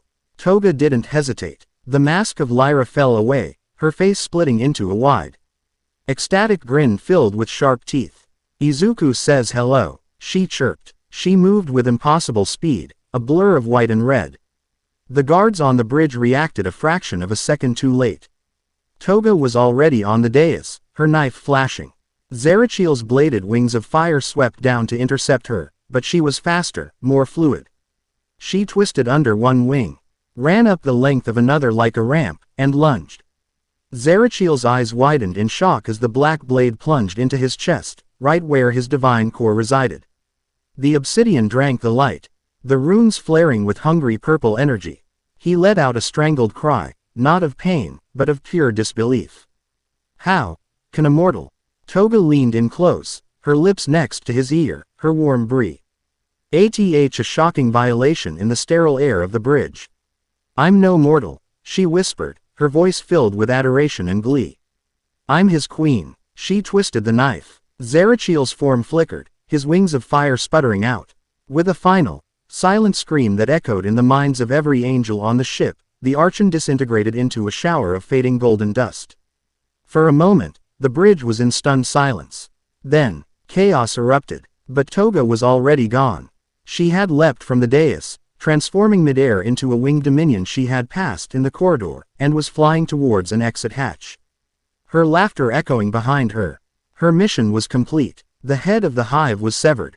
The entire Asian command structure was now in disarray, a critical victory bought with stealth, blood, and a smile. A symbol's last stand. Musudafu evacuation point. The world was burning, but in the ruins of Musudafu, All Might was trying to save one small piece of it. His true form was a secret no longer. The skeletal, gaunt figure of Toshinori Yagi, clad in a tattered remnant of his hero costume, stood before the main gate of a makeshift civilian evacuation center. Inside were thousands of men, women, and children. A mix of humans and those with mutant quirks, all huddled in terror. Outside, blocking their path to the transport ships, was the Archangel Cassiel. Cassiel was a being of terrifying serenity. He floated above the ground, his silver armor unblemished, his 2 vast, swan-like wings unstirred by the wind. He held a long, crystalline sword, and his face was a mask of beatific detachment. "The impure must be cleansed," Cassiel stated, his voice like the chiming of a distant bell. "It is not an act of malice. It is an act of restoration. Stand aside, broken one." Toshinori coughed, a racking sound, and a fleck of blood landed on the dusty ground. He was so tired. The last embers of One for All were flickering, a guttering candle flame in a hurricane. He could feel it fading. The warmth and power that had defined his entire life slipping away with every breath. But there were still people behind him. There was still a role to play. "I made a promise," Toshinori said, forcing himself to stand taller. He drew on the last dregs of his power, and for a fleeting, glorious moment, Steam billowed from his body and muscle swelled over his emaciated frame. It was a phantom, an echo of his former glory, but it was enough. All Might was here. I will not let you harm them. Cassiel's expression did not change. Your conviction is a symptom of the world's sickness. It will be purged along with you. The Archangel moved, not with speed, but with a sense of inevitability. He simply crossed the distance between them in an instant. His sword descended. All Might met the blow with his fist. The impact shattered the ground for 100 meters in every direction. The hero's arm screamed in protest, bones cracking under the divine force, but he held. He was no match for an Archangel. Not anymore. But he didn't need to win. He just needed to buy time. Go. Get them out of here. He roared over his shoulder to the soldiers and heroes organizing the evacuation. The fight was a brutal, one-sided affair. Cassiel was grace and perfection, his every strike a flawless arc of divine energy. All Might was grit and raw determination, his body breaking apart with every punch he threw. He took a slash across the chest that would have killed a lesser man. He endured a blast of holy light that left his skin charred. But he did not fall. He was fighting for them. For every person he had ever saved, for every smile he had ever inspired. And he was fighting for Izuku. The guilt was a physical weight in his chest, a poison more potent than any injury. He had failed his boy, his successor. He had stood by while fear and desperation led to the catastrophic betrayal that had created the Crimson King. This was his penance. This was his atonement. He saw an opening, a flicker of an instant as Cassiel prepared another overwhelming assault. This was it, the last of it, all the embers, all the hopes, all the dreams of the generations of heroes who came before him. Gathered for one final, defiant blaze. Goodbye, one for all, he whispered. He drew his arm back, all the power coiling within it. The ghost of his prime form swelled one last time, a magnificent, sun-bright specter of the symbol of peace. United States of Smash. The punch was not just a physical blow. It was the last gasp of a legacy. A shockwave of staggering force erupted from his fist. A hurricane of pure, heroic will. It caught Cassiel completely by surprise. The Archangel's serene expression finally broke, replaced by one of shock as he was hurled back, tumbling end over end through the sky. His armor cracked and his divine form destabilized. The light around Toshinori Yagi faded. The muscles evaporated. The steam vanished. He fell to his knees, a frail, broken old man in a torn costume. His arm twisted at an unnatural angle. He looked up, his vision blurry, and saw the last of the transport ships lifting off, carrying the civilians to safety. He had done it. He had saved them. A small, genuine smile touched his lips. He had failed as a mentor. He had failed his successor. But in the end, at the very end, he had not failed as a hero. Powerless, spent, and dying, Toshinori Yagi watched the transports disappear into the smoke-filled sky, a spectator at last in the war his failure had helped to create. King versus God. The skies above the Crimson Citadel. While his forces fought and died across the globe, Izuku Midoriya waited. He stood on the highest spire of his citadel, the wind whipping his dark, horned form. Toga's success, Fenris's fury, Serafina's sorrow, he felt it all through his connection to his people. He felt All Might's last, desperate blaze of glory, a flicker of light he hadn't felt in a long time, and a strange, cold pang resonated in his chest. A memory of a different life. Then, he looked up. The false sun in the sky was descending. Metatron had arrived. The Archangel, leader of the Celestial Court, was a being of pure, geometric light. A form that hurt the mortal mind to behold. He radiated an aura of absolute order, a power so immense it warped the reality around him. You are the anomaly, Metatron's voice echoed, not through the air, but directly inside Izuku's mind. A cancerous fusion of mortal flesh and infernal shadow. Your existence is a blasphemy against the great design. Izuku's own power flared to life. A cloak of crimson and black energy that pushed back against Metatron's oppressive aura. The demonic runes that spiraled across his skin glowed with intensity. The only blasphemy I see is a gardener who would burn his own garden to kill a few weeds he dislikes. The weeds have choked the life from the flowers.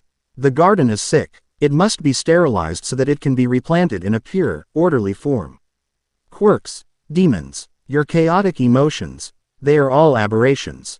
My emotions are what make me strong, Izuku retorted, his voice a low, commanding growl. He thought of Toga's fierce, unconditional love, Fenris's unwavering loyalty, Serafina's righteous grief, Bakugo's infuriating, but undeniable, drive. You've forgotten what it means to protect something. You only know how to erase. Silence, abomination. Metatron raised a hand, and the very fabric of spacetime seemed to bend. Your reign is over before it has truly begun. I will unmake you. A beam of pure, conceptual reality erasure shot from Metatron's hand. It was not light or energy, it was a command for Izuku to cease to exist. Izuku met it with a roar. He didn't dodge, he punched it. His fist, head in the chaotic power of the Archdemon and the twisted vestiges of One for All, slammed into the beam. The two forces met with a sound that was a silent, world-shaking crack. Reality itself fractured around them. The sky splintering like glass. Izuku was thrown back, his arms smoking, the demonic flesh regenerating almost instantly. He grinned, a sharp, feral expression. Is that it? A stern talking to? I've had worse from my middle school teachers. The battle was joined. It was a conflict that defied mortal comprehension. Metatron wielded the fundamental laws of the universe as weapons. He conjured spears of solidified gravity, unleashed waves of temporal distortion to age Izuku to dust, and tried to rewrite his existence with holy edicts. Izuku was his antithesis. He was chaos, will, and raw, untamed power. He shattered the gravity spears with pure demonic strength. He anchored himself in the present through sheer force of will, his love for his new world a bulwark against the temporal assault. He answered the holy edicts with his own demonic arts, shadows that devoured light, flames that burned concepts, and a physical power that could shatter mountains. The sky above the Crimson Citadel became their canvas. They were two gods at war, their blows causing shockwaves that flattened distant forests and boiled the sea. Izuku was faster, more unpredictable. He moved like a phantom. The skills he'd honed as Deku now magnified to a terrifying degree. He analyzed Metatron's every move, every subtle shift in the Archangel's energy, predicting his attacks and countering with overwhelming force. You fight with the fury of a beast, Metatron projected, his perfect form now flickering, showing the strain. You cannot comprehend the divine. I don't need to comprehend it to break it. Izuku roared, appearing directly above the Archangel. He brought his fists down in a devastating axe-handle blow. Detroit Smash. Purgatory. The attack, a corrupted version of his old mentor's move, was infused with soul-searing demonic fire. It struck Metatron's light form, and for the first time, the Archangel cried out in pain. His form destabilized, wavering like a faulty hologram. He had underestimated the Demon King. He had seen a perversion, a flaw in reality. He had not seen a being fueled by something as potent as his own divine order, the will to protect a chosen family. Izuku's power wasn't just his own, it was a reflection of every soul in the Crimson Citadel that looked to him as their savior, their king. Izuku pressed his advantage, his assault relentless. He was a tempest of black and crimson, his horns cutting through the air, his claws tearing at Metatron's divine essence. He was fighting for Toga, for his hell-forged for the outcasts and monsters who had flocked to his banner. He was fighting for the kingdom he had built from ash and betrayal. Enough. Metatron's form blazed with the light of a supernova. He was gathering all his power for a final, purifying wave. An attack that would not only destroy Izuku but annihilate the entire continent. I am the voice of God. I am order. You are nothing. Izuku stopped, floating before the blinding light, his breathing heavy. He looked down at his kingdom, at the citadel standing defiant against the storm. He saw Toga on a balcony, her form restored, looking up at him with absolute faith in her eyes. That was all he needed. He raised his hands, gathering his own power. It was not the ordered, sterile energy of the heavens. It was dark, chaotic, and fiercely, passionately alive. It was the power of a king. You are a voice, Izuku said, his voice calm and clear, yet it carried over the celestial roar. But a king does not need to shout to be heard. He brought his hands together. He did not unleash a beam or an explosion. He unleashed a concept, a simple, absolute declaration of his own authority. My world, my rules. A wave of pure, sovereign darkness erupted from him. It was not evil, it was an expression of total dominion. It did not destroy Metatron's light, it consumed it. It did not negate his power, it subjugated it.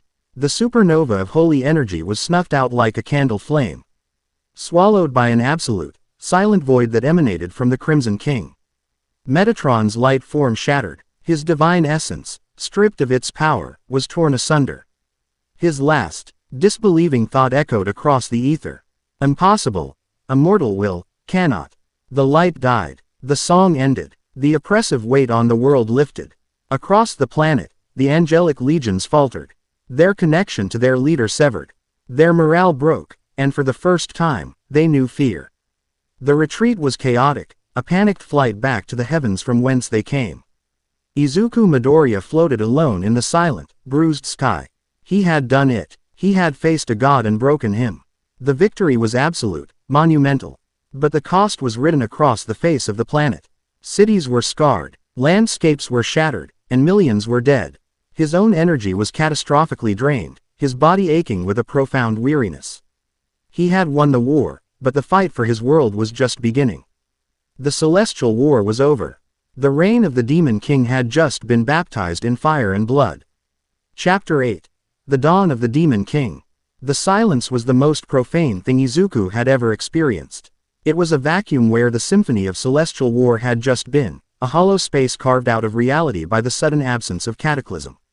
For hours, the sky had screamed with the shriek of angelic steel, the roar of demonic power, and the concussive thunder of a god's fury. Now, there was only the mournful whisper of the wind, a lonely pilgrim traversing the fresh corpse of a battlefield that stretched from the shattered foundations of the Crimson Citadel to the bruised horizon.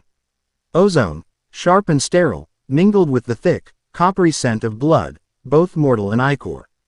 Dust, a fine gray powder ground from concrete, steel, and divine armor, coated everything, a funereal shroud laid over the world.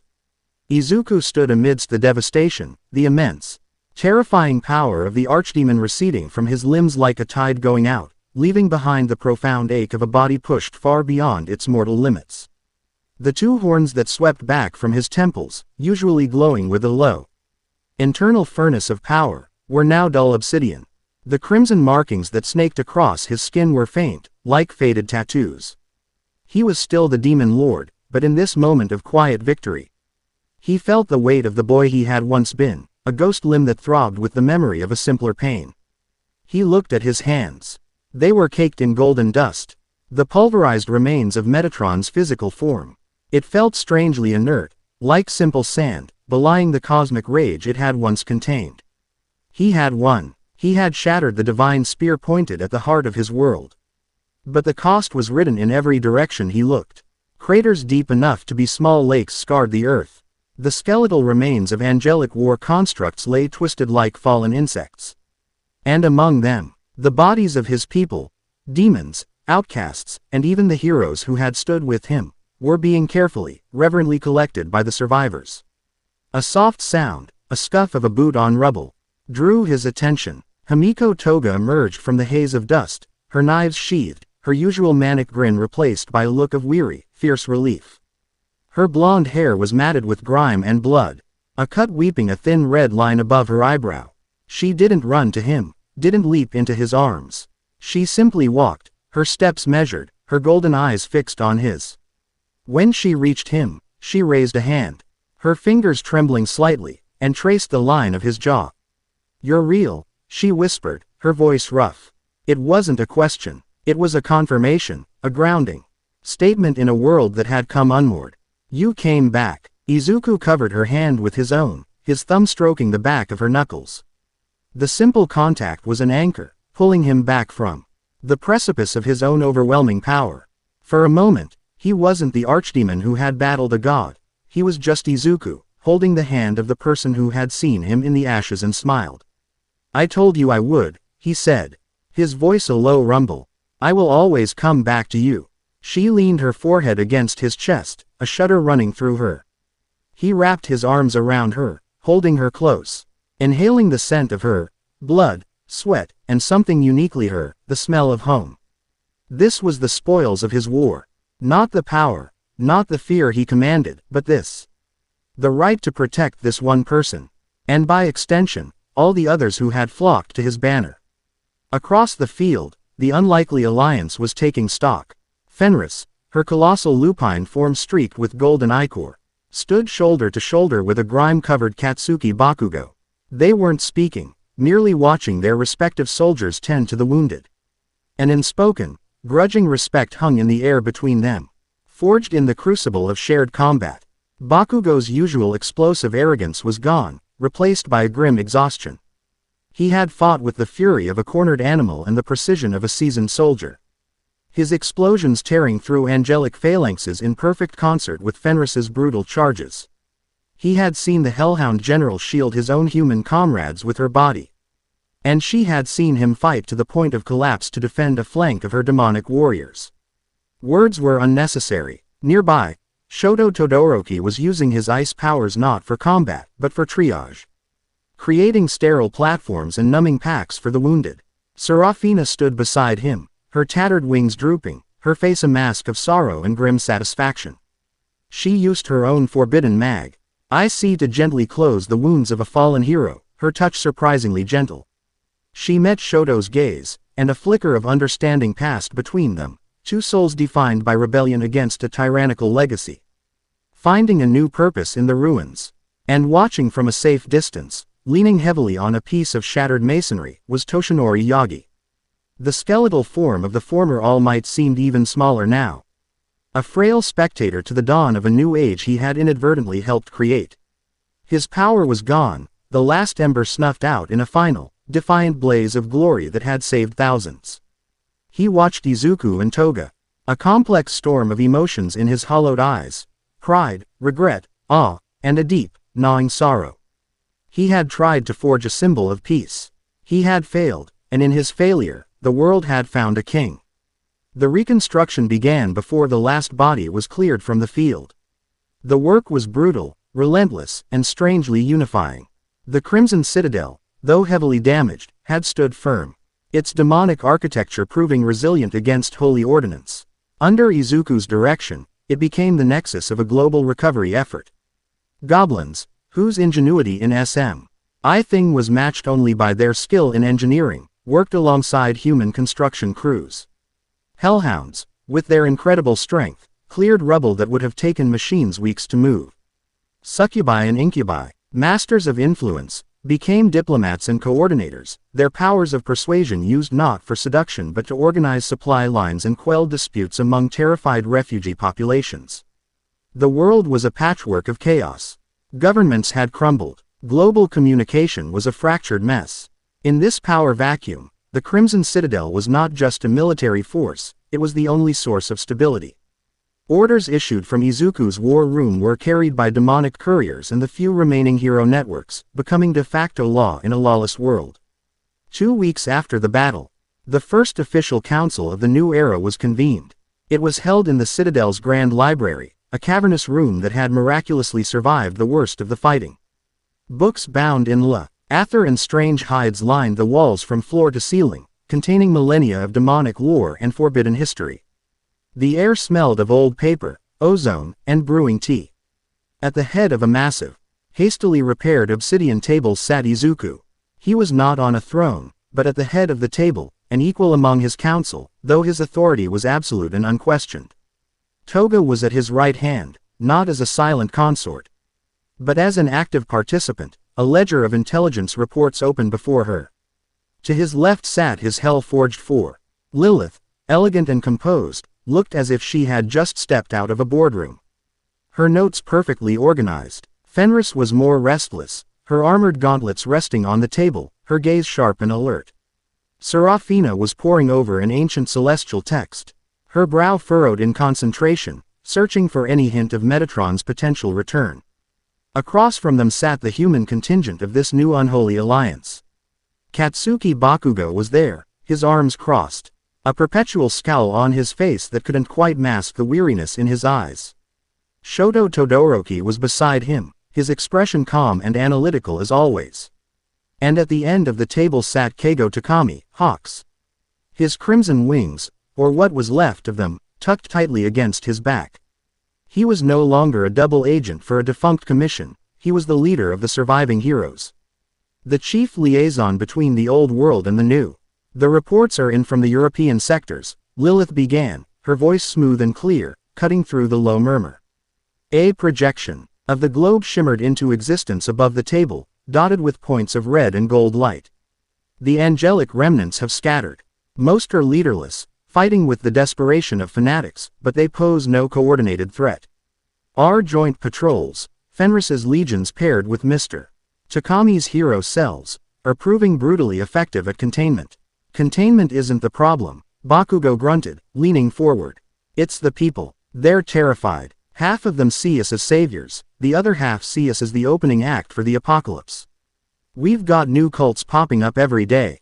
Some worshipping you. He nodded curtly at Izuku, some who think Metatron was a hero trying to cleanse the world. They're fighting each other in the streets of what's left of London and Berlin. Hawks chimed in, his voice raspy. He's right. We won the war, but we're losing the peace. The old governments are gone. Local warlords, opportunists with powerful quirks, they're carving out their own little fiefdoms. They're preying on the weak, hoarding resources. We need more than just patrols. We need to project order. Stability. Izuku listened, his fingers steepled before him, his gaze sweeping over each of them. His analytical mind, once used to deconstruct hero fights, was now processing global politics, resource allocation, and social psychology on a massive scale. Fenris, he said, his verses. OICE calm but resonant with power that made the air thrum. Double the joint patrols. I want your legions to act as a rapid response force. You have my authority to dismantle any group, warlord or otherwise, that is preying on the populace. Do not occupy, strike, stabilize, and leave the peacekeeping to the local hero cells. We are not conquerors. Fenris gave a sharp, wolfish grin. It will be done, my lord.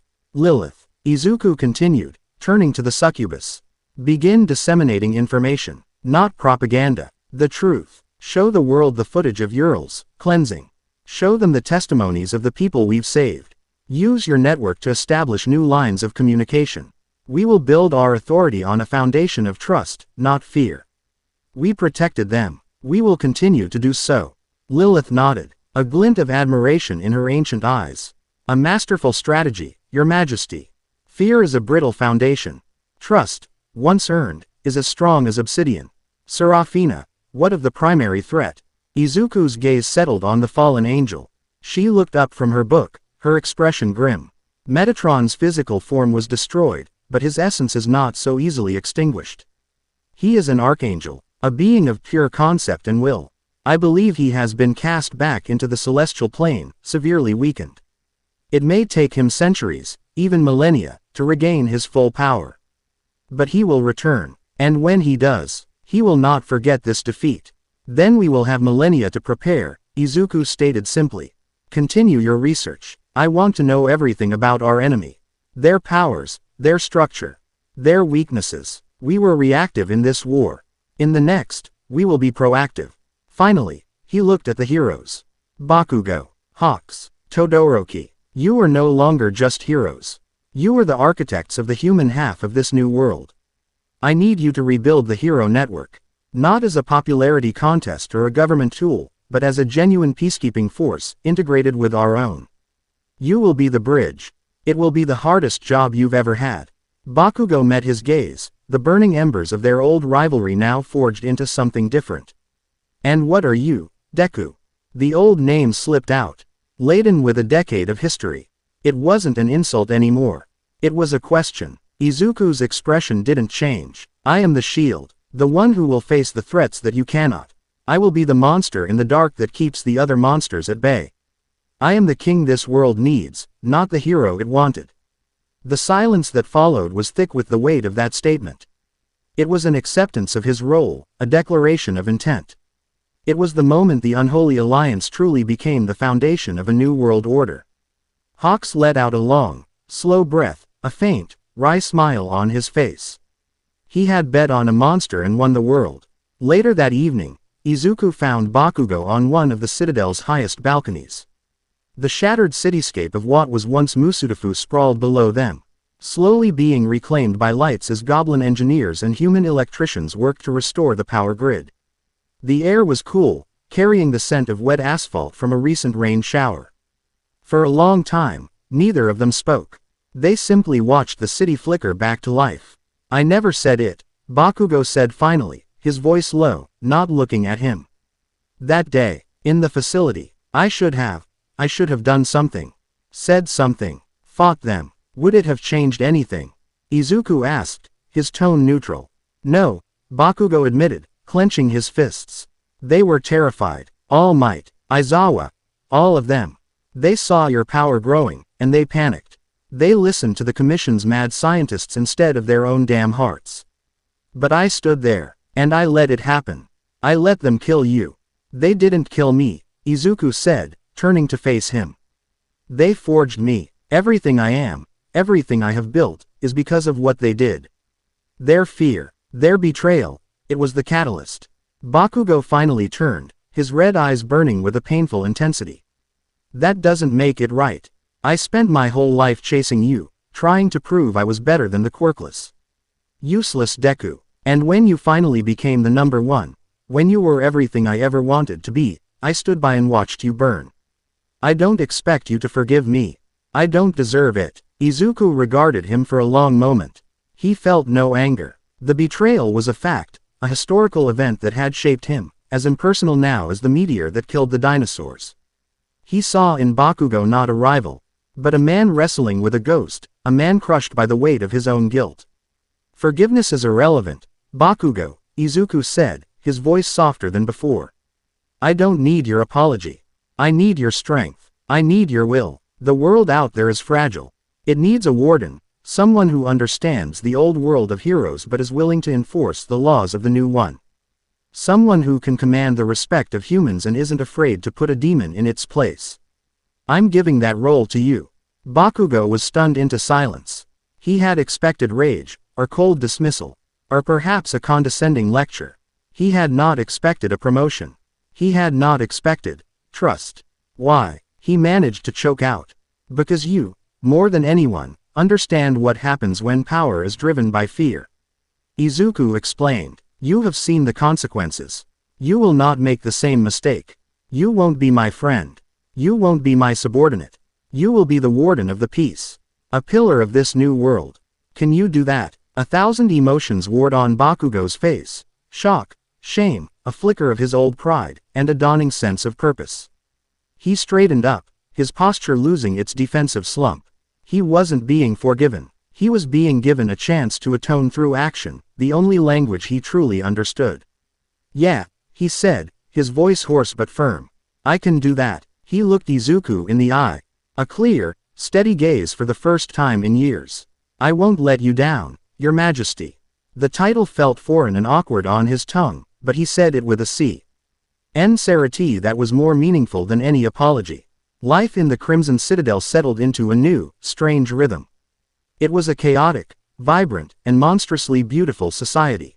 In the grand training yards, Shoto Todoroki could be seen patiently instructing a group of young imps on how to control their volatile fire magic, using his own mastery of flame to guide them. He found a strange peace in teaching, in nurturing power rather than wielding it as a weapon against his past. In the armories, goblin smiths argued and collaborated with Mei Hatsume, the eccentric inventor from Ue who had GHT refuge in the Citadel and was now in technological heaven. They were forging new alloys, blending magic and science to create armor for heroes and enchanted tools for reconstruction. Hawks, his ing slowly being repaired with a combination of Serafina's magic and Hatsume's tech, ran the global intelligence network alongside Lilith. Their headquarters was a dizzying hub of information, with demonic scryers and human hackers working side by side, monitoring the world for threats. They bickered like old rivals, the fallen angel and the cynical spymaster, but their combined intellect was a formidable shield for their new world. Even Toshinori Yagi found a place. Unable to fight, he became a historian and a teacher. He spent his days in the library, documenting the events of the Celestial War for future generations, ensuring the truth of their sacrifice would not be forgotten. He taught classes to the younger generation, human and demon alike, not on how to be a hero, but on the nature of sacrifice, courage, and the responsibility that came with power. He was no longer a symbol, but a quiet, respected elder, and in that, he found a measure of peace. This was Izuku's kingdom, a place, built not on ideals of purity or divine order, but on the messy, chaotic, and powerful truth of acceptance. A sanctuary for anyone and everyone who had ever been told they were a monster. Months passed. The world began to heal under the Citadel's watchful gaze. The unholy alliance was no longer unholy, it was simply the new reality. A new world order, forged in ash and embers, was taking root. The final scene, as it was always meant to, took place in the throne room. It had been fully restored, a breathtaking cavern of polished obsidian and crimson filigree. A massive, floor-to-ceiling window of enchanted, unbreakable crystal looked out over the sprawling kingdom below, a vista of demonic architecture and human ingenuity intertwined. Izuku sat upon the crimson throne. It wasn't a seat of gold and jewels, but a throne carved from the solidified heart of a volcano, still pulsing with a faint, internal heat. It was a seat of raw power, not of inherited luxury. He was dressed not in armor, but in the regal black and crimson robes of his station. The archdemon horns were a permanent part of him now, symbols of his nature, and his green eyes glowed with a soft, confident light. He was no longer the boy, no longer just the monster. He was a king. At the base of his throne, his hell-forged four stood guard, their loyalty absolute. Fenris, in her gleaming black armor, was the embodiment of his military might. Lilith, her expression serene and calculating, represented his political acumen. Seraphina, a tome of arcane knowledge in hand, was his mastery over the mystical threats that still lurked in the shadows. They were his sword, his mind, and his shield. He looked out at the world he had bled to save, the world he was now bound to rule. He thought of his journey, the quirkless, hopeful boy staring at a video of All Might, the determined student inheriting a sacred trust, the betrayed sacrifice, burning in the fires of the hero's fear. And this final, unexpected evolution. He hadn't sought this power, this crown. But now that he had it, he would not relinquish it. He would wield it to protect all of them, his family of outcasts. He was their king, and he would never let them be hurt again. The heavy doors to the throne room swung open, but he didn't need to turn. He felt her presence like a second heartbeat. Himiko Toga walked down the long, crimson carpet. She wore a gown the color of midnight, tailored to allow for perfect freedom of movement, a queen who was as much an assassin as she was a diplomat. Her golden eyes were fixed on him, filled with a love that was as fierce and unconditional as the day she had found him in the ruins. She wasn't just his queen because he had named her so, she was the other half of this throne's power. Her intelligence network held the kingdom together, her intuition often seeing threats before even Lilith's calculations could predict them. She came to a stop beside the throne, not bowing, but standing as an equal. She took his hand, her fingers lacing with his. "It's dawn, Izuku," she said softly. He rose from the throne, and together, they walked to the great window. Below, the first rays of the sun were breaking over the horizon, painting the sky in shades of orange and pink. The light touched the towers of the citadel, making the crimson veins in the obsidian glow like living embers. It illuminated the recovering city, a testament to their resilience. It was the dawn of a new day, the first of many in the era of the Demon King. "We did it, Himiko," he said, his voice a low murmur meant only for her. "We gave them a home." "You did," she corrected gently, leaning her head on his shoulder. "I just made sure no one stabbed you in the back while you were doing it." He smiled, a genuine, warm expression that was reserved only for her. He looked down at her, at the woman who had loved the monster, and in doing so, had helped him become a king. He had everything he had never known he wanted. A purpose that was truly his own. A home built with his own hands. A family forged in fire and loyalty. And a love that was raw, and passionate, and utterly real. A love that saw every broken piece of him and called it beautiful. "The celestial court will return one day," he said, a statement of fact, not of fear. The threat still loomed, a distant shadow on the horizon of their future. "Let them come," Toga replied, her voice filled with a dangerous, joyful confidence. She squeezed his hand. "This time, we'll be waiting for them." And this world belongs to us now. He looked out at the sunrise, at the dawn of his reign.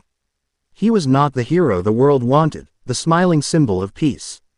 He was the ash-stained king, a monster with the heart of a savior, and she was his crimson queen. Their twisted, villainous love was now the bedrock of the world's most powerful throne, a beacon in the darkness for all the other monsters to find their way home. The story wasn't over, it was just the beginning.